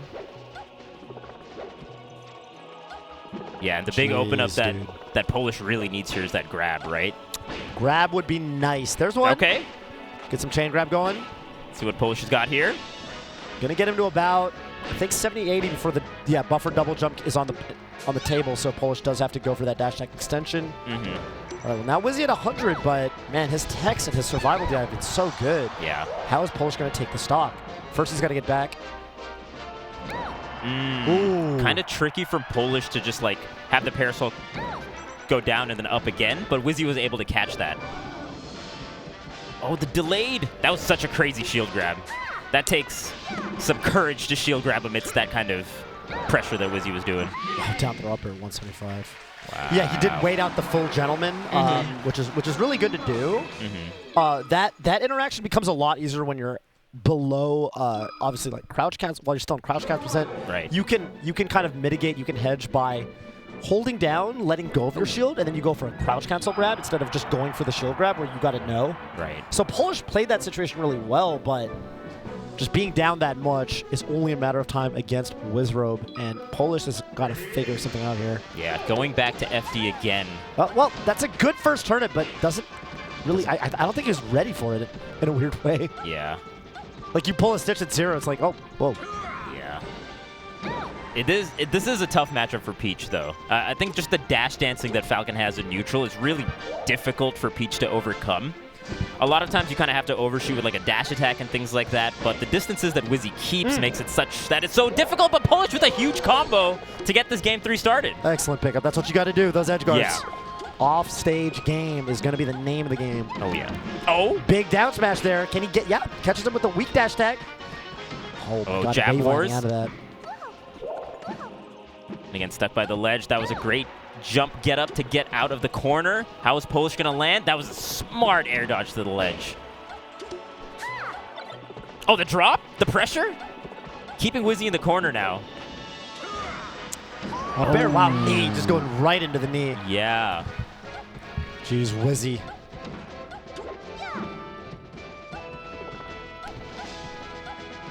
Polish right now trying to wall him out, but look at that. Wizzy's spacing with those drift back neutral airs, even when Polish threatens the... Okay, there's a down smash. Tried to drift past him, couldn't quite get it, so he does have to nair him the other way. But that was nice. Good catch on the nair. Yeah. And that's a tricky nair to catch, too, a lot of the times, right? When they're doing that kind of really quick waveland back off nair. Catches a lot of people off guard, but Polish was ready. That was really nice from Polish. Forward air 160. Okay, but Wizzy... Oh, my goodness gracious. Oh, no! I'm a little sad he didn't. I thought that would have... You know what I mean? You can't put it in the combo video if it didn't take the stock. Just edit it out. Yeah. Just edit out Just the like make it, yeah, edit in some... almost the perfect Twitter clip. I've actually never seen that exact combo. Oh, wow. Flickering the parasol. That was kind of sick from Polish. That's a good way to put it. Yeah, the flickering the parasol is good. Oh, the jump back knee. All right. Still in this, though, for Polish. Very, very doable, especially because we've seen the potent combo game also from Polish. And there's that low up air that we saw hitting Wizrobe's shield to start. Yo, Polish, that up air. Yeah, I think that up air is really key in this matchup, especially because Wizrobe is doing so many of these like kind of aggressive neutral airs. Yeah.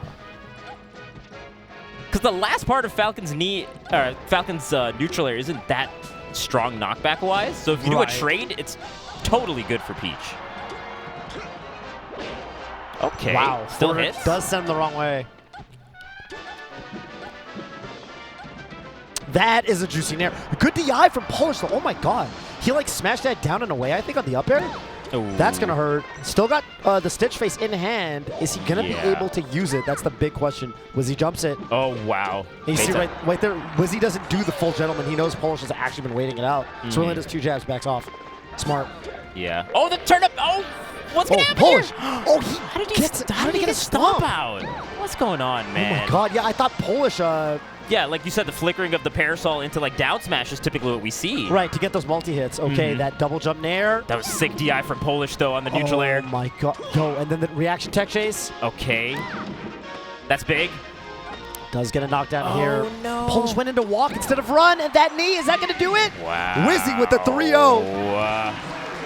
That matchup looks so brutal in the Oh, my God. when the Falcon's in the hands of a player like Wizzy. Polish definitely had some moments where he was looking amazing on those FD games, but dude, the tiniest, I think some of the really minor optimizations, in particular, like, you know, when Wizzy would get that down throw and go into the instant double jump nair. Yeah. Ooh. And making the most out of some bad situations here. Yeah, that parasol did work out a couple times while getting back onto stage, but when Wizzy just kind of does the back airs over and over again, it's a really tricky spot for... Yeah, so how did he get out of that? Wow, that was so good, yeah. It's really tricky for Peach to kind of get back to the ledge. How did he... You know, they say, yo, Wizzy, he just it's all reactions, no reads, but what was this roll coverage? Yeah. How did he know? Yeah. Wiz is the complete package. Yeah. Falcon's top tier.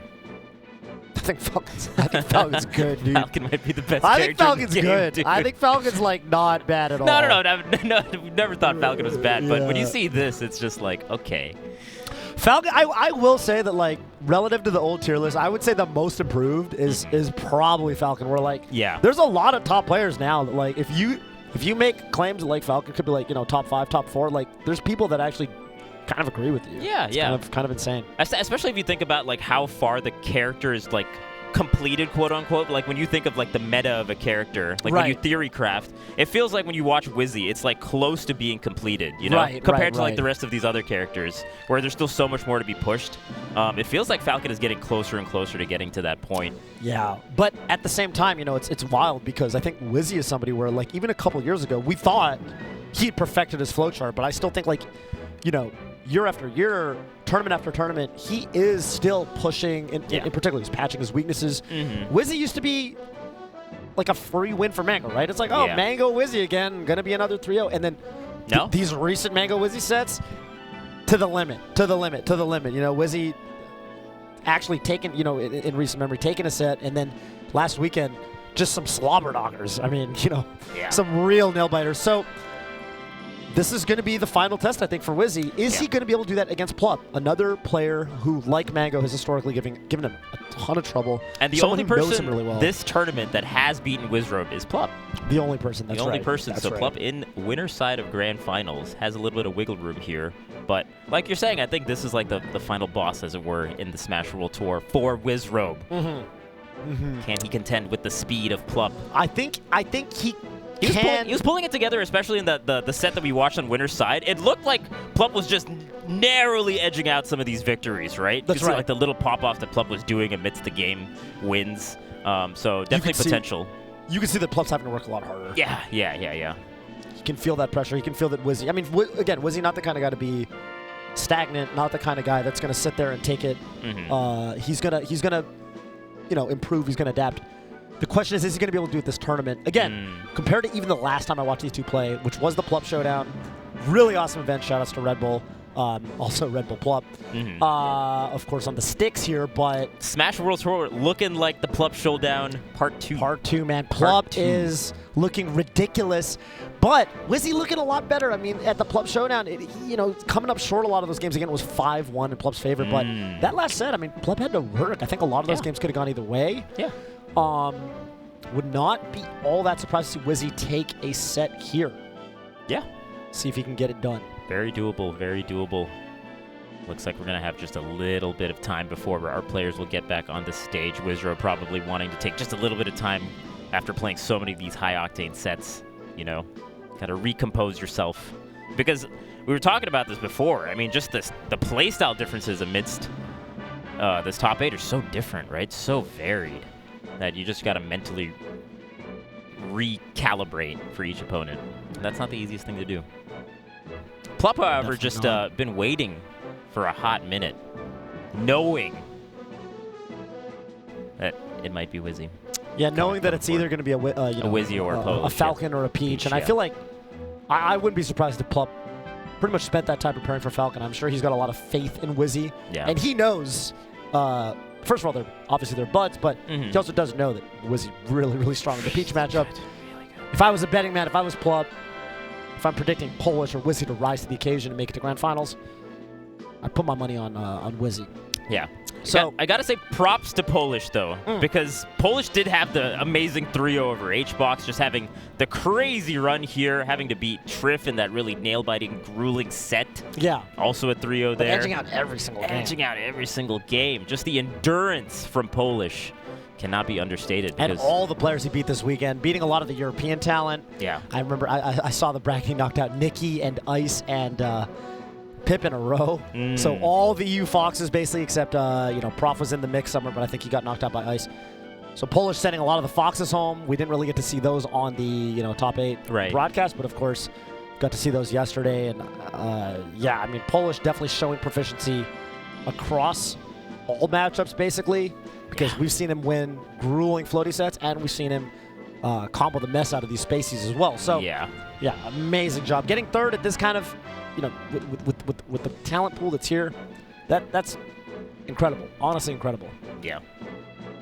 Excited to see where Polish goes from here. I'm sure we're going to see a lot more of Polish in the upcoming tournaments, you know. Yeah, definitely. Definitely. Someone who's become, you know, I'd say almost, I don't want to say like an overnight sensation, but it does feel like all of a sudden, like these past couple months, ever since that SmashCon victory, it's just been a lot of Polish and a lot of new Polish fans, you know, over at Golden Guardians. getting a lot of callers in on Radio Melee asking. Got a call last week. Someone asked me and PP, you know, who's number 4 in the world and why is it Polish? And I was like, there's an argument for that. I mean, yeah. Who knows? Insane. Oh, so, yeah, Polish. I mean, very exciting for the future of Melee. Just to have all these. An upward for him. Yeah, yeah. All these characters are really being pushed. You love to see it. I'm excited. 2022 is going to be a crazy year for Melee. Oh, definitely, definitely. Ooh. And we got the announcer announcing the final couple of sets here at Smash World Tour. That's right. Oh, man. We are coming down to the final 2 players, Toph. I'm not sure if they can hear the announcing. I'm going to assume they can. Ah, okay. Wizrobe. Wizrobe taking the stage. Wizrobe making it on the stage.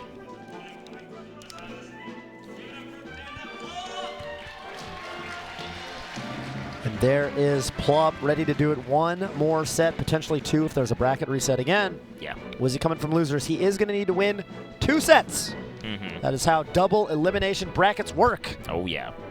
Oh, yeah. Whereas Plup here can get it done in 1. If he wins a single best of 5, the tournament is his, and he will be the inaugural Smash World Tour champion. I'm excited to see this set. It's going to be a crazy one. Just given how the winner's side went and just how fiery Wizrobe has been playing throughout this bracket. I'm really excited to see what he's got in store for us here. That's right. Also, shout-outs to Chef Rock and Sechi. I believe Chef Rock is actually here doing some coaching for Wizrobe. I think the first event that that he's been live coaching Wizzy, and you know, you can see those adaptations. Yeah, yeah. Just to have someone like kind of check your gameplay and whatnot is really good. And also Sechi and Chef Rock have definitely pushed the Falcon meta so much, you know. Check out the cookbook.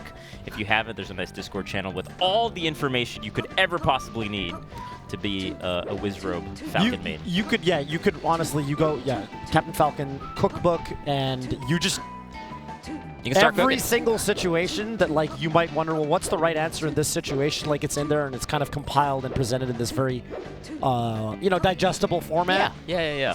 It's honestly been awesome. Of course, Chef Rock. Also just a really, really good player. Him and Sechi both. Sechi from the UK, Chef Rock from Florida. And they're honestly amazing. I think in the old days, people, not old days, but the older days, it's kind of 20GX, that crew of Gravy, Gatsu, and Wizzy kind of pushing the Falcon meta.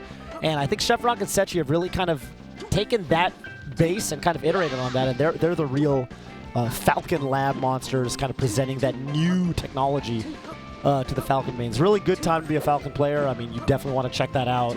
I love watching it. There's just so much more data and so much more that you can learn from, and there's just stylistic differences even are really fun to see. Oh, and we got the awards here. Beautiful trophies. Dang.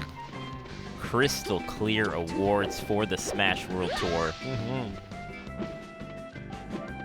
Oh, man. Melee and Ultimate. That's right. Those After our top 8 will be the Ultimate top 8 as well. Dang. Kind of crazy that we're almost there. It feels like there was so much Melee this weekend. So much Melee. That was the best part about the format was just like every single set is high level, like from day one. And stuff that you just don't get to see very often, right? Amidst all the international players and all the international talent. Friday morning, my first set was Frenzy versus Aura. You're never gonna see Frenzy versus Aura on a Friday morning. Any other type of event. Just such a cool format. Getting to see so many different matchups, so many different permutations. Here we go, the final permutation. The last question, can Wizzy do it? Can he overcome his final boss at this event? Plup, who only needs 1 set. And again, it's going to come down to, look at that. When Sheik is on top of Falcon, Sheik is going to be able to stuff Falcon out. Falcon's going to be a little bit faster in terms of mobility, but when Sheik is on top, of Falcon, it's going to be Sheik that can get the moves out faster. Yeah, we were talking about how Plup in particular does a really good job closing the distance against Falcon, and we're already seeing that amidst like the tilt usages and even like run-up grabs that Plup has been. Yeah, and Plup actually, you know, in almost a similar way to how, you know, we talked about the zones and how, like, you know, Falcon Fox Gatsu is down to do like run-up grab. Right. To catch Foxes out of that awkward zone 3 where you're a little too far to do your in-place aerials, but you're also too near to do your overshoot aerials.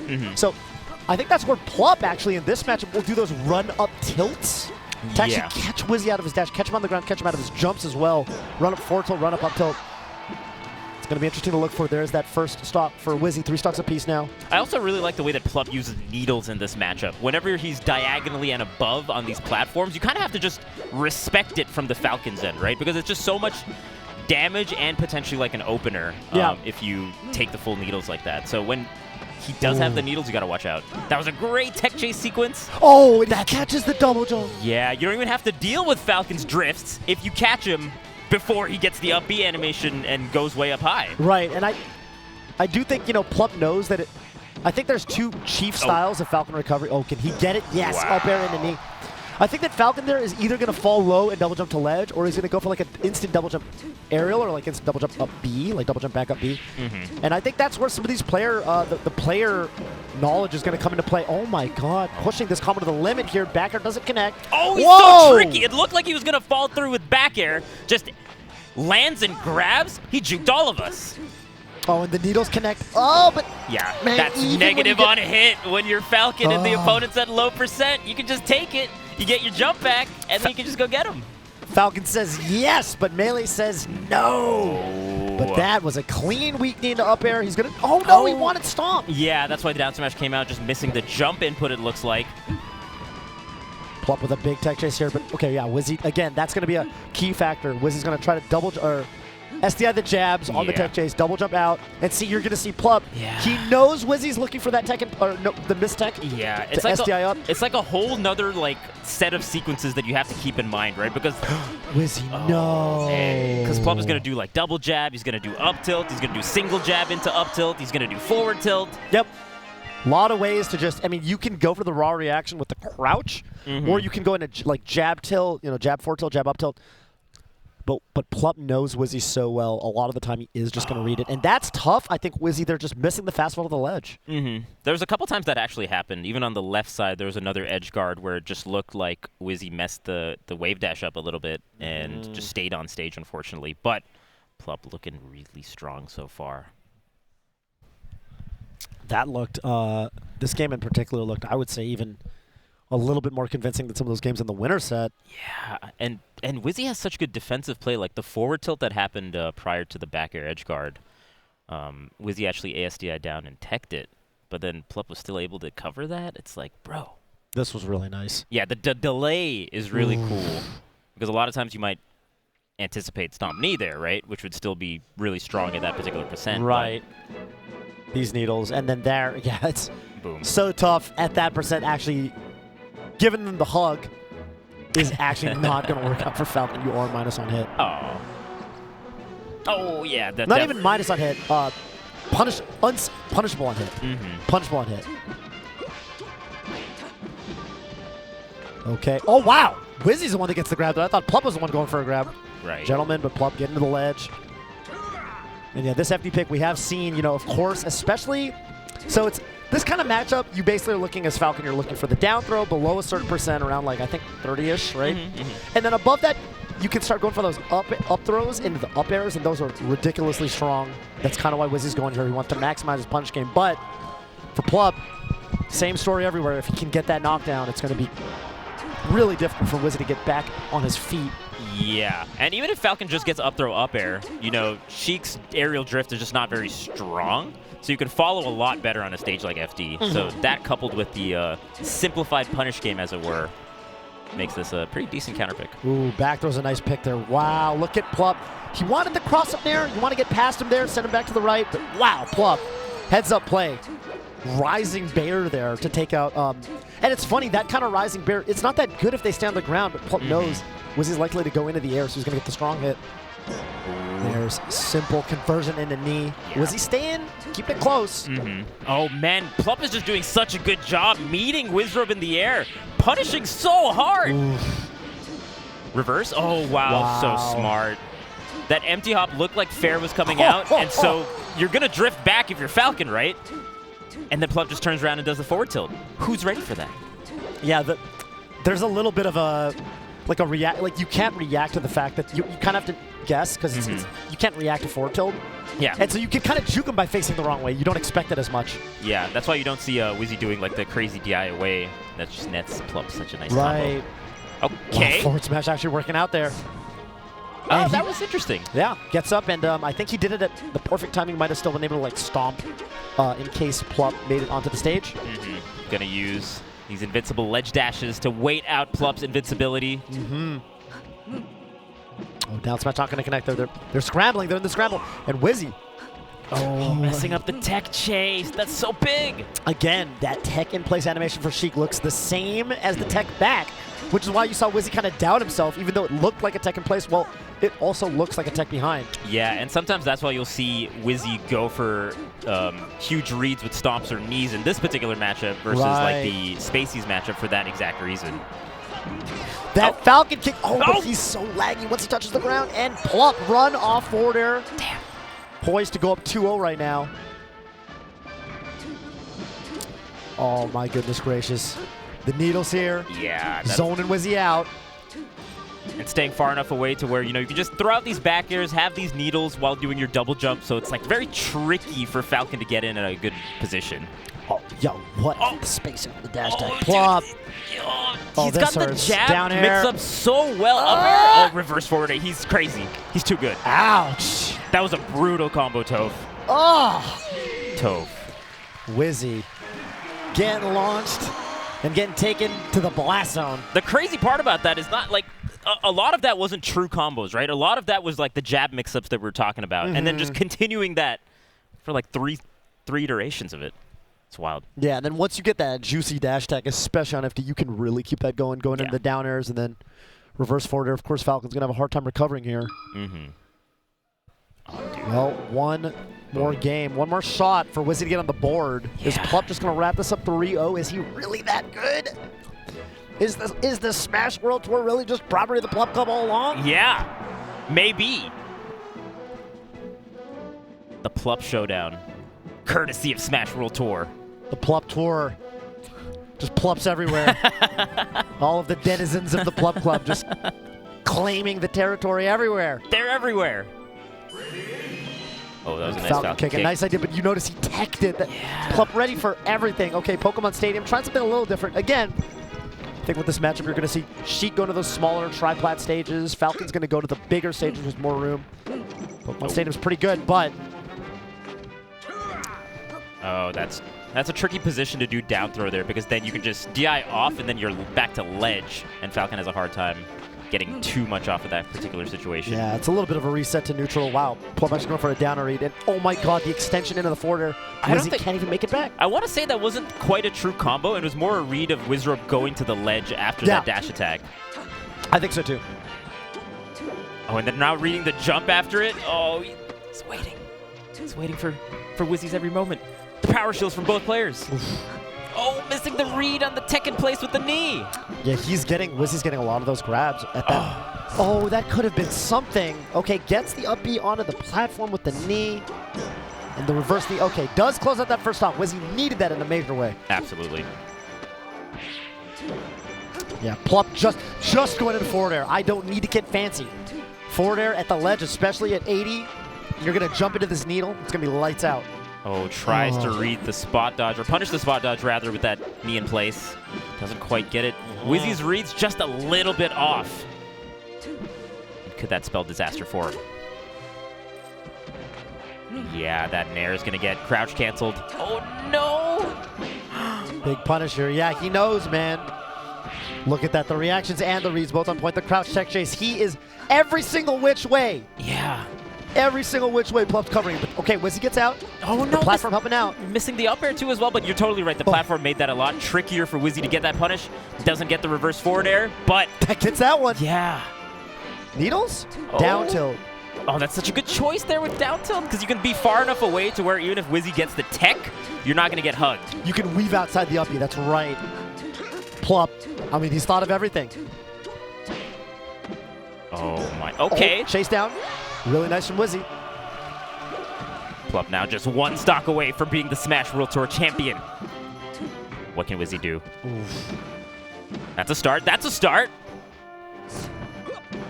Stomp there, up throw. Okay, Wizzy.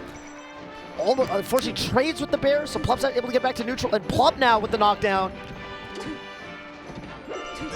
Oh my god. Plup's reactions to get a nair out there. Oh my god. Jeez Louise, Wizzy needs a big opening, and he needs it. Okay. Oh man, even that was still not quite the opening you want. That's big. Double jab into grab. The quickest up air. So, oh my god, okay. Down throw still. And the bear! Plup has to up B now. Reverse knee. Oh, and Wizzy on the board. Oh my god. The crowd coming alive right now. I am in awe. I didn't think there was any way. That. Jeez Louise. That was a smart time to go for the back air. A lot of times he's just been going for like these little quick up airs. And so catching Plup on the descent there was very nice. Insane stuff. Oh my god. Now Plup's counter pick. Almost definitely going to see a smaller stage.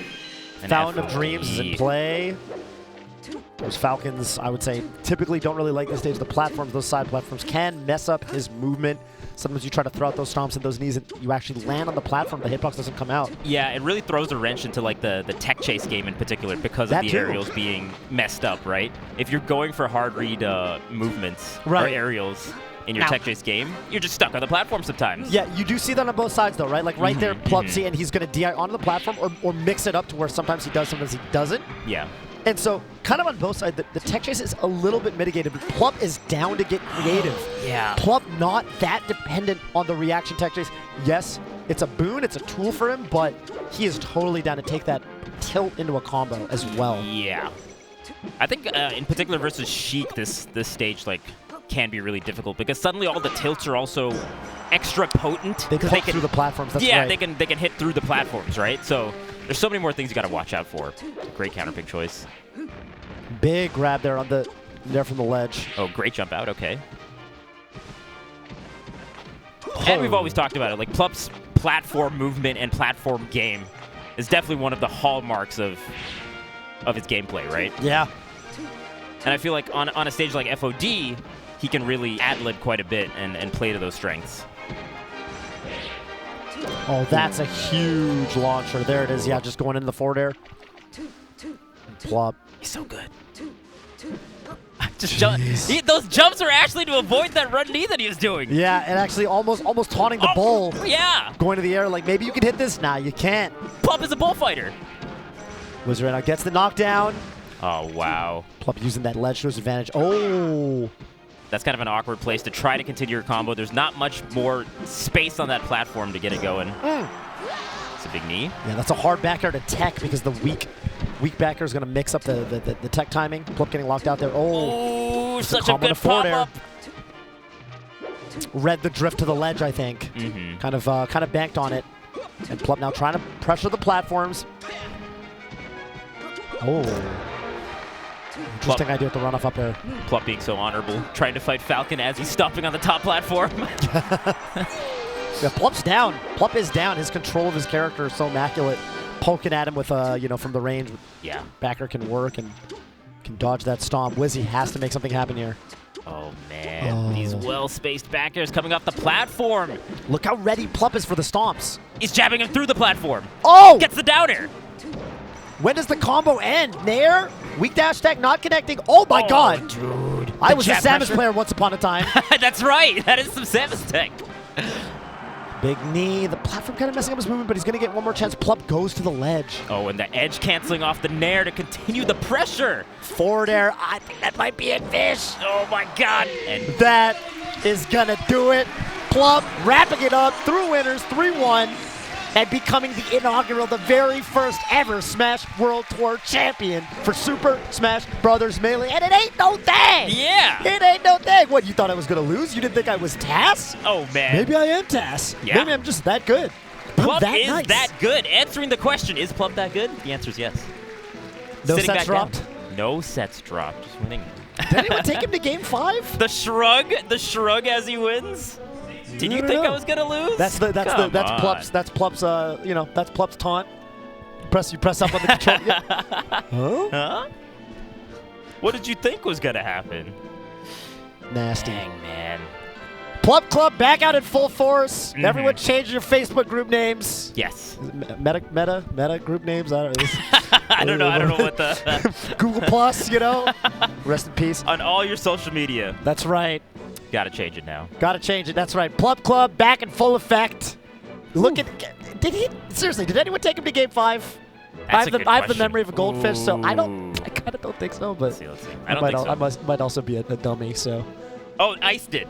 Ice took him to game Oh, 5. Ice did it hey. to Fox Ditto. Actually, reverse 3-0 from Plup there, but Oh, yeah, wow. everything else was like 3-1, 3-0s. Good stuff. I'm quick shout out to Ice. Glad Ice is back, but oh my God, Plup.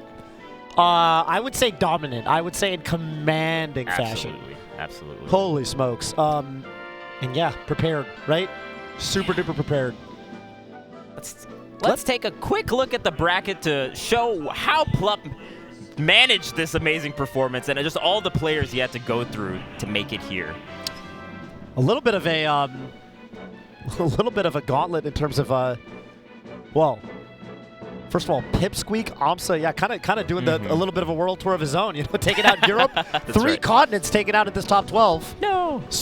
Sweden, Pip representing Sweden, aMSa from Japan, of course, and then Wizzy from down the street, from down Florida. the block. Kind of like its own country. In terms of melee skill, yeah, CFL is kind of on another level. But wow, what a bracket! All kinds of insane talent out here. We had a really neat mix of different types of characters, different play styles. Of course, Hungrybox making it to the semis.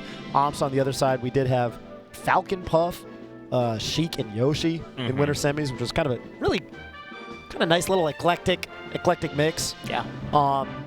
No Foxes in top 4, right? No Foxes, no Falcos in top 4, no Marths in top 4 either. It's kind of wild. Yeah, over on the loser side. I can't think of another high-level tournament where that has been the case. At least not off the top of my head.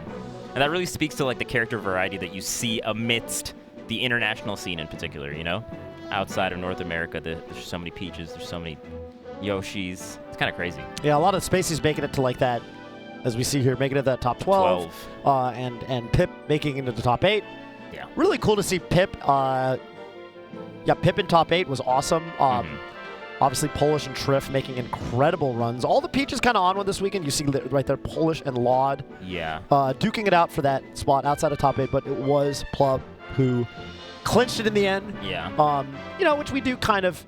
I'm not going to say expect from him, but we knew coming into this weekend. That was the person to watch out for, right? Going into this weekend is. I think everyone knows when Plup is playing, especially when he's playing well. Like sometimes he just looks like he is just better than everybody. Like he looks so good, and he showed it. Showed us what it looks like. Also, shout-outs to Magi and Faceroll, who also made it to top 12. Magi qualifying through the last chance qualifier, making it all the way to top 12. She had to play a lot of people to make it there. Ton of sets, starting on sets. Well, with the LCQ on Friday, but also playing our groups all on Saturday. Pretty tough when you're coming from the last chance qualifier. Really cool format. But yeah, amazing play. Also, Faceroll making top 8, some West Coast rep. I know Faceroll also somebody who is kind of MIA for a little bit. Like, throughout, I would say, like the latter parts of 2020, most of 2021. Faceroll kind of off the grid. But back in a major way, obviously. Insane top 8 performance here. And a nail-biter of a set to Trif there, I think, going the distance. Yeah, amazing players all throughout the top 8, and a lot of fun. I think we're going to get ready very soon to crown these players. That's right. So we are going to throw it over to Moses on the MC. And we're going to throw it over. The award ceremony.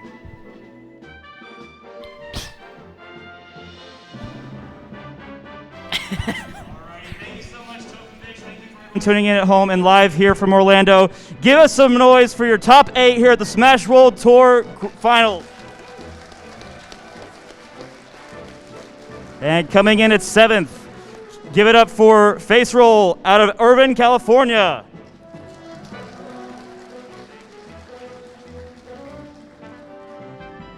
Next up, make some noise coming from Sweden, all the way from Stockholm. It's Pipsqueak.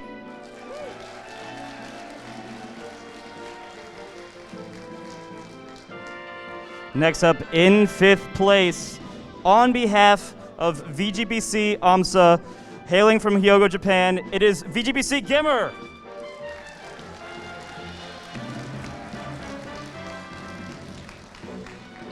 All right, also in 5th place, hailing from Orlando, Florida, it is Liquid Last on behalf of Liquid Hungrybox.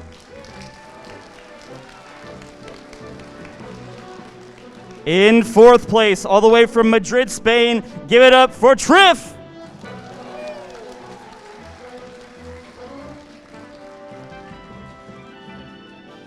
In 3rd place, the man from Pittsburgh, give it up for Polish.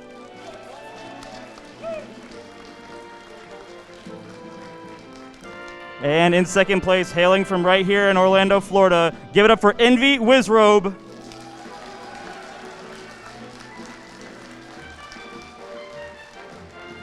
And your 1st place Super Smash Bros. Melee champion here at the Smash World Tour, coming from Orlando, Florida, it's Plup!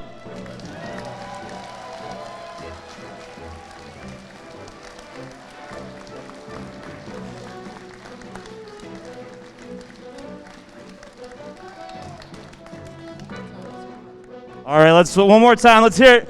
Give it up for your top 8 here at the Smash World Tour.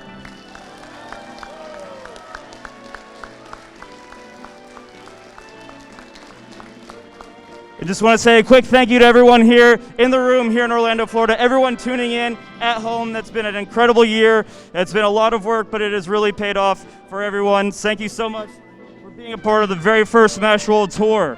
So I'm going to go ahead and pitch it over to Fish and Toph. They're going to have an interview with our champion Plup here right after this.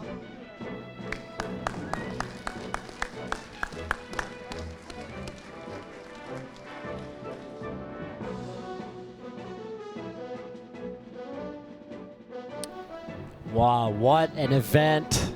What a crazy event. That's right. Plup, super proud of him. I mean, I think that was the big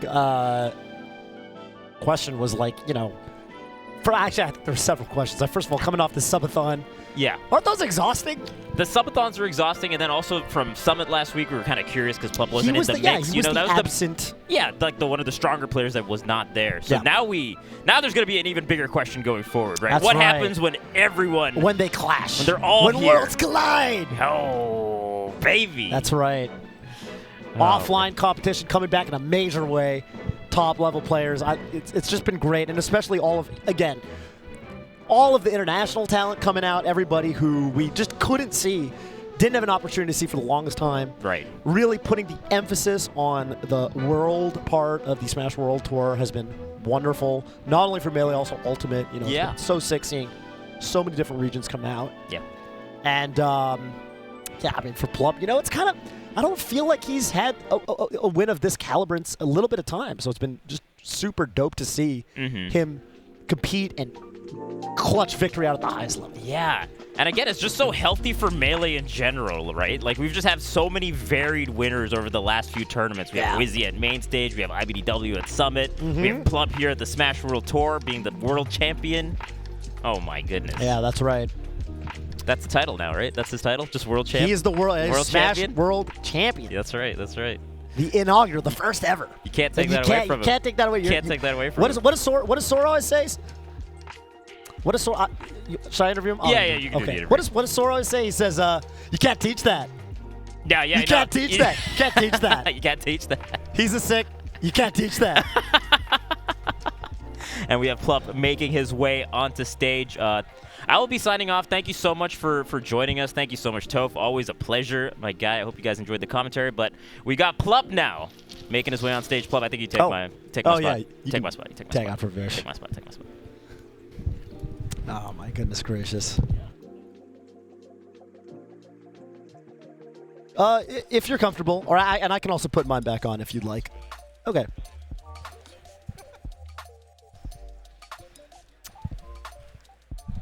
First of all, congratulations.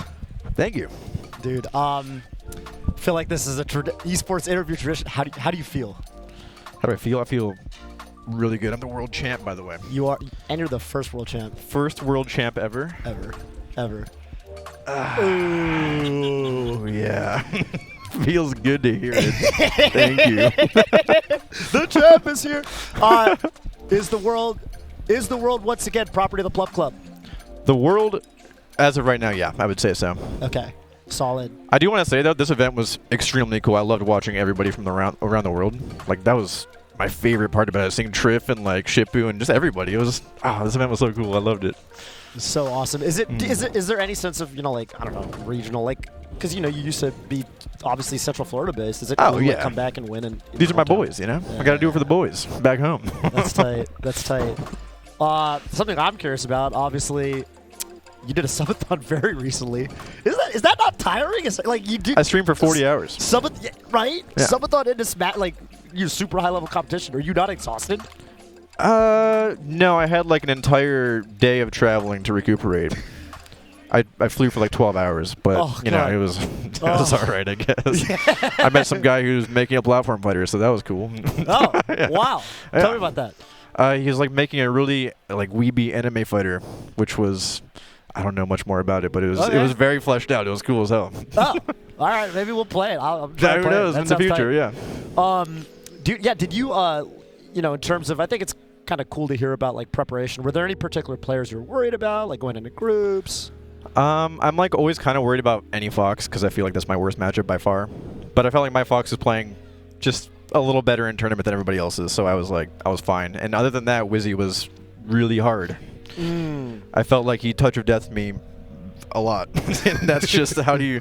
I know everybody says like Sheik beats Falcon or whatever, but when he touch of death you, it's pretty tough, man. It's still tough even if I'm winning, Yeah.